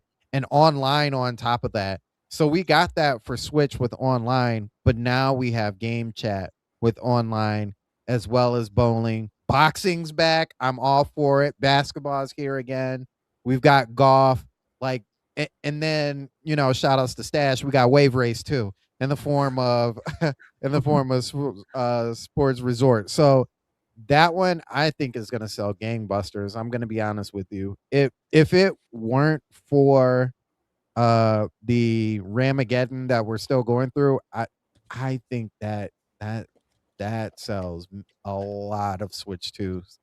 And then we've got Dust Bloods, which I personally wish that we had gotten more information on it, but I'm really excited for the summer stress test is basically what it is. I'm definitely going to be there for that. Liza P was cool. I've been excited about Liza P. I'm glad that it's coming here as well. But on to the petty move. Man, did we all think? No. Did Sony fans really, really, really think that this year was the year that Kingdom Hearts 4 was going to be shown off at the State of Play? They knew it. They knew this year was the year that Kingdom Hearts 4 was coming to the State of Play, and it did not show. And it automatically meant that Kingdom Hearts wasn't going to get shown this year. And for Nintendo, out of all companies, to be like, y'all want some of that Cage 4 gameplay? I have a fun theory about that. Because I like after the direct, I talked to one of my buddies on the phone. He called me up. He's like, dude, did you just watch the direct? I was like, yeah.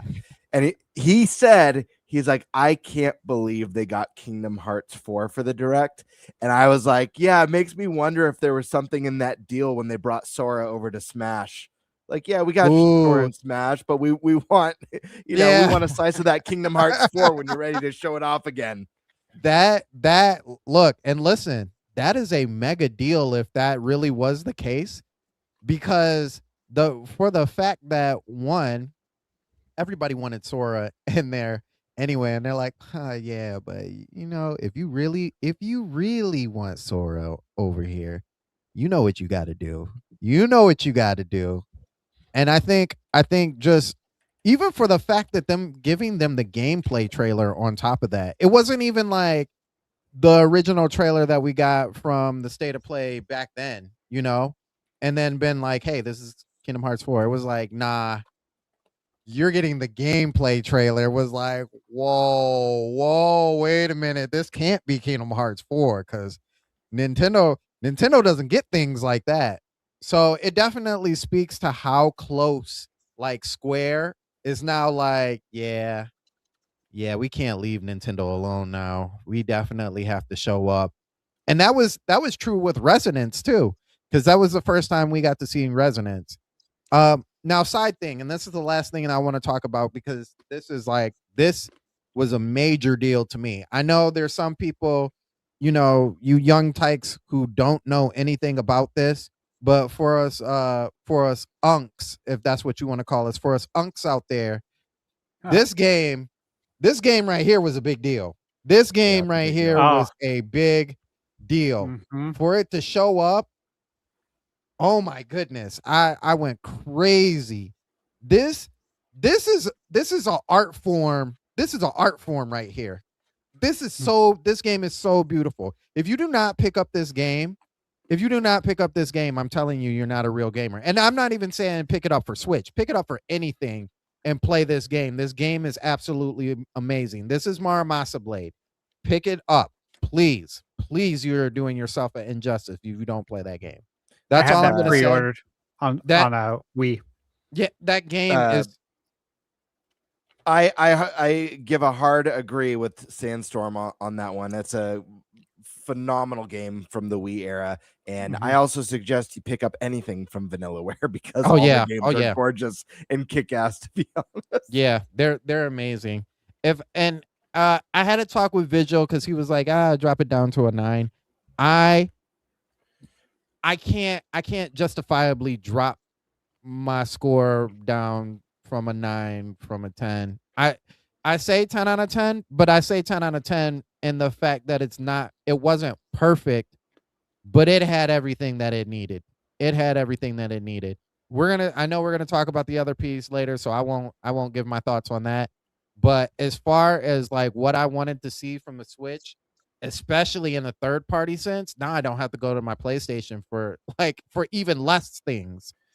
Because a lot of my gaming, like Prime said, like I'm a dad, bro. Like we don't have time to always sit in front of the biggest TV and ogle over the greatest graphics. Sometimes you got to put that boy right here while your lady is like, "Did you see that? That was funny." And you're like, "Oh, yeah. Back to this game." So man, it was definitely a 10 out of 10 for me. Definitely a 10 out of 10. Hell yeah. All right. Who wants to go next? I'll jump in. All right. For me, my more objective grade, I'm gonna give this one a 9 out of 10. I will say, like, if I'm being very biased, just that finale makes it a personal 10 out of 10 for me. They could have just made an announcement of that game, and that would have been a 10 out of 10 announcement for me. But I want to be as fair and objective as possible. So for me, I'm going to say this was a 9 out of 10. This had so much for me. I will say what maybe drags it down, and I know this was a plus for you, Sandstorm. I feel like this direct was a little bit port heavy. Now, I don't think there's anything wrong with ports because, again, I praise the Switch 2 for its strong third-party support. And I think when we get day-and-day port announcements, obviously for me, Onimusha's huge. It's one of my favorite series of all time. So seeing that day-and-date on Switch 2, that's a mega announcement for me. When we see stuff, can we pull that list up one more time? Yeah. Just it makes it easier for me to kind of talk about my feelings, and I won't go through everything. I know Sandstorm read through everything. Perfect. Thank you so much. When we see stuff like Dragon's Dogma, I think it's really cool, but because it's a game that's been out for a year or almost a year, how long it's been out, it just doesn't carry that same weight. Or, the Kingdom Hearts collection coming to, like, those older entries coming just don't carry the same weight. So I do feel like the direct was a little port heavy. That being said, man, the shit that they dropped in this direct was nuts and way up Game Bird's alley. Guys, the new Monolith game, Xenoblade Genesis, looks phenomenal.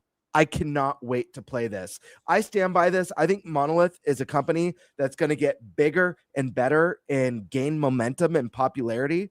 And I could see this new trilogy doing way better than the previous trilogy, especially with the power and the capabilities of Switch 2 not having as much limitations and how grand and expansive. And guys, Xenoblade put out some of the best stories, period, on the Switch 1.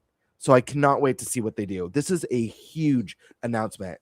Number 2, getting that release date and a deeper look at Fire Emblem. Fire Emblem 3 Houses is easily a top 5, possibly a top 3 Switch 1 game. I cannot wait for the new Fire Emblem Fortune's Weave. This is a juggernaut title. We got confirmed this year. They even announced a really cool collector's edition. I think that's probably sold out by now. But the game just looks phenomenal. I really like the new themes in this one. This was a stellar trailer and announcement. Next up, Sandstorm already said it. Kingdom Hearts 4. What the hell, dude? Out of nowhere. Shocking the nation. Shocking the globe. Way cool to see that continued support from Square, and the game looks really cool. There was no release window, so I imagine we'll maybe we'll see that game, landing on consoles in 3-4 years. I don't know. But just the fact that we got a gameplay reveal and a deeper look at Kingdom Hearts was huge. The very first HD 2D Final Fantasy turn-based, the first like modern turn-based Final Fantasy game. And I know it's kind of like a remake or a retelling of a mobile Final Fantasy, but damn, did this look gorgeous for HD 2D, and I cannot wait to play this game. It looks fantastic. The music was awesome. The combat looked fantastic. This was a very exciting one. Deltarune, huge. Let me look what else was here. We got other, let's see. Obviously, we got the Star Fox demo drop. The new sports resort looked really fun. Orbitals looks amazing. Rayman confirmed. That's great. That's probably going to be a day and date if it wasn't confirmed already. Muramasa, that's a special port because that's not one that we just recently. It's not a game that we played a year ago or 2 years ago on current platforms. This is multi-generations back. So this is the type of port that I get excitement of, more so than a Dragon's Dogma. You know what I mean? So there are exceptions to like the port heavy side. And then there was also, you know what? I actually think, and maybe I'm in the minority here, but I actually thought that Ninjala 2 looked kind of fun. Am I crazy? No. It definitely was a big change from it just being an arena game. I'm like, sure, right. Gonna right, pick right. this up. And this is no way a system seller game, but I'm not gonna lie. I actually like this. Actually looks kind of fun. So, also the playtest announcement. I obviously want to know more about Dustbloods. I think getting free DLC plus the promise of new content for Pokopia is awesome. It's a fantastic game. Minecraft Dungeons 2, awesome. Really good stuff. The announcement of a deeper dive on Splatoon, as well as the announcement of a Splatoon Direct. Really, really good stuff. But of course, it all comes to the end, and we'll deep dive on the end. But the end of this Direct is so monumental and so special. Ocarina of Time is literally the highest rated game of all time. It is, for a lot of people, the pinnacle of the Legend of Zelda. If you don't like Breath of the Wild, and there's millions of you who don't because you didn't show up for Tears of the Kingdom, and if you didn't like Breath of the Wild and you gave Tears of the Kingdom a chance, and you didn't like that, but you tried, and you really miss traditional Zelda, now, for the first time, we're going to be able to play a game that is so pivotal for this series musically. It was revolutionary for 3D adventure games, and we're going to see it brought back to life. We'll talk about it more, but it's such a big deal. This was such a special moment that just really... anything that you may not have liked about this Direct, that moment elevates this so high for me, and I know so high for so many Nintendo fans. And while I do love when Nintendo has those quirky moments in the Directs, this is the last thing that I'll add. We got to watch them demo the Thumb War. So I love that quirky side of Nintendo. I think it's a lot of fun. But I think for some people that probably ruins the pacing, and the fact that we got a treehouse right after that may have been a great opportunity to show off some of the live gameplay, like playing sport Switch sports resorts. Other than that, I think this was a solid 9. If you don't like RPGs, I could see this maybe ranking lower for you. RPGs are possibly my favorite genre in all of gaming. So this was a stellar Nintendo Direct, and I can't wait to talk about the big finale because there's so much to say about it. Those are my thoughts. 9 out of 10. All right, Stash. Okay. I don't quite know what the sentiment is online. I've just heard that it's like kind of how it normally is. Where some people are upset. I would say the sentiment is generally negative. Okay. Interesting. Yeah, it's crazy. I It's haven't crazy seen that. how Well, I've been negative it is. busy. So I'm actually going to share my screen because, well, I have my Nintendo Direct form open as well with all those pictures, and I'll show you where I'm at with this. Okay, here we go. Mm-hmm. Now, these are all the games I'm getting, guys. These are all the ones I'm going to review. I counted it out. There's 49 games on this list. I've circled 41. How do you think I feel about the Direct? Not good. Not good. Yeah. It wasn't a perfect. Well, So, Dude, you I'm might insanely feel hyped. good. I don't know about your wallet though. I think it's a little sick. Dude, my favorite Zelda of all time. Now, I'm not going to say that. There's some things I can't say, but okay, that's there. Nintendo Switch Sports Resort, excited for that. Xenoblade, Sega Genesis. You kidding me? I can't believe they're making a Xenoblade in the Sega Genesis world. That's nuts. It's really Everyone cool. should be excited about that. Oh, Fire Fire Emblem. Super excited about that. I read today too that there's dungeons in the game. Did you guys read that? Yeah. Stash. I don't mean to pause you. Did you see did you see the lineup of voice actors for Xenoblade Genesis by any chance? No. They got a absolute dream cast for this game, let me tell you. Ooh. Ultimate Play Awards right there.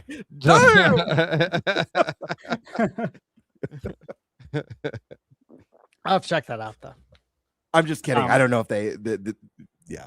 He was Okay. paid to use Go that. Still, great use of it. Kingdom Hearts 1, 2, 3, and 4, baby. And you got the exclusive on Kingdom Hearts 4. Look, I've been saying this since it released on PS2. This was 2001. I picked it up day one. I had it pre-ordered at Toys R Us. But I was like, man, this needs to come to Nintendo. This is a match made in heaven. Why is this not here? And I felt this way the whole time. I believe I was 100% right. I'm sure there's other people who felt that way. But here we are, 25 years later. Kingdom Hearts officially, not a cloud version. It's not real. It's not real life. We're getting an actual native Kingdom Hearts. And we're getting Kingdom Hearts 4 day and date. Insane. Onimusha. So I got to play this. I can't talk about it. What I played is not the demo, which is why I can't talk about it. I've seen a lot. Let me just say I've seen a lot from this game. And I'm so jealous of you. Yeah, dude, again. I'll be honest. I'm it's the most jealous I've ever been about your inside shit ever. I wish I could have streamed it to you or let you see it, But I was telling Michaela because she sat in on it with me too, of course. And I was just like, this is Bird's favorite. This is one of his favorite IPs of all time. Yeah. I was like, I wish he could see this. So based on what I've seen and played, very, very excited. I can't say anything else. I'm not even going to touch Star Fox. Splatoon Raiders. And Orbitals, I'm under embargo for. I can say, though, that we played it. And I can't wait to share more details with you when the embargo's up. Pacopia. Hey, look, I'm glad this game's continuing and they're going to be doing that expansion pass. I'm probably going to get in on it. And I've been saying that this whole time. A lot of people have said you need to play it. I said I'm going to as soon as I have an opening. That has not changed. Dustbloods, again, look, I know people wanted to see more of it. And I don't need to see more of it. I'm going to play it. I'm going to trust. So they announced the play test. I'm like, oh, that's all I needed then. Yeah, that's a big Yeah. deal, dude. That says a lot that there's a play test coming. I'm going to play in it. I'm sure you guys are too. Oh, yeah. I suggest following the Dustbloods account on X. They have an official account. And they even said, I think today I retweeted it to follow their account so you can be part of the play test. Dragon's Dogma 2. That's a massive game. And it's Capcom. Capcom has crushed it on Switch 2. And I know how it performs because I have it on PS5. So I'm super interested to see how that's going to perform. Again, like these are all games I'm going to be reviewing. Lies of P, I own that. This is something we talked about over a year ago. I mean, 18 to 24 months ago, that this would for sure come to Switch 2. I know I said that on this podcast. Great that it's the complete edition. Guys, this is Pinocchio. I'm pretty sure everyone knows that, but if you don't, this is about Pinocchio. And it's a Souls game. It's so cool. Yeah, and in chat, they mentioned there's a full physical as well. So for the physical fans, there you go. Xenoblade 1 through 3, Switch 2 edition. Again, I've been talking about that for a long time. Pikmin's going to drop too. Very excited. Stellar Blade. If you haven't played it, because you don't have, if you don't have a PlayStation, you definitely need to pick this up. I have it. It's awesome. Final Fantasy Online. Again, been excited for that. We played Rayman Legends Retold. I'll have a video coming on that. That's not under embargo. Very excited after playing it. I'll just say that. Devil May Cry 5. Badass game. Lords of the Fallen 2. Lords of the Fallen is really awesome. So, hyped for that. Rise of the Tomb Raider is an amazing game. Significantly better than the first Tomb Raider reboot. DK Challenge. Very excited to see that we're getting some form of achievements. I want to see what else they're going to do there, but very excited. I thought Ninjala 2 looked cool. I thought RuneScape looked interesting. I've already reviewed the Atelier games on my channel, so I'll be reviewing that. Warhammer 2 Space Marine. That was one of the most popular games when it released in 2024. I played it. Nate, have you played that? Yep. You liked it, right? Yep. That was really good. Yeah. So super exciting to see that. Observer from Bloober. Really cool game. DayZ and SnowRunner, interested in that. Obviously the Kingdom Hearts stuff. Talked about that. Dragon Quest Monsters. So I played part 3 on Switch 1. The performance wasn't great, but the game was so good that it didn't matter. And I said that in my review when I reviewed this game, that despite the performance woes, this game is just so much fun that you don't even care. And so, of course, I'm really excited that we're getting part 4. And in Japan, this is Dragon Quest Monsters 4. I don't know why they dropped the 4 here. I'm sure they did it for a reason, but this is the 4th entry. Deltarune. Again, if you're a fan of Earthbound, what are you doing? And again, you buy Deltarune now, you get all the episodes. It's one flat price. So I bought it on launch day, knowing that this is going to buy the whole game for me as it comes out. Metal Gear Solid 2. Again, already on the list. Tales of Eternia. That was on my bingo card. I've been looking forward to this one. I love the art style. The One Piece Grand Gourmet looks very interesting. I love the art style. And then Final Fantasy Resonance, dude. that I think that was my most. It's like top 3 probably hype was Zelda, Kingdom Hearts, and Final Fantasy. Resonance looks amazing. I love HD 2D art style. You're giving me Final Fantasy in HD 2D, and there's been some folks that I saw online saying, "Oh, this is just an adaptation of the cell phone game or whatever." Yeah, so was Octopath Traveler 0. What happened there? That game's badass. They know what they're doing. I think it looks absolutely beautiful. And the fact that you can do like Agreed. it's HD 2D, but when you do the summons, it goes into a full motion video. Did you guys see that? Mhm. That's wild. Yeah. Like, that's really cool, dude. So these games,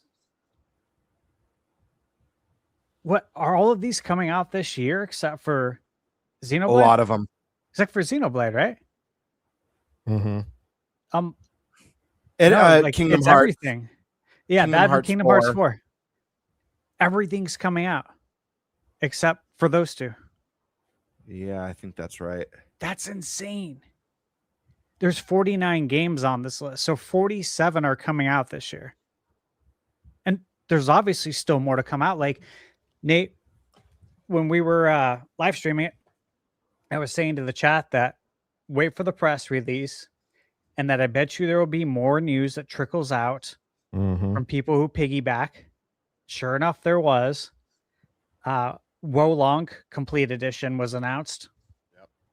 So we're getting Wolong 2, but Wolong Complete Edition was announced. That's coming out, obviously, before Wolong 2. So that's pretty awesome. Constance is getting a Switch 2 edition. A formal one, which is a great Metroidvania that I reviewed. And there's other games that I played that I can't even talk about that weren't part of the Direct that are coming to Switch 2 this year. Yeah.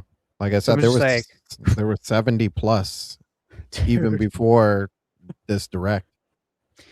Well, that's the thing too, is like we had all these showcases and not all those games were here. They can't be. It would be too long. Mm-hmm. But based on like all the news we got in the last week with showcases and the Direct, it's an insane amount of games that are coming just for this year. Yeah. And can I add something, Stash, real quick? Yeah. I think this might have been, actually not might. I think this was my favorite summer of gaming since the E3 days. Yeah. I gotta say, Agreed. Sony's State of Play crushed, in my opinion. I thought it was phenomenal. Summer Games Fest this year, easily the best Summer Games Fest show we've ever had. It's not even close. Xbox's showcase, phenomenal. Even if we've seen some of the games a handful of times, like Fable looks phenomenal. Definitely stings that it got delayed, for me, but because it was one of my picked games for Fantasy Critic. And then Nintendo, this was a 9 out of 10. I think every company and SGF absolutely crushed this year, and this is easily my favorite summer of games since E3. It felt like E3 was back this year. It was so exciting. I don't know how we top this week again for years to come, to be honest. I don't either. It was like, if you factor into Indie Quest, which, bro, yeah. I was like, okay, add to wish list, like nonstop. And even at Summer Game Fest, like I told Jeff when I talked to him, I thanked him for everything, because the way he set up Summer Game Fest, like it's a living, breathing campus. It's like an enclosed campus, basically. It feels like summer camp where everything's paid for. And they bring in food and everything. I'm like, this is crazy. Like, I don't have to worry about anything. All I have to do is make sure I make it all my appointments on time, record the event, make sure I got enough battery juice and storage, play the games, and have fun.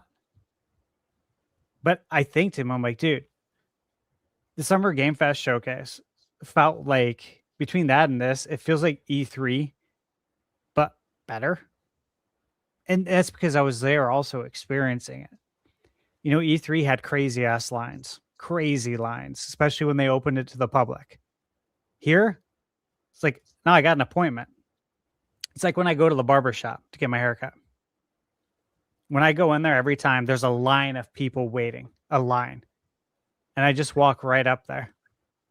And people mean mug me like, who's this guy? He just walks in and gets his haircut. We've been waiting an hour. We're waiting 2 hours. That's normal.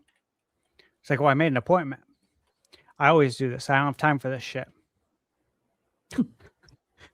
You can do it too. Anybody can do it. You just have to plan ahead. So with Summer Game Fest, like, you plan ahead, you make appointments, you walk right up. Someone playing the game, they go to that person, say, I'm going to need that controller. He has an appointment. It's like, it's great, dude. I loved it. It's just like we did with PAX. We had appointments, man. We made the most of our time. But this felt like, I don't know how they top it. All those banger announcements, not to mention like the last Ronin Platinum. Dude, You know? I screamed. I yelled. Dude, I yelled so loud. Everyone around me did. I didn't know the person next to me, but I met them after that. And that was obviously early in the show. We're just like, holy shit. Like, I thought this was canceled. We all did. We thought this game was canned. Dude. And it was wild. Stash, so funny. At the Game Awards last year, is when we got the announcement for the new Onimusha game. And I swear I knew it was Onimusha before anyone. I'm not even exaggerating. I'm not just saying that. I knew it was Onimusha before everyone. You saw the souls being sucked towards the silhouette, and I screamed. And when there was all the coverage on YouTube from the Game Awards, there was a YouTube short of that reveal that someone had posted, and you could hear me screaming Onimusha in it. And it was just my voice just screaming at the top of my lungs. It's so funny. I was like, oh my God, that's me. That's awesome. Guys, yeah, this was such a fun week. But to cap it off with like no sleep, you know, hopping in to the live stream and seeing all these games, I'm just like, this is nuts, dude. All of these games, 41 of them I want to review. I don't. If people aren't happy with this, man, you'll never be happy in life. There's so many great games. You got to open your eyes, expand your horizons.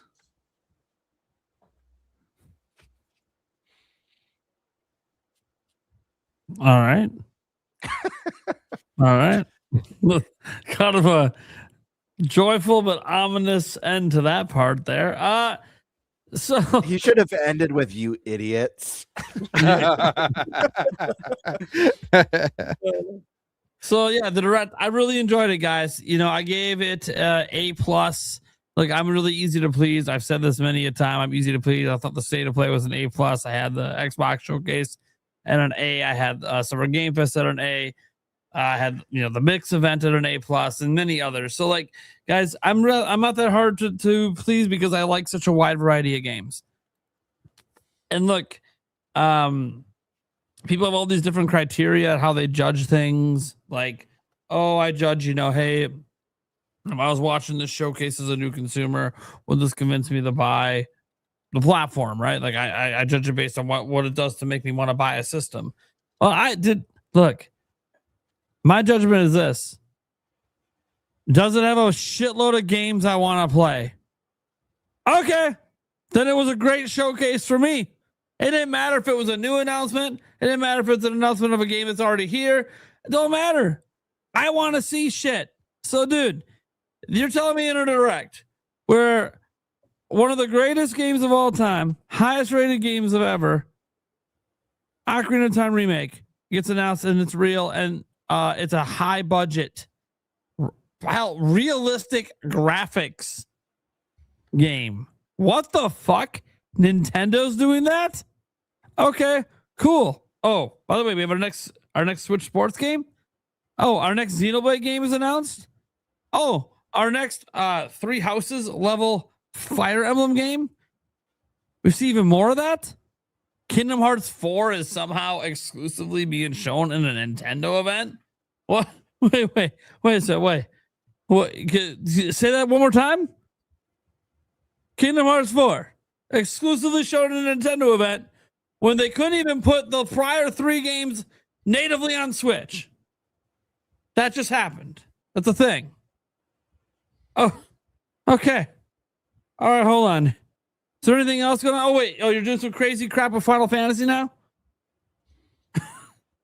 How the fuck did you take something that was a mobile game and now make me want to play it? What is happening? This shouldn't be a thing. This direct was so good start to finish. How am I supposed to be disappointed in any of this? Now, look, I get it. Maybe a little RPG heavy, I suppose, if you're not like heavy into RPGs. I sort of see that. Like, you know, ironically, if you're someone who's really into farming sims, this probably wasn't the direct for you. I get that. If you really, really just like love platformers and that's all you play, okay, Rayman Legends Retold, and I'm happy that game's coming. But yeah, okay, we didn't have a ton of those kind of games here. So yeah, definitely very RPG / action adventure heavy. I think the count was at like 16 RPGs and 9 action adventure games. So guess who loves RPGs and action adventure games? So right up my alley, baby. So yeah, I loved this direct. Look, you guys are already saying enough praises of it. I think, you know, obviously, guys, our show in general is usually pretty positive about gaming showcases because, guys, these showcases are showing us games. Are we supposed to be upset about seeing more video games? So that said, we've been kind of beating around the bush because of an extra special game that was shown at the end. Special for many, many reasons. And our comrade who isn't here, I'm going to let him get the first words in on this. The Ocarina of Time remake. Here is Eric Moore's words. The Spice Lord himself said, "Holy shit." Yes, he literally typed that out. Mm-hmm. For as much as I believed it was possible, I also thought it wasn't going to happen. I am so glad that they announced this. My favorite part of the announcement was the music. The little teases of songs from the game over the narration was a chef's kiss. I am hoping that the link they showed in the trailer is the actual gameplay and not just some placeholder visuals, because that looked crisp. This was a good direction to go for the art. I know we talked about the art direction, I believe, last week or the week before, and we were hoping that they don't keep with the Link's Awakening or Echoes of Wisdom route. This couldn't be any different. Oh, and this is great for the game. I can't wait to actually play the game this time around. Okay. Thank you, Eric. Who wants to go first? This is special. It'll be the only time probably in podcast history that this particular thing will ever be revealed again. You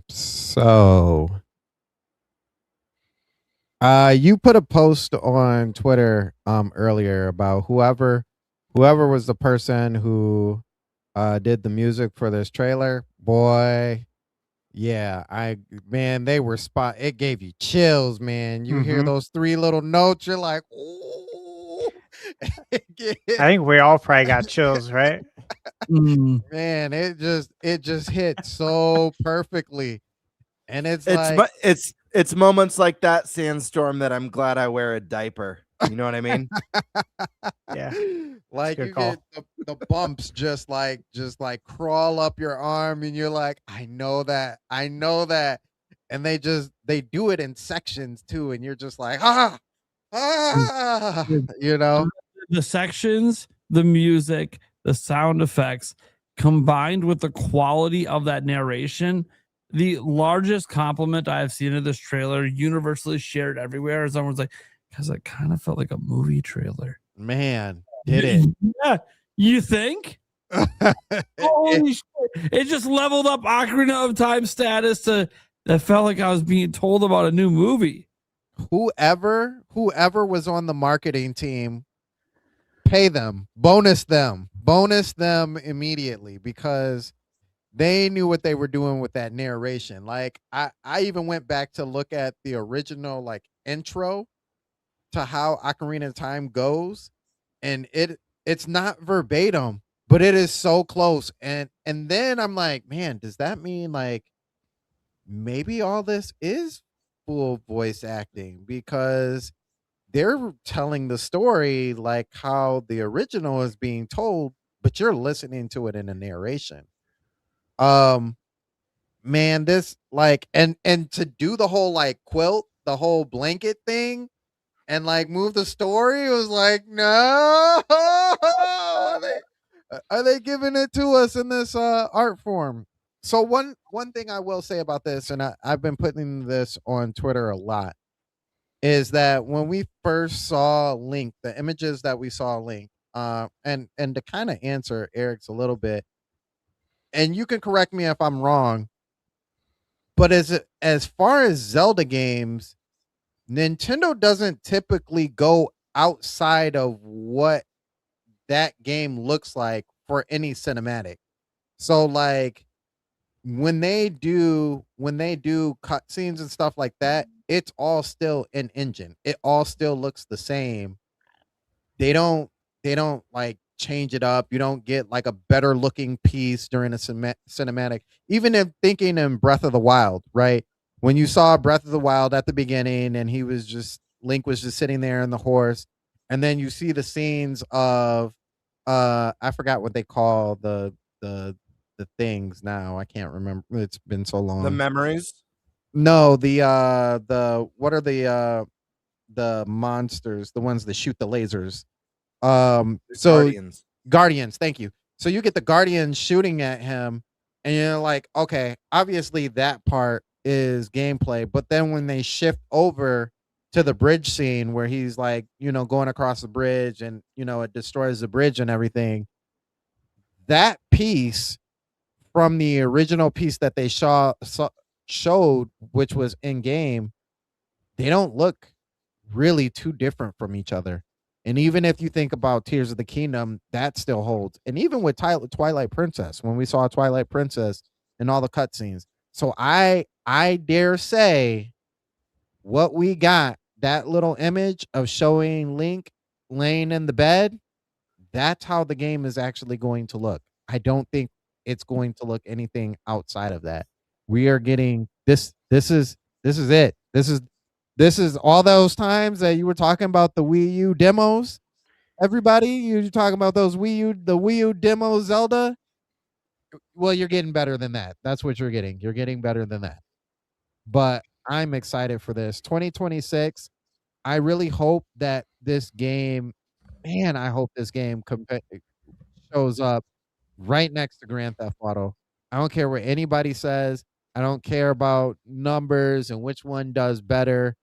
I want to see Muhammad Ali fight Mike Tyson. I want to see that. I want to see that in all its full glory. Greatest game of all time. And I'm a Majora's Mask fan. Greatest game of all time. Most highly rated game going up against one of the most anticipated games of all time. Do it. Do it. Make it happen. I've seen so many people saying that they will pick Ocarina of Time over Grand Theft Auto because this is the Zelda game. There's a whole lot of Zelda games.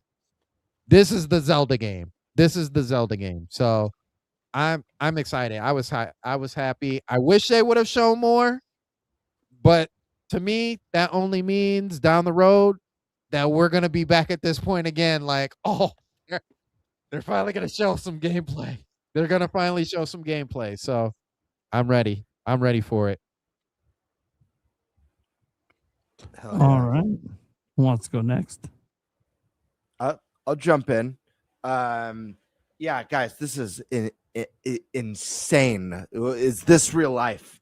And I say that like, we've not only have we been talking about this, and we've all been firm believers that this game is real and this game's coming. I've been on the podcast for over a year now, and no one has said otherwise. We've all been firm believers. But I go back even what feels like 3.5 years ago. I'm not even sure. I went on Andres Restart's channel. I was talking to him about that Aonuma interview when he was asked, and he was laughing. And I was telling Andres, I'm all in, man. I think it's happening. He wouldn't have just laughed. He would have not let speculation run wild like that. So I've been a believer in this for so long now. It feels so good to see this come to fruition after all these years, after believing for so long, after building all that hype. Not only is this game back, but when I think about not just what I've talked about on Game Bird Classic over the last couple of years, but I've sat here and talked about with you guys when we've had our discussions about Zelda's anniversary or what we'd like to see for this game. For a lot of us, it was like we all mentioned fully orchestrated soundtrack. We're going to be getting that. Modern visuals, not just a 4K remaster of the original game, not just an upscaling of the 3DS game. We're getting a game that's built, a remake that's built from the ground up. We've got two of those core pillars that we all wanted confirmed in this teaser trailer. We're yet to see more. We haven't seen gameplay. We haven't seen what else this remake has to offer, but I fully expect a modern, revamped combat system. I'm hoping for that jump button. Guys, am I the only one who feels this way? Is it just me, or did this teaser trailer feel like a movie trailer?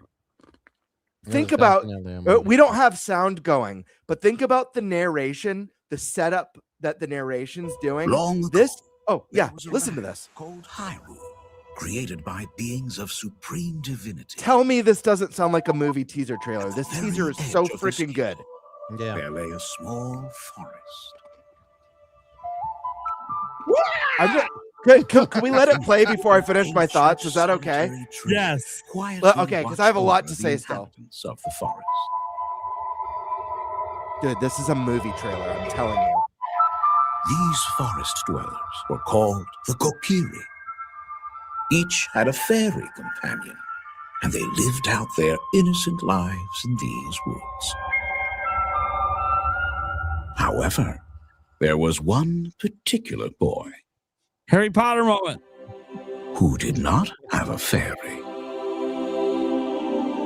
Oh, the music. Dude, chills, my friends. Are you a little boy? You're saying Hyrule, buddy. I'm ready. This is different. This is different in the game.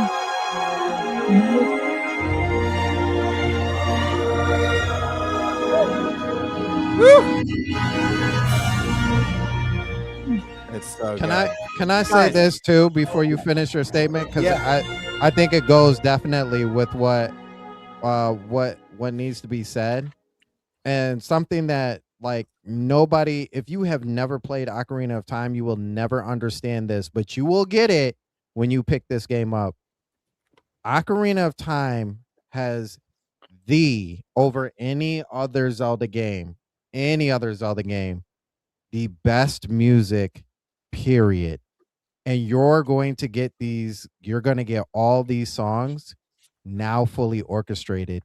And that is absolutely insane. The music is going to be so dynamic. It is going to be insane. Absolutely. But yeah, guys, I have to say, and I know we're waiting on a Zelda movie announcement, but this trailer to me felt like a movie teaser trailer. It was so cinematic, even though it's just going over the tapestry and it's got that really fantastical narration happening. There was just something so cinematic about this that really makes me feel they're going to be fleshing out the story and building more lore into Ocarina of Time, which is really, really exciting. But yeah, this is a dream come true. And again, Sandstorm mentioned this is the highest rated game of all time. I know it's not Nintendo style, but I hope when there's commercials for this game, when they're running ads on TV or at the movie theaters or whenever, I hope they have text that pops up at the beginning. The greatest or the highest reviewed video game of all time returns this year, remade from the ground up. Like, this should be marketed as the greatest video game of all time.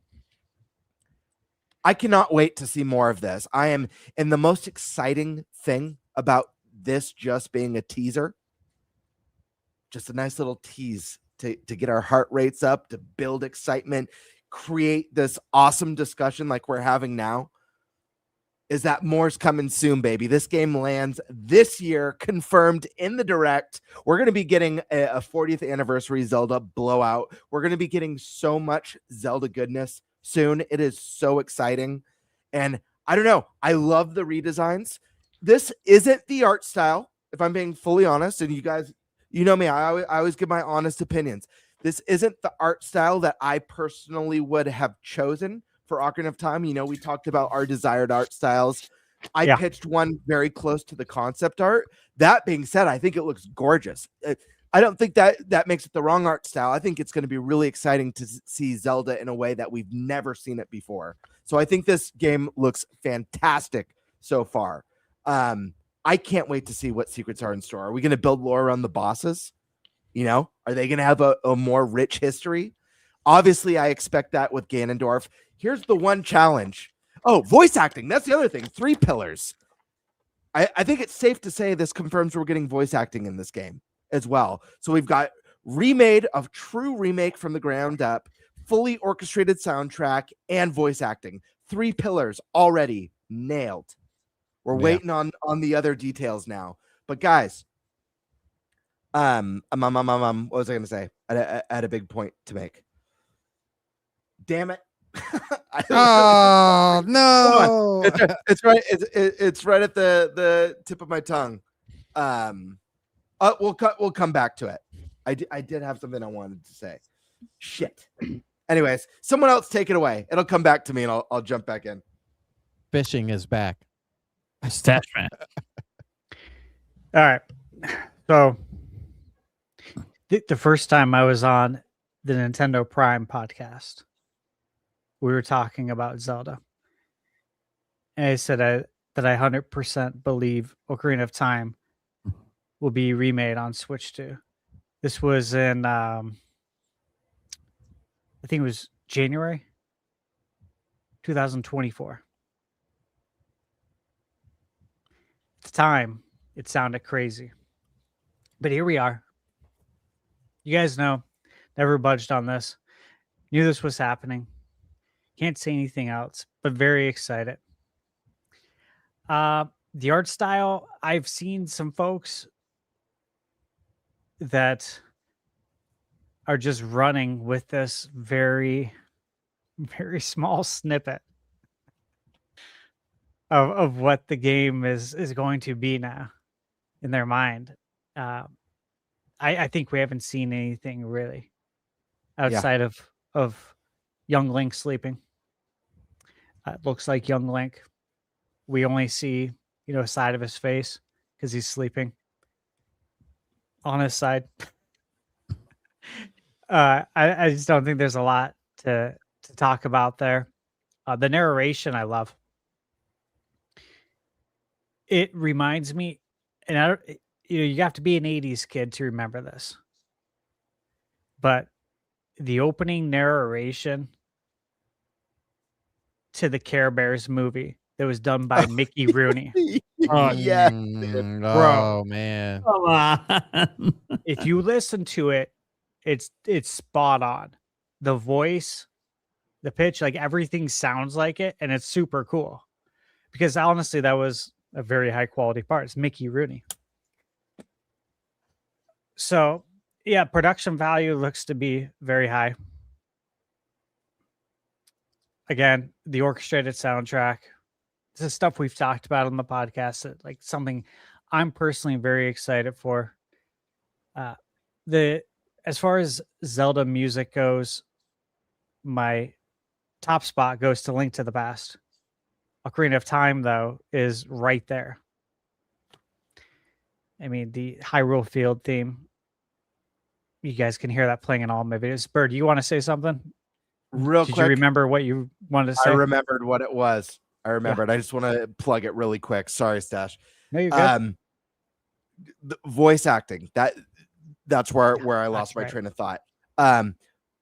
Voice acting, very exciting, but the challenge with it is, and I don't want to spoil it because I know there's a lot of younger people who are going to be playing this for the first time. There's a big reveal in this game, and I'm curious how they're going to tackle that in a way that was. Are you guys following what I'm trying to say? Mm-hmm. There's a big reveal in the game, and I'm wondering with voice acting how they're going to tackle that, because for a lot of people that was genuinely surprising, back in the day. Mm-hmm. So I won't say any more than that, but yeah, I just wanted to mention that'll be interesting to see how they tackle that. And it wasn't really something I thought about when we talked about voice acting in this game, but now hearing like the narrator and stuff, it immediately came to mind. But anyways, sorry to derail, Stash. I didn't mean to throw you off. I just wanted to throw that out there really quick. You're good, bro. Good point. So look, we've talked about this a lot. I'm not going to go into speculation of what the game will be like, and I'm not going to make a heads or tails emotional decision based on the art style that we've seen a very small snippet of. Ultimately, I trust Nintendo. They've earned my trust for decades. There's very few companies that have. There's very few of anything in life that's earned my trust over that amount of time. So I trust that they're going to cook. They haven't steered me wrong. I think they're going to do great here. So, with that said, Ocarina of Time. For those who don't know, I missed a whole week of school when this came out. I pretended to be sick. My mom knows the story now, of course. We've talked about it. She still can't believe that I wasn't sick. And I'm like, look, the first couple of days, I actually didn't feel good. As an adult, if I had to go to work, I would have. But this was school. You know what I mean? And every day when my mom would leave, she'd take the N64 controller and hide it. And I would go search her room and find it. I'd take a mental snapshot of exactly how the wire was wound around the controller, so I could put it back exactly the same way. And then when my mom would come home from work, I would ask her, hey, I've been resting all day. Is it okay to play Zelda? Because it just came out. So obviously I want to play it. And she understood I wanted to play it. She understood how long that 5-year wait was. Or not 7-year wait between Link to the Past and Ocarina of Time. Like that was an eternity back then. So my mom understood that. And so I got to play it the whole week. I beat it. I came back to school. Everyone's like, I heard you were like deathbed sick. It's like, no, that was fine. It was better than ever, bro. Feel well rested. And Ocarina of Time's beat. Everyone's like, what? What do you mean it's beat? I'm like, that's what I did. I wasn't sick. My science teacher, Miss Wilhelmy, her name was Bobby Wilhelmy. She taught earth science, and she used to be she was retired military. She caught wind that I faked sick, and she was hard on me for the rest of the year. She was pissed. That's the same teacher that I was always reading the E3 Nintendo Power magazine, and the one with Mario on the cover. If you guys remember that, I think it was issue like 100. Yeah. That's my Zelda memory. Do you guys mind if I play something? I got something that we should really just play Or because there's not many times we can do this. Okay. And Nate, playing a video is just share screen. yep. Okay, there's gonna be audio on it. I'll keep it low, and Yep. it's not gonna flag us.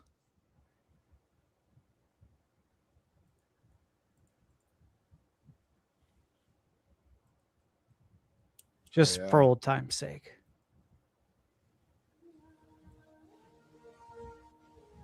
Maybe the young kids haven't seen this.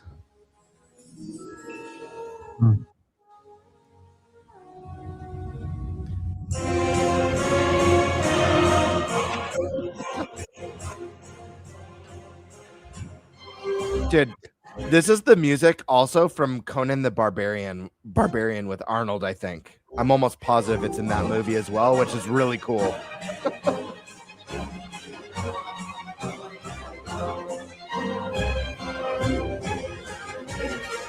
You think they remake this commercial? I know. Really awesome. Oh man, with updated graphics, it would go crazy. Or will no.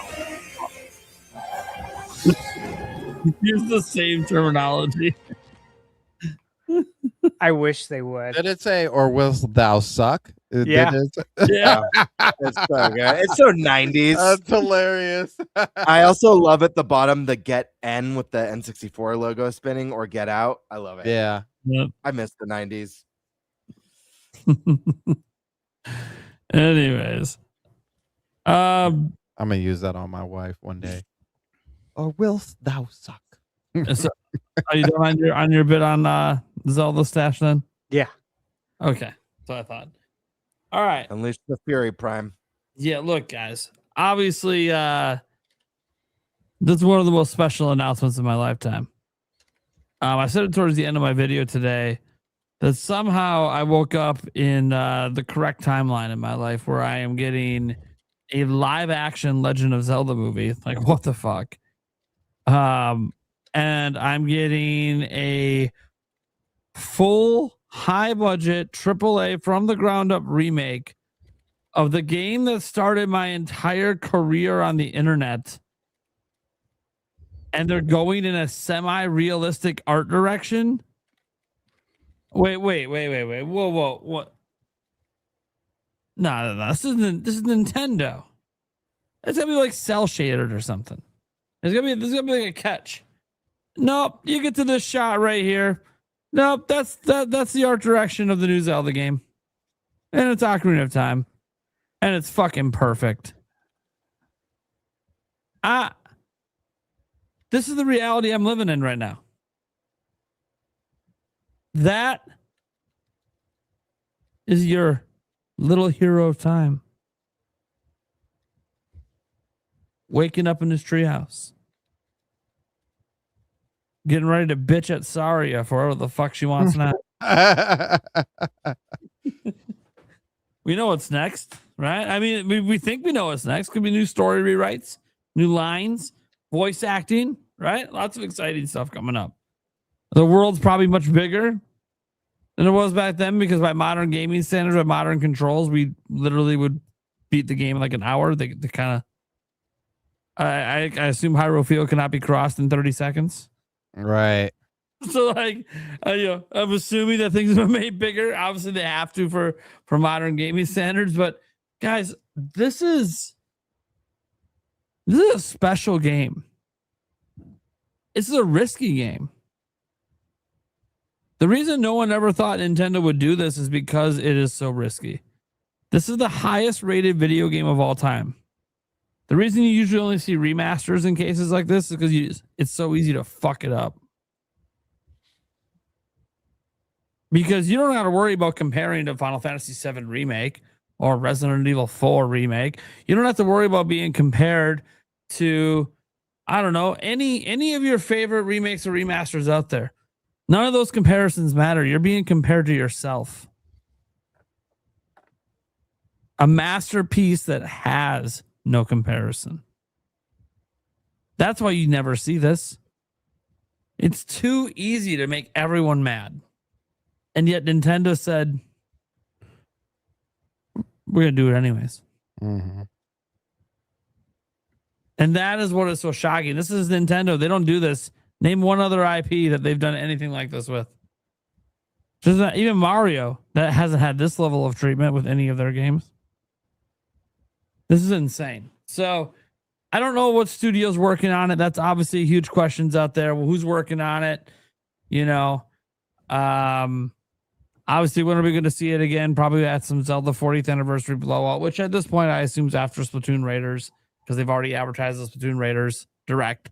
So that's obviously where you can see their marketing is going to be shifting at the end of the month. It's just Splatoon Raiders. And then I assume the Zelda will hear shortly after that in August or end of July-ish. We'll see.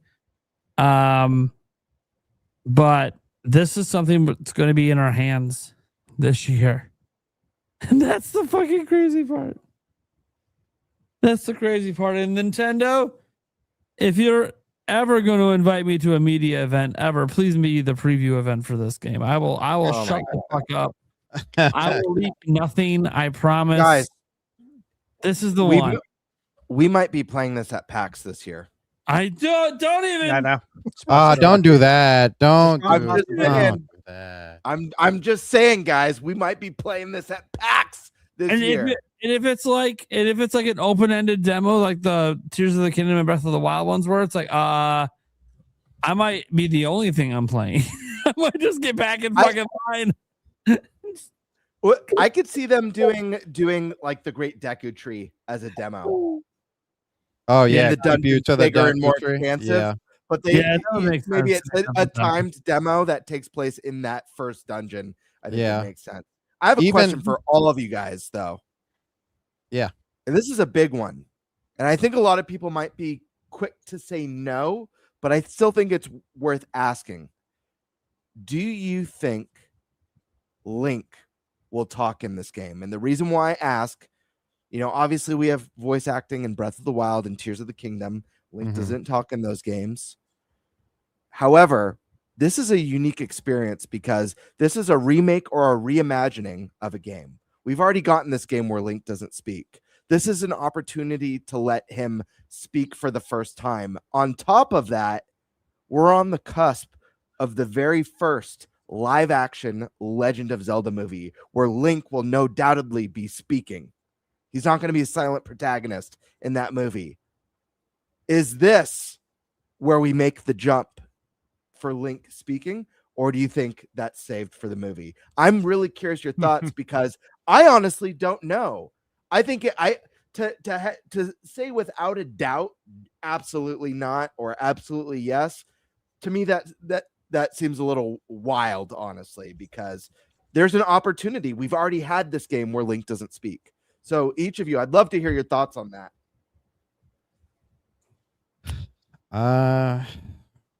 That I think comes with a lot of ifs. The first if, I think the first and the biggest if is, what does the main menu look like? Because if it is reminiscent of 64, you put your name in that game or whatever name you have, and then it becomes awkward because then not only you but all the characters have to say that name. So I think if you're looking at it from that perspective, I think it's hard to come with voice acting. But with that being said, if you take that away and unpersonalize it like it used to be, and it's just I think they take it away. I think it's more likely that you do. But I don't know if you, that's really hard to say, man. If you take it away and if you give Link his name in that game, maybe you do, but I also kind of feel like he's not going to say much. So Like, what's your even if he does talk. prediction? Just do a prediction. Do you think he will or won't speak? Just throw a prediction out there. I'm gonna still say no. I'm leaning on no. I think everybody else is gonna talk, but I think it's going to be in such a way that it still feels like you're having a conversation. Mm. And Nintendo's good at doing that. So, yeah, I'm going to say no, but I do still think there's going to be voice acting. What about you guys? I'm going to say he does speak, but it's very, very, very sparing words. Just like a handful it needs to get through certain cutscenes. Yeah. Stash Man? Okay. Nate and I agree on this. So, you know how like Mario speaks in games Yep. a little bit?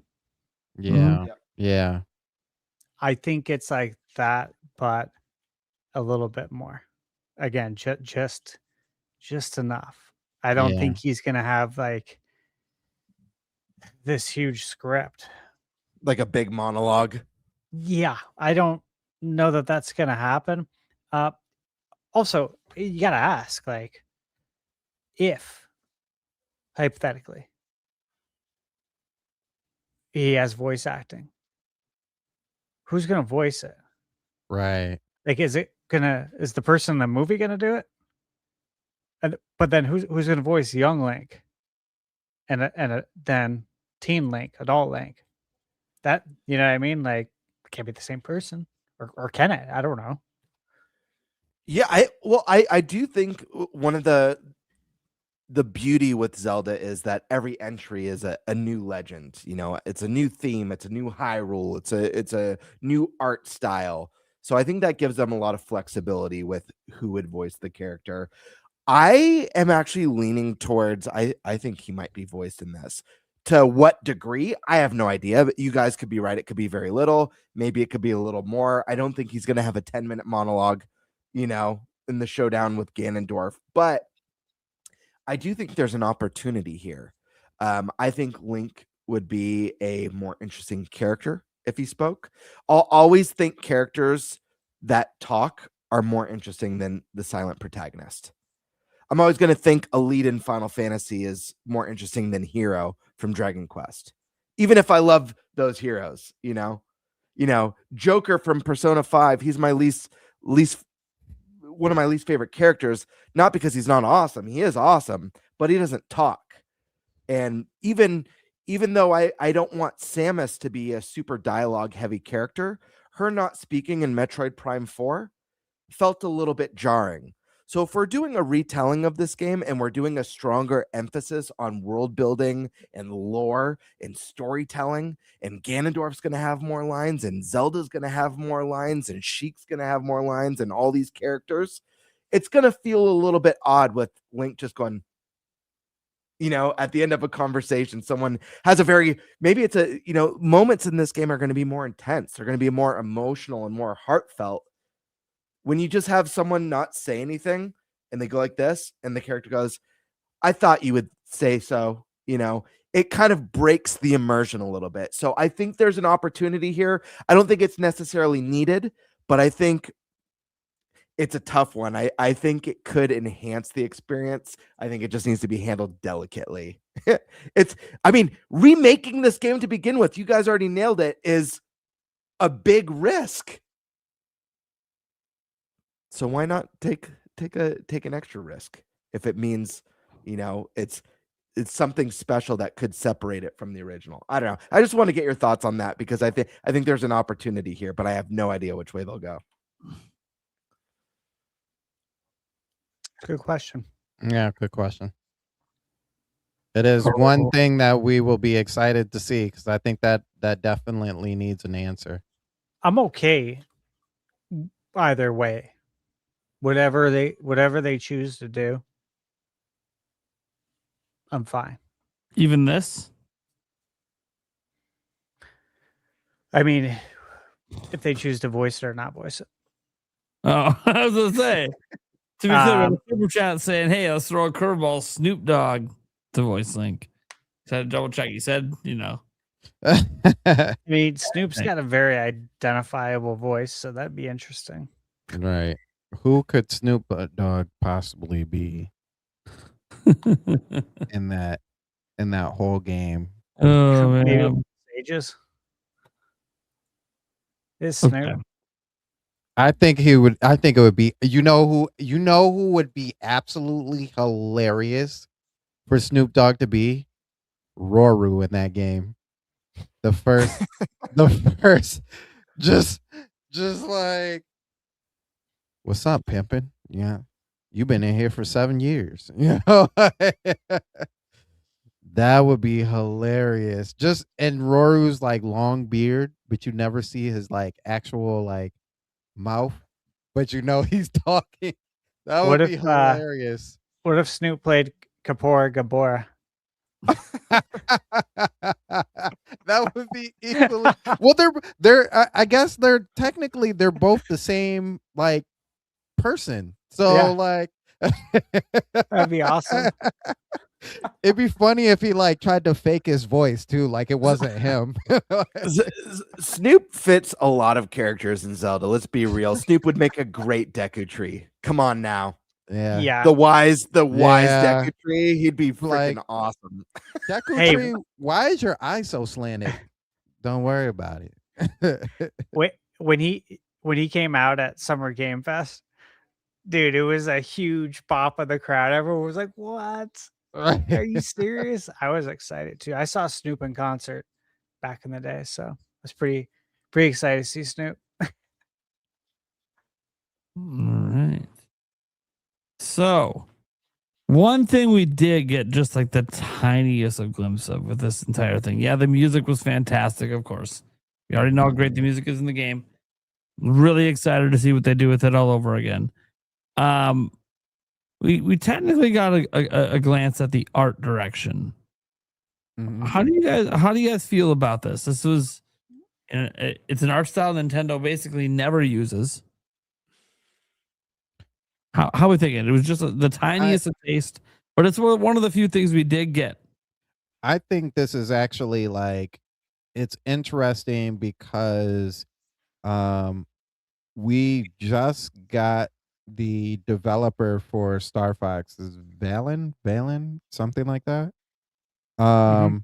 And they just said that they were using their in-game engine Viper. So I'm like, man, obviously it can't be them, but I'm wondering if they source that out. They don't look one to one, but the art style, but Nintendo's like, you know what? After this whole like life of Nintendo, now at the point of diminishing returns, they're like, oh, you guys wanted more realism, so we're gonna give you more realism. And this is like the second game after Star Fox that we're seeing like that change. Both N64 games too, which is interesting. Yeah. So it's like, whoa, wait a minute. And you know, this is for me and Gamebird. I don't know. This is for Stash and Prime. But if you're gonna give me this game and it's gonna look like this, please don't play with my heart. Drop Majora's Mask as well and do the same thing. Please, Oh, please, man. please. Yeah. Do you okay? So I'm so happy because that was going to be my last question before we wrap this up, and I want everyone to answer Prime's question. So after we all answer Prime's question, let's all give our honest opinion. Do we think Majora's Mask is not just a possibility, but actually a realistic possibility? Of course, You want anything. you want an answer to that? After. But yes, I do, because anything could be a possibility. But realistically, as friend, as I almost said friends, not as friends, as fans who've followed this company, our whole lives, do we realistically think that's possible? But first, we all gotta ask Prime's question or answer Prime's question. Okay. Well, then answer my question, Gamebird. I stand by with what I said earlier. This isn't the art style that I would have personally chosen. Like if the choice was mine, I would have chosen something a little bit more timeless. And I think the one that I pitched in previous shows of trying to capture the magic of the concept art for the game would have been really cool to see. That being said, this really the whole tapestry part's absolutely gorgeous. Love that whole tapestry scene. This little snippet I think looks really, really good. I'm excited to see more. I hope with the realism that it doesn't lose some of the whimsical fantasy that you get in Zelda. I still want to get some of the vibrant, but we just haven't seen enough. I want this game to look very colorful and magical, but also super dark and gritty at times, because we all know Ocarina of Time gets pretty damn dark and disturbing, especially deep down in that well and in that shadow temple. But the little snippet we see of young Link, I think, is beautiful, and I'm really excited to see more. May have not been my first choice, but I think it's a damn good choice. So I'll say that. Okay. Stash. Thoughts on the art direction? Yeah, I'm good with the art direction, and I'll also say that we haven't seen enough. Yep. We're not even close. So I don't think anyone should come to any conclusion at this point. And I really don't even think you should be leaning in any direction. You should just literally say, wow, we've seen a very short snippet. Let's see what the game actually looks like. Guys, have you yet visualized, based on this art style, what these, because you all know how iconic each boss is in this game. The boss design, like just from a conceptual design in Ocarina of Time, is phenomenal. It's S tier. Bongo Bongo, Queen Goma, Phantom Ganon, phenomenal boss, like just artistically boss design. They're gonna I'm make so Gwen hyped Rova to look see. hot. I am so excited to see what the the great fairies, man. Yeah. Anyways, I'm so excited to see what some of these bosses look like realized in this modern engine. Is going to be unbelievable. Prime, what are your thoughts though on the art style? Well, look, even though Stash like no one should buy it too far in one way or another, this or that. Dude, I love what I saw. I'm all the way in. Yeah, obviously, I don't know what it's going to look like in the rest of the game and how it's going to hold up. And maybe there's some drawbacks to what they're doing, or maybe some of the character designs I don't like. But what we saw, that little tiny snippet, which, look, I'm going to be honest, the trailer feels like we were watching the beginning of the game. Like we were being like shown actual footage from the game, kind of cut up special for the trailer. And that was going to be our transition into taking over Link in his room, like we know at the beginning of the game. So I do believe that's pretty much what the game looks like. And that's because, their cutscenes, in Nintendo history are pretty much the same as the in-game graphics. They always have been. So I have no reason to think that that's not what the game actually looks like. It's coming out this year. It's not like it's suddenly going to get a drastic overhaul between this reveal and, 4 months from now or 5 months from now when it's in our hands. And we're probably playing at PAX. Like that's one thing that was crossing my mind earlier today. I was like, oh my gosh, I'm going to probably be hands-on with this before the game even comes out. And that is so freaking, yes. Like, I didn't get to do that with Tears of the Kingdom because like they didn't have E3 anymore or any preview events like this. And now, hey, I get to do it again for another Zelda game. That's going to be so exciting. Whatever else, Dustbloods, I assume, and whatever else they end up wanting to show off there, whatever's coming out September on forward. But yeah, I'm just really excited. I think that this art direction is everything I always wanted it to be, which is why I was kind of emotional at the end of my video today. I legitimately am living the timeline of what I want, which I never thought would ever exist. Because I like nothing ever caters exactly to what you want. None of us get everything we want. No, I'm not saying I have everything I want out of life. But in this particular case, in my lifetime, I'm getting to see some things from The Legend of Zelda that I never thought I would. And that is awesome. Now, to transition to Gamebird's follow-up question about Majora's Mask. We could make it just a quick yes or no, too. Yeah. To the Majora's Mask thing. Well, To that I say, no shit. Majora's Mask was like made by reusing assets. You think they put in money into this to make these fucking assets? And they're like, oh yeah, we have a freebie game we can make that we don't have to invest $100 million to make because we already have 90% of the assets. Should we make that game? Or do we just not like free money? Or do we not like free money? Like, yeah, wait. Like, they're not going to release it till like after the next big 3D Zelda game comes out in 2028 or whatever. They're going to space it out. But I mean, the game might be fucking done in like 2 years, you know? Just wait for that 40th Direct where they do the full gameplay reveal and then they do, but that's not all. After, look forward to Majora's Mask. Oh my God.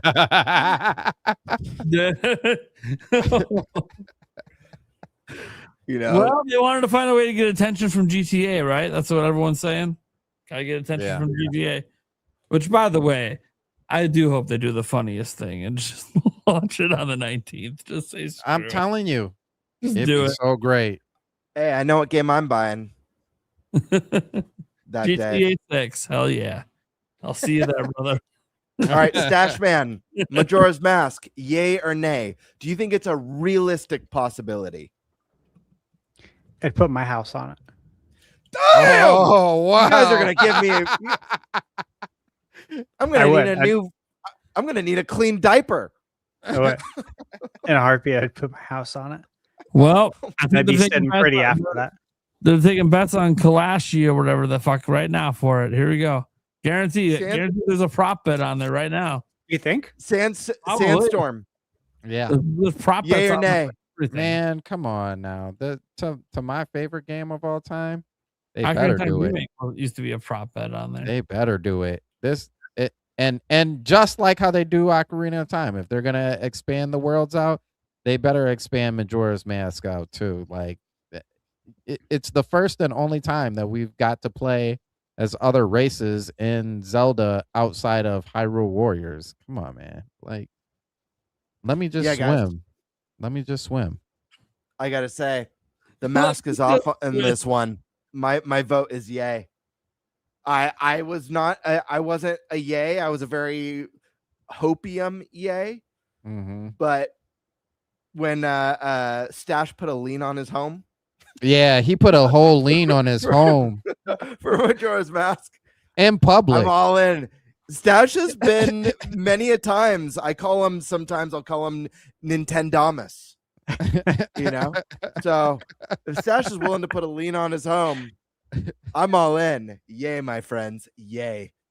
Hey, I gotta ask though, Nate, was that really a prop bet about Ocarina of Time? Yeah. So there is a get rich quick scheme out there.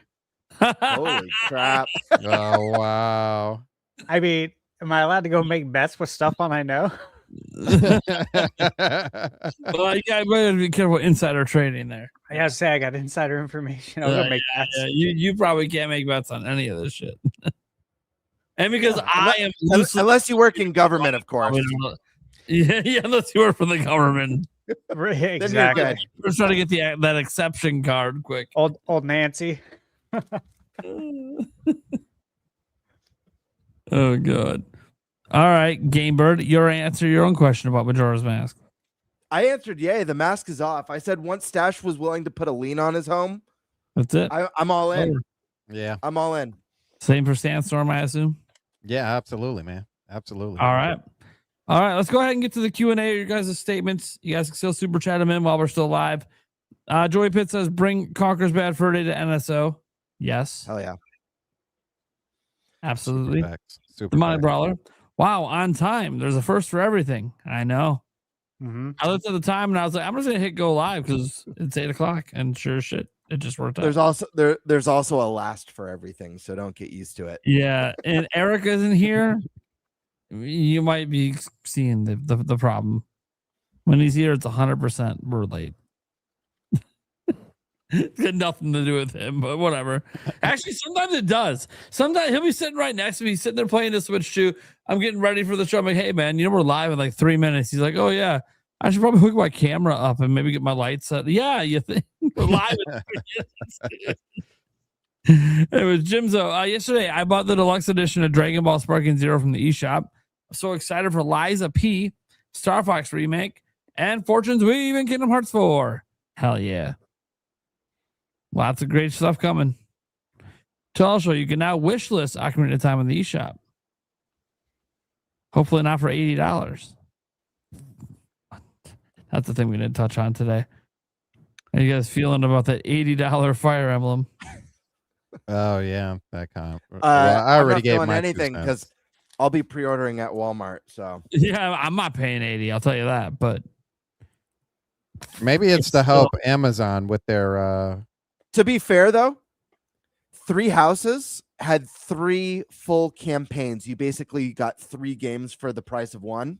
If this game follows suit and they're obviously not doing the multiple releases like Pokemon. Fire Emblem is shifted away from that. If this game has 3 campaigns or 2 campaigns, you're getting more than your money's worth. Even at it's 80. probably going to be, in my opinion, it's going to be each of those characters that they talked about. They're going to have their own campaign, so you're going to continuously play that game. Yep. And it's not like Pokemon where there's subtle changes. There's 3 endings, 3 different stories, 3 different main characters. In 3 Houses, you have completely different parties based on who you choose. You're getting an insane experience for that price. So if it's like that, it's worth it. Just saying. Yeah. All right. Like the Chomp says, happy that the unks, old heads, and geezers got Ocarina of Time. I'm also happy for my children who are going to get to play it for the first time. Facts. Mm-hmm. Reaper was the WTF game Kingdom Hearts 4 the Direct. Nope. Reese Riley has come out publicly to say his game has not been revealed yet. Jorge, I believe Nintendo usually shows 3 to 4 new first-party games per Direct, so this was no different. I can understand that it's been 9 months since the last Direct, but Nintendo seems disciplined in what they show. But they had a consistent cadence of stuff in there. They showed a lot of stuff. I don't know how much new people expected. We knew what most of the lineup was the rest of the year. We only needed a couple announcements, and we got 3 announcements, and one of them was for 2027. So it's about what I expected. You know, I think this is the sad part about leaks too, is for a lot of people, it sucks the hype. You know, obviously a lot of people have been talking about Ocarina of Time, but when Nate the Hate came out and said that he's heard it's cut real and it's coming this year, when people see it, if you're not like super hardcore like we are for that game, a lot of people just see it like, yeah, I already knew that. You know what I mean? And that's just the unfortunate side of leaks in general. The same goes for Star Fox. Meanwhile, I knew all about the leaks, and I'm like crying. Yep. But you're hardcore. Oh, you know? Leaks don't ruin my hype, but they just make me. Oh, man. All right. To my brother. Hey, guys. Just letting you all know, I'm always having a blast with this show. It's the highlight of my week. I love it, and I'm still a big supporter. But hey, I have to have less super chats for a while. I got to save up for the 30 games coming out. Back. Oh, so you're partaking in September, I see. It's an expensive year, man. It's 1 month. Just 1 month's a problem. Thank you so much. Admiral Brawler also bring back NFL Blitz, NBA Jam, NHL hits. Got to keep it going. One more for him saying they should add a dirt biking for Excite Bike. There you go. To Sports Resort. Joycey J's here. She's hyped. Ocarina of Time remake is real. Love y'all. I remember when Joycey asked on the podcast, when she asked me specifically several times, but I thought it was actually coming in real. Joycey, I told you the truth the whole time. All right. Tomorrow, I think Welcome Tour should be free for NSO members. I think a lot of us agree with that. Win demand in the Ocarina of Time remake. Imagine if we get previously cut content like the unicorn fountains or the brand new cutscenes like Ganondorf destroying Castletown. Yeah, all possible. I will say something to that. So I think out of just real quickly, sorry, just out of a lot of the Zelda games, in this game in particular, you don't really see Ganondorf actually doing evil stuff. Like most of the stuff that he does has already happened in between the 7 years, and then usually you're just playing catch up to what. Yeah, you hear about it. Yeah, you don't ever actually see it. So like, is Ganondorf evil? He's justifiably evil, I will say that. But you don't. But he's never had that like presence of like, yo, you're a bad guy. You know what I mean? So I would like to see a lot of that, like what was said.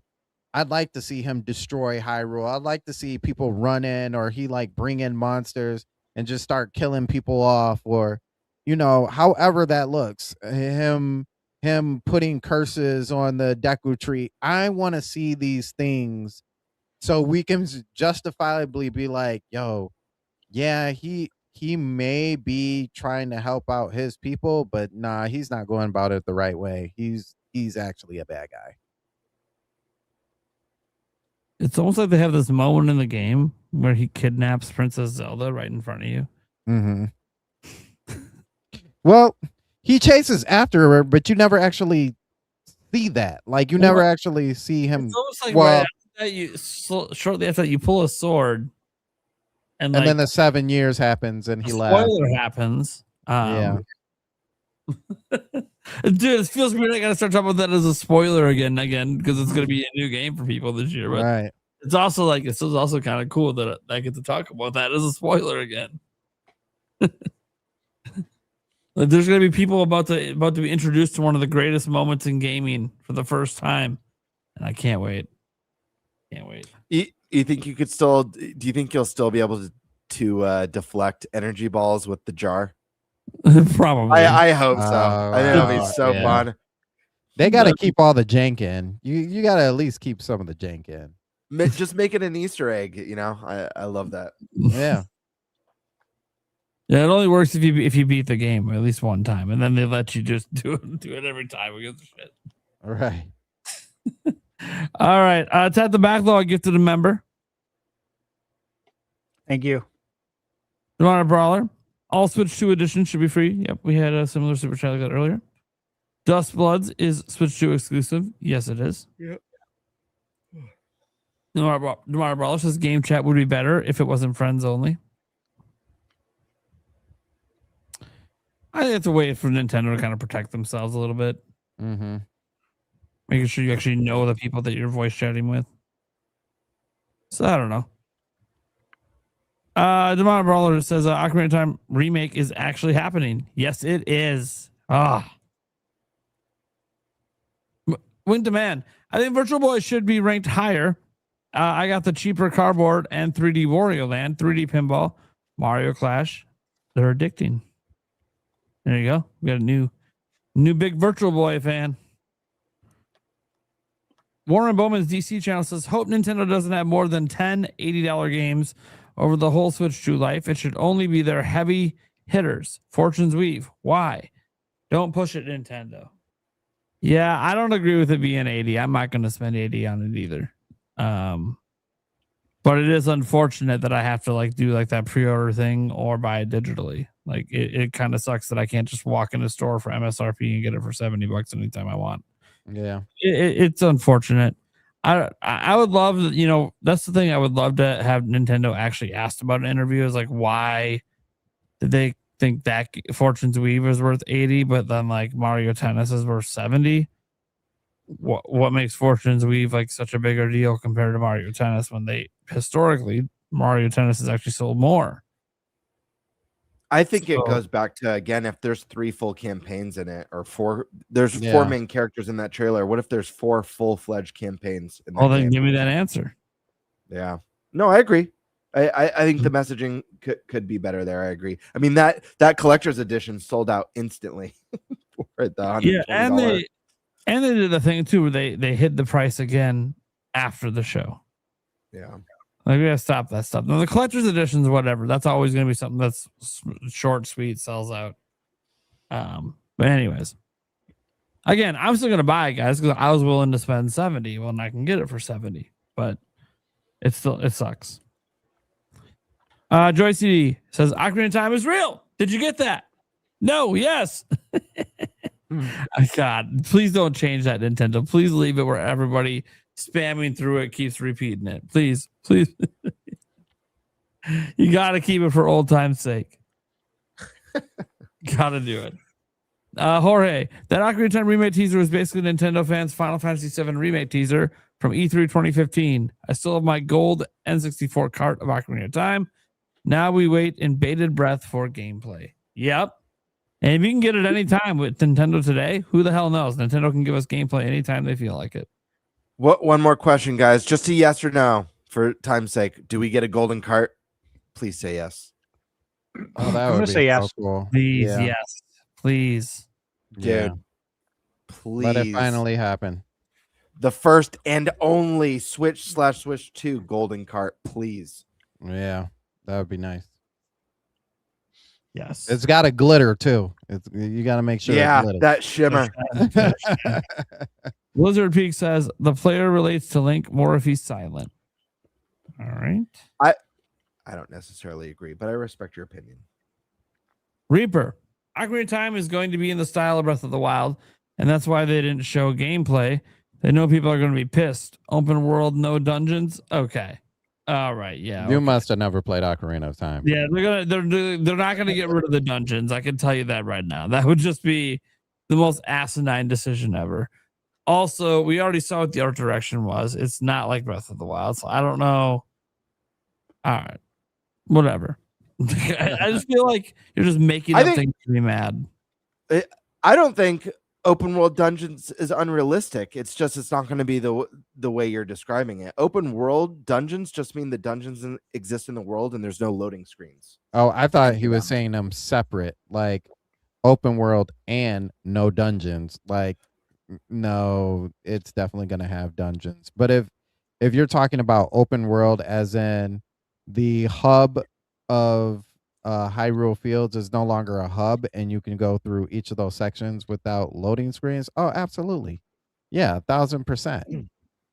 All right. But then that's weird I will say that's weird for one area, and that is for Lord, what is the whale's name? Lord Jabu Jabu. Jabu Jabu. Yeah, because his mouth is already open, and to walk right into that is like, that section might be a little bit weirder. I could see them changing something up for that. All right, Demonic Brawler. What no one is even considering is the fact that two of the best companies at remaking remakes are like best friends with Nintendo right now. Maybe they gave them some advice. Maybe. No idea. Again, we don't know who's working on the game. No. Hush Al Ghul says, let's throw a curveball. Snoop Dogg to voice Link. That was funny earlier. You think he's relayed it to Roz? I have no It's idea. possible. It's possible. I don't know anyone with the last name of Al Ghul outside of Roz. Reaper says Snoop will be Navi. Listen for shizzle. Shenanigans. OG commercial had Ocarina of Time as November 23rd launch date. Same again? I don't think that's a Thursday, is it? Because it'll be on a Thursday. Jimzo, in my opinion, Ocarina of Time gets new DLC and expansions that the original version never got. That perhaps the game will be between 60 to 80 and USD. Opinions on this? Well, the DLC would have been Majora's Mask had they kept it like it was, but back in the day, there was no such thing as DLC, so it was an entirely different game. Well, we could get Ura Master Zelda, Quest. aka the Master Quest. Yeah. Master Quest makes the most sense for DLC. Look, they're calling this just Ocarina of Time, so whatever they include in it is just what's now part of Ocarina of Time. Right. So whatever they decide to put in here, look, it's going to be a $70 or an $80 game regardless. Yeah, it's just I don't know what they're going to put in it. You know, Watch it be 40. that'd be sick. That would be sick. I think what we need to talk about though is I wouldn't say if, but what amiibos we're going to get with this. Mm. I don't even want to get into that conversation. The amiibo might cost as much as the game itself just to buy one. Great Deku Tree amiibo. Right. Dude, make $70 it, bucks. make Twin it like Rover amiibo, I'm buying day one. make Dude, that'd the be cool if they did. the Great Decatrue should be like a 12-inch amiibo. Yeah. So sick, dude. Great Fairy amiibo as well. Great Fairy amiibo should be 12 inches.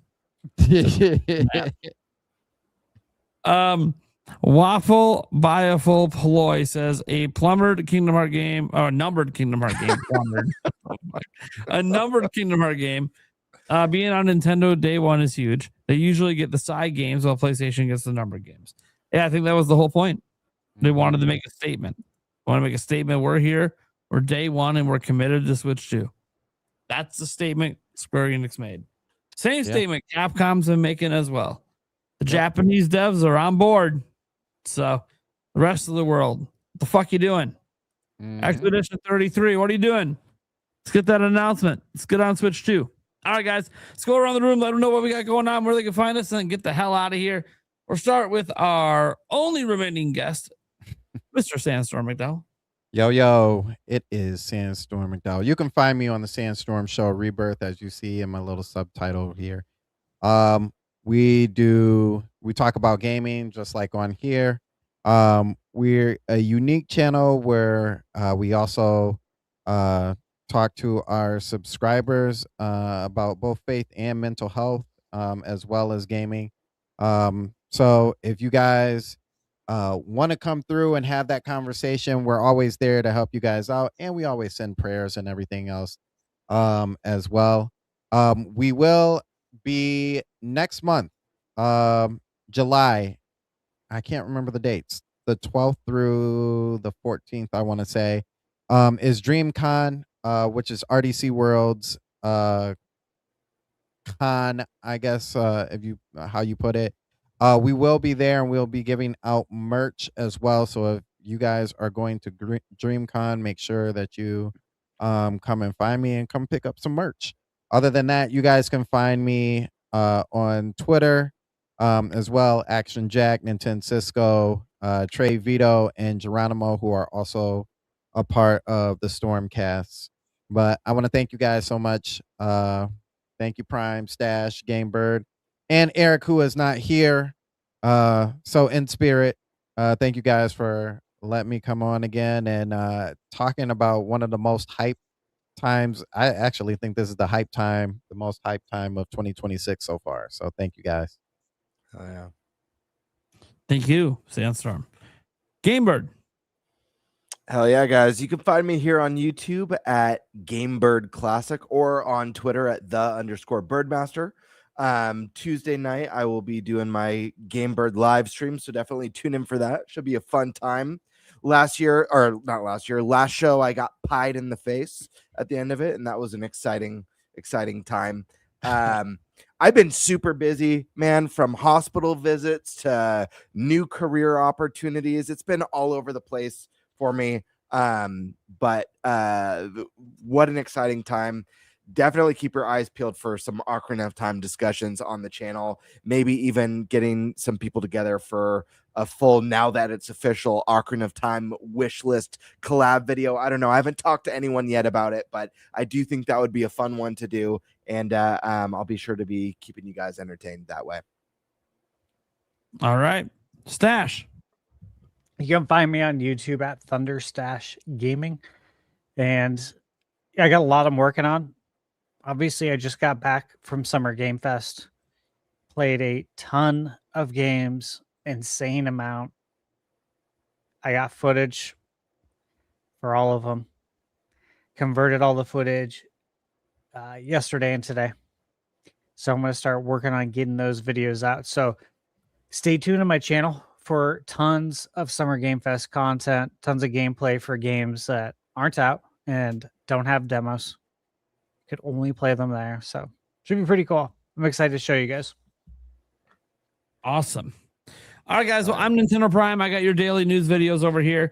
You guys can go ahead and follow our NintenByte Podcast Clips channel. That's where Eric does all his magic over there.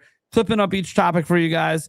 You guys can go ahead and also follow us everywhere. Our audio podcast is heard. It is on Apple, Spotify, everywhere. Just, look us up. Otherwise, guys, thank you so much for being here, and we will catch you same time next week. Gosh knows what we'll be talking about because the news is just flowing. It's summertime, baby. Bye, everyone. Yay. Right. Hey.